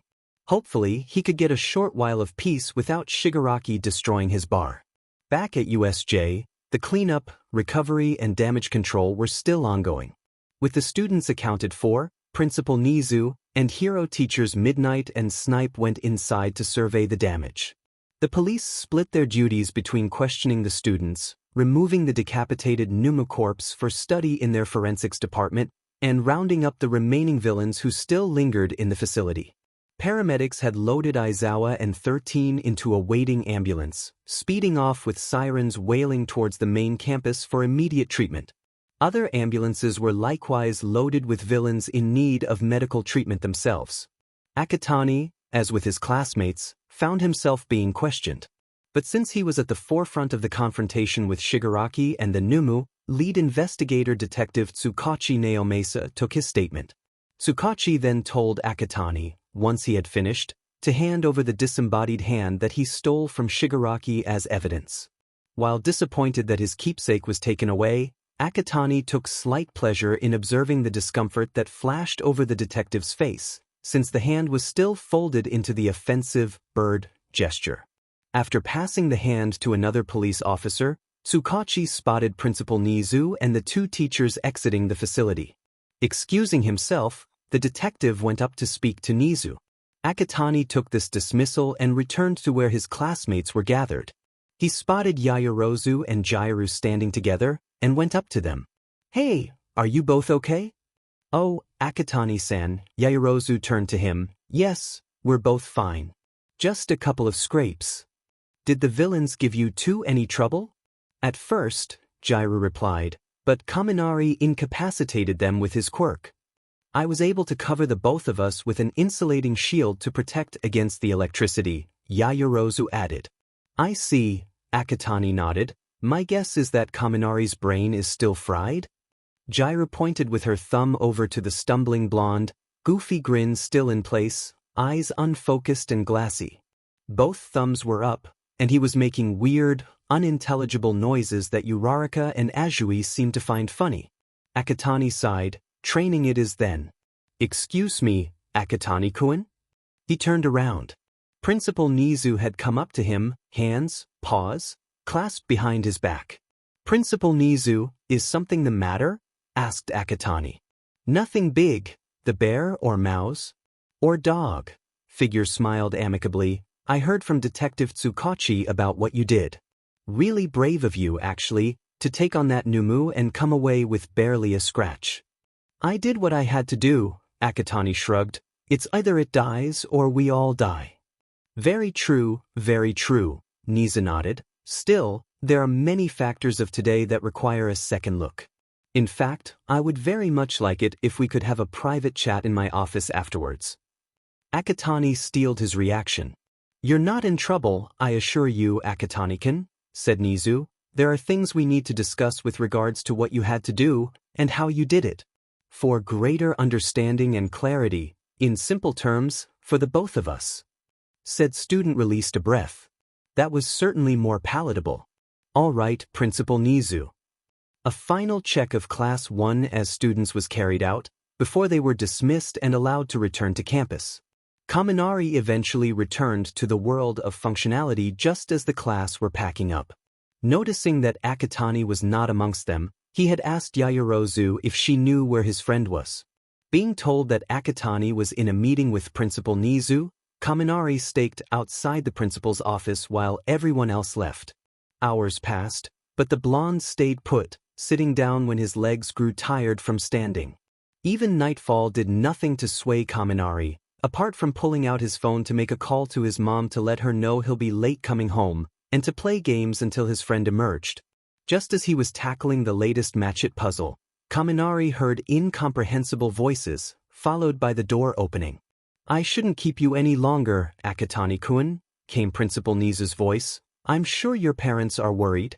"It's fine, Principal Nizu," that was his friend speaking. "I'm glad that we had this talk." "It's my pleasure. You should get going though, you don't want to keep your friend waiting for any longer." It was only then did Akatani peek out the door, noticing Kaminari waiting expectantly for him. "Kaminari? What are you doing here? Shouldn't you have gone home first?" "No way, man," the blonde mock gasped. "I could never leave you to go home by yourself. Plus, it's super lonely. A bro should never leave his bro all alone." Akatani's cold, dead heart fluttered a little. "You have an extremely loyal friend there, Akatani-kun," Nizu remarked. "Treasure him deeply, you don't often find such strong friendships nowadays." "I know, I'll remember that." "Well then, I shan't keep you any longer. Have a safe trip. Home you too." "Thanks, Principal Nizu," both students chorused at the same time. With parting bows of farewell, the two students took their leave. They stayed in companionable silence as they left the campus, entering the lit streets of the still bustling city. As they approached UA Station, Akatani broke the silence. "Kaminari, we don't have school tomorrow, right?" "Yeah, we were given the day off to recover from what happened at USJ," the blonde nodded. "What about it? Do you have any plans?" Akatani asked. "No, why?" "Yaoyorozu-san told me what happened earlier at USJ, how you discharged electricity indiscriminately to take out the villains. While effective in that situation, you can't expect all kinds of villains to be susceptible to such a random attack." "Yeah," Kaminari scratched his cheek. "You mentioned this before. Also, it is dangerous to just be reliant on your quirk. If there is a villain who is resistant or immune to electrical attacks, you will be taken down before you know it.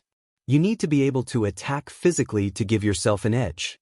If not, you're likely to become a liability to other heroes, or unable to hold yourself if alone." Kaminari's hand trailed down to his heart. "You're really blunt, aren't you?"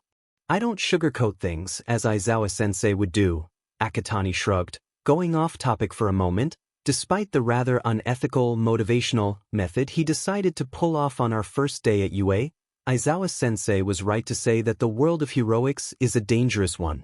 Just look at what happened earlier today. Furthermore, you've got to give the man some respect for putting his life on the line to protect us." Akatani gave his friend a pointed look, "Because, trust me, getting your elbow partially disintegrated and your body shattered by a genetically engineered monster is not fun." "PRD." Kaminari nodded, swallowing at the mental image. "That's why being able to hold out by yourself and getting the upper edge is important," Akatani said. "And since you don't have any plans tomorrow, meet me at Dagoba Municipal Beach tomorrow at sunrise. I need to start training you." "Training?" "Yes, training," Akatani looked at Kaminari dead in the eyes. "To keep yourself and others alive. To save others is the ultimate goal of a hero. But staying alive to save others is on the same plane as that. I'm doing this for the both of us, so that not only will you become a great hero someday, I can sleep a little better knowing the person I care about is able to hold his own in battle and in crisis." "Kaminari." The blonde had gone stock still, eyes wide, mouth hanging open slightly. Silent as a grave. Then the tears came. "Why are you crying?" "You care for me?" Akatani raised an eyebrow. "Of course I care for you. You're my friend." If anything, his nonchalant response made the tears fall harder. "I can die happy now," Kaminari happy wept, throwing himself onto Akatani. "I've managed to thaw your frozen heart. I have fulfilled my life's purpose. Anything is possible now." Akatani said nothing, even when his friend's tears began to stain his uniform. He just chalked it up to Kaminari being Kaminari. Waiting for the blonde to stop crying, Akatani nonchalantly patted his back in a half-hearted attempt to soothe him. Eventually, the tears stopped. The pair separated, Kaminari rubbing his eyes. "So, Dagoba Beach, tomorrow at sunrise," Akatani reiterated. "Absolutely. I'll be ready. Train me until I am sore all over." Kaminari pumped his fist in the air. "I'll take your word for that, for I'm not going easy on you." The first glows of sun slowly pushed away the darkness of the night as the new day began. On Dagoba Beach, a lone figure, wearing nothing but a pair of sweatpants, stood on the pristine, glittering sand, gazing out to the horizon as sunrise approached. Well, he would have done that if the sight of litter already beginning to accumulate on the would-be pristine sand hadn't drawn his frustration. A vein pulsed in Akatani's forehead. His efforts to clean the beach was starting to become undone by the callous thoughtlessness of others. Gosh, did he want to electrocute those imbeciles for ruining his hard work? Turning a hand towards an empty soda can, Akatani released a beam of electricity. It enveloped the can, before spiderwebbing out along the entire length and breadth of the beach, hitting other metallic litter. Raising his hand, Akatani levitated the ensnared litter off the sand, pulling them into a coalesced ball, then sending it over to the nearest trash can. "That's really impressive, Akatani." Dropping the litter into the bin, the purple-haired teen broke the connection as Kaminari, dressed in exercise clothing and holding a water bottle, made his appearance. "You're early," Akatani remarked. "I wasn't expecting you for another half an hour or so." "Couldn't wait, man," Kaminari replied. "I'm too excited for your training." "I'll see how long you retain that sentiment," Akatani thought to himself. "All right, first things first, warm up. We're going to run along the beach from one end to the other until I say stop." "Yosh, let's do this." Kaminari certainly wasn't feeling so pumped up. Some time later, the sun now halfway over the horizon. The blonde's stamina was paltry at best. They hadn't even finished the second lap across the beach, and he was already dry heaving for air and stumbling, legs shaking and barely holding him up.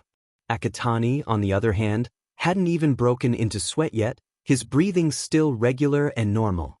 "I take everything back," Kaminari wheezed. "This is hell." "You're just not used to it," said Akatani. "We'll have to work on this. But for now, that's enough.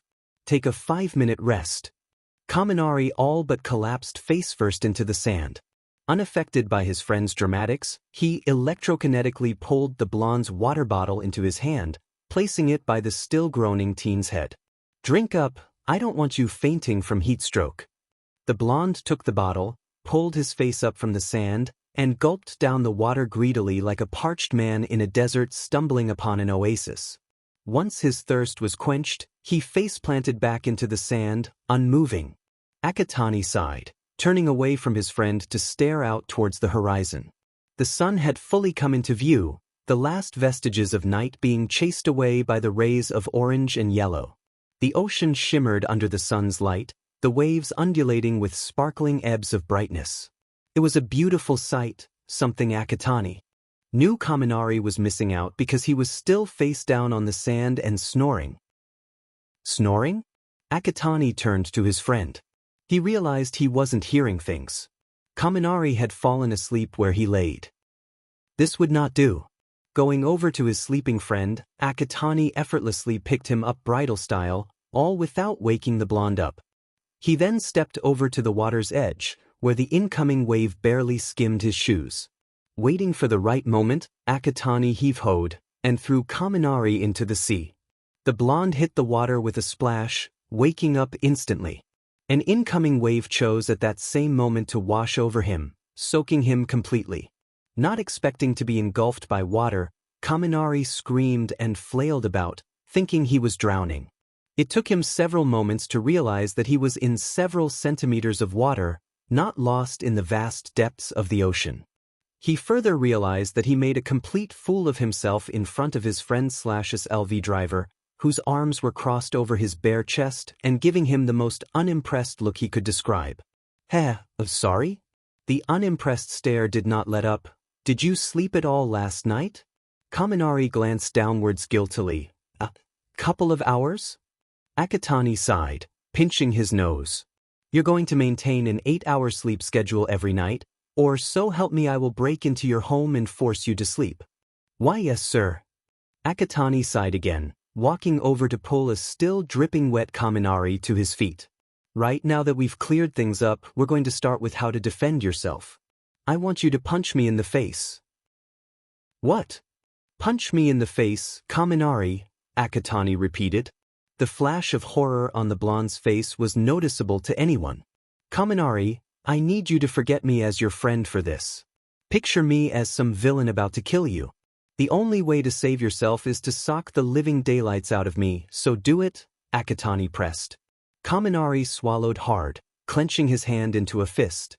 Releasing a breath, he raised his fist. Shutting his eyes, he threw the punch. Progress was ultimately slow that morning, but they did get somewhere. Kaminari, when pressed, was able to throw a decent punch, if the bruise on Akatani's cheek was any indication, along with having to click his jaw back into place. They had then moved towards the beginnings of self-defense, namely how to dodge a punch or blow from the opponent before throwing a punch yourself. It took many tries, with Akatani holding back his strength in his blows at first. Kaminari was eventually able to dodge while holding himself steady to throw a punch, but not after receiving many a punch to the face himself. By this time, the sun was well up in the sky, and it was starting to get hotter. All right, that's enough for today. Kaminari was once again on the sand, panting hard, sweating buckets. He was thoroughly knackered. Get up, we're going back to my place for brunch. The blonde shifted. Could you carry me? I can't feel my legs. And my arms are jelly. All was silent for a moment. Fine, but only this once. You're expected to pick yourself up after this. I know, Kaminari mumbled, gazing up to his friend with a tired smile. You're the best. Akatani released a breath. Going over to pick up his friend's bag and sling it across his chest, he went back to the blonde. Crouching down, Akatani took Kaminari's arm, slinging across his shoulders. With a bit of maneuvering, he was able to pick his friend up in a piggyback with no more than a grunt. Everything in order, Akatani trekked away from the beach back up to the road. Walking towards the bus stop, the purple-haired teen felt his friend nuzzle his cheek against the nape of his neck. Unable to stop the soft grin from spreading his lips, Akatani returned the gesture by leaning his head back to nuzzle Kaminari. The grin became slightly wider when the blonde giggled quietly in response. For that exact moment, as they waited for the bus to arrive, Akatani could say that life was good. That coming weekend was divided between Kaminari and Akatani training together at Dagoba Beach, and getting ahead on their schoolwork, alternating at each other's homes. Kaminari had asked why the focus on academics.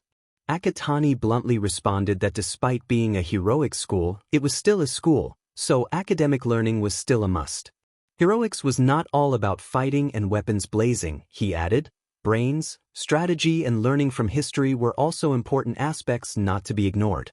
Plus, the purple-haired teen made it quite clear that he wasn't going to have his friend flunk his way through his time at UA and unable to graduate as a hero.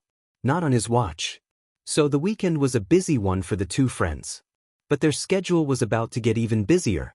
School reopened with the new Monday. The routine to UA was no different, though Akatani heard commuters talking about the USJ incident and the statement released by the school. From what he gathered, there was concern about how villains were able to infiltrate UA's security, but there was also boundless relief that none of the students were seriously injured. Meeting Kaminari at the station, there was relief shared between the two friends to see that there was no media frenzy waiting for them outside the gates this time round, allowing them safe, uninterrupted passage to class. Entering the room and reaching their desks, Kaminari turned to Akatani. Say, since Aizawa-sensei got messed up pretty bad, who do you think is gonna replace him? Akatani glanced to the side. Kirishima was holding a mostly one-sided conversation with Bakugo. Who knows? But things wouldn't have gotten so complicated in the first place if it weren't for a certain explosive son of a beach and his masochistic red-headed friend. He replied a bit louder than necessary. Bakugo whirled around so fast he almost got whiplash. The F, did you say? Akatani turned to the snarling blonde, undeterred. If you and Kirishima hadn't gone all Leroy Jenkins on Kurogirya, things wouldn't have descended into hell in the first place. Maybe, just maybe, Aizawa-sensei wouldn't have been severely injured then. Bakugo was ready to lunge for Akatani, only held back by Kirishima. I know, I'm sorry. It was so not manly of us, the redhead apologized. Come on Baku bro, apologize too. No, I didn't do shit. Bakugo flicked the bird at Akatani. The purple-haired teen rolled his eyes. Oh don't worry, you're excused. Bakugo. It's clear that your overinflated ego and inferiority complex prevents you from understanding when you're in the wrong and having even the slightest sliver of basic decency needed to pull off something as difficult as an apology. So yeah, you can go back to being the piece of dogshite you are and spare us the agony of having to deal with your general nastiness. All conversation around them stopped. The latest roast has been dropped. Kaminari snorted, turning around. Yo Todoroki. Think you could come here and ice the Pomeranian? That burn was intense. Smatterings of laughter followed the electric blonde's jibe. Bakugo's temper, on the other hand, went through the roof. Breaking out of Kirishima's grasp with an explosion to the face, he lunged for Akatani, screaming with palms exploding, You have a F death wish, arsehole? I will F kill you, you goddamn son of a dash. There was a whoosh. To Akatani's surprise, he recognized that familiar capture weapon wrapped tightly around Bakugo. His eyes led the others to the door, centering on what looked like an ancient Egyptian mummy with their teacher's messy hair and clothes, one arm in a sling. Silence reigned for a moment, broken by Ida sputtering, sensei? A loud sigh escaped from the mummified figure. Just got out of the hospital, and I already have to deal with the explosive problem child. I feel like this is some overused story trope, which I'm not being paid enough to endure. The eternally exhausted man unceremoniously dropped Bakugo to the floor.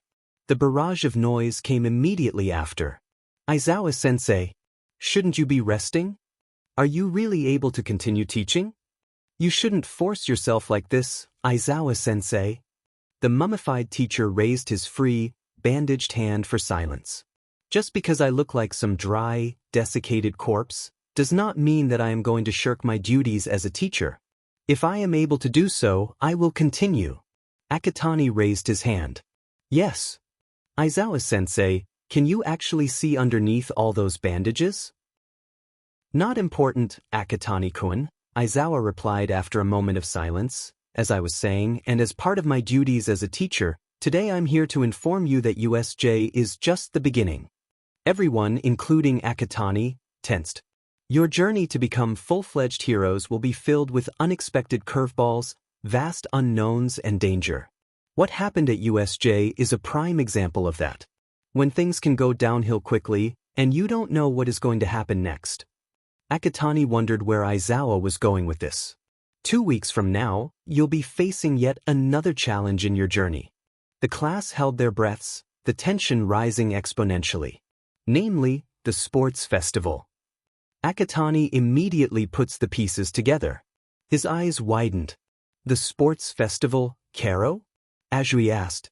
It's the greatest annual event organized by UA, overshadowing the Olympics in terms of scale and spectacle, Akatani explained. Us students will be given the chance to show off our very best to the whole of Japan, if not the entire world. A wave of surprise and awe spread through the entire class. Furthermore, Yaoyorozu added, the pro heroes will be watching. There's a chance of getting scouted by them if we impress them with our performance. The level of excitement just went up by several notches. What both your class representatives said, Aizawa affirmed, this is your single greatest chance of scoring an important boost in recognition and acclaim that could jumpstart your career as a pro hero. Take this chance seriously, for they don't come often. Your very future could depend on this. Akatani could tell his classmates were planning to do just that. Right, for homeroom, you have 15 minutes to do whatever the hell you want, just keep the noise down. "Oh, Akatani-kun, I need to speak with you outside." Momentarily taken aback at being singled out, the vice president of 1A nodded. As his classmates turned to one another in conversation, he got up from his seat and followed the mummified teacher out the door. Closing it behind him, Akatani turned to Aizawa expectantly. "Akatani-kun, I honestly don't know whether to thank you or throttle you for what you did last Thursday." The student guessed where this was going but played innocent anyway. "What do you mean, Aizawa-sensei?" "You ignored my orders to escape by getting involved with the fight against the Numu and Shigaraki. You could have died. Are you aware of the repercussions that will arise from such a scenario?" Akatani stayed firm. "I am aware of what would have happened if I had died that day.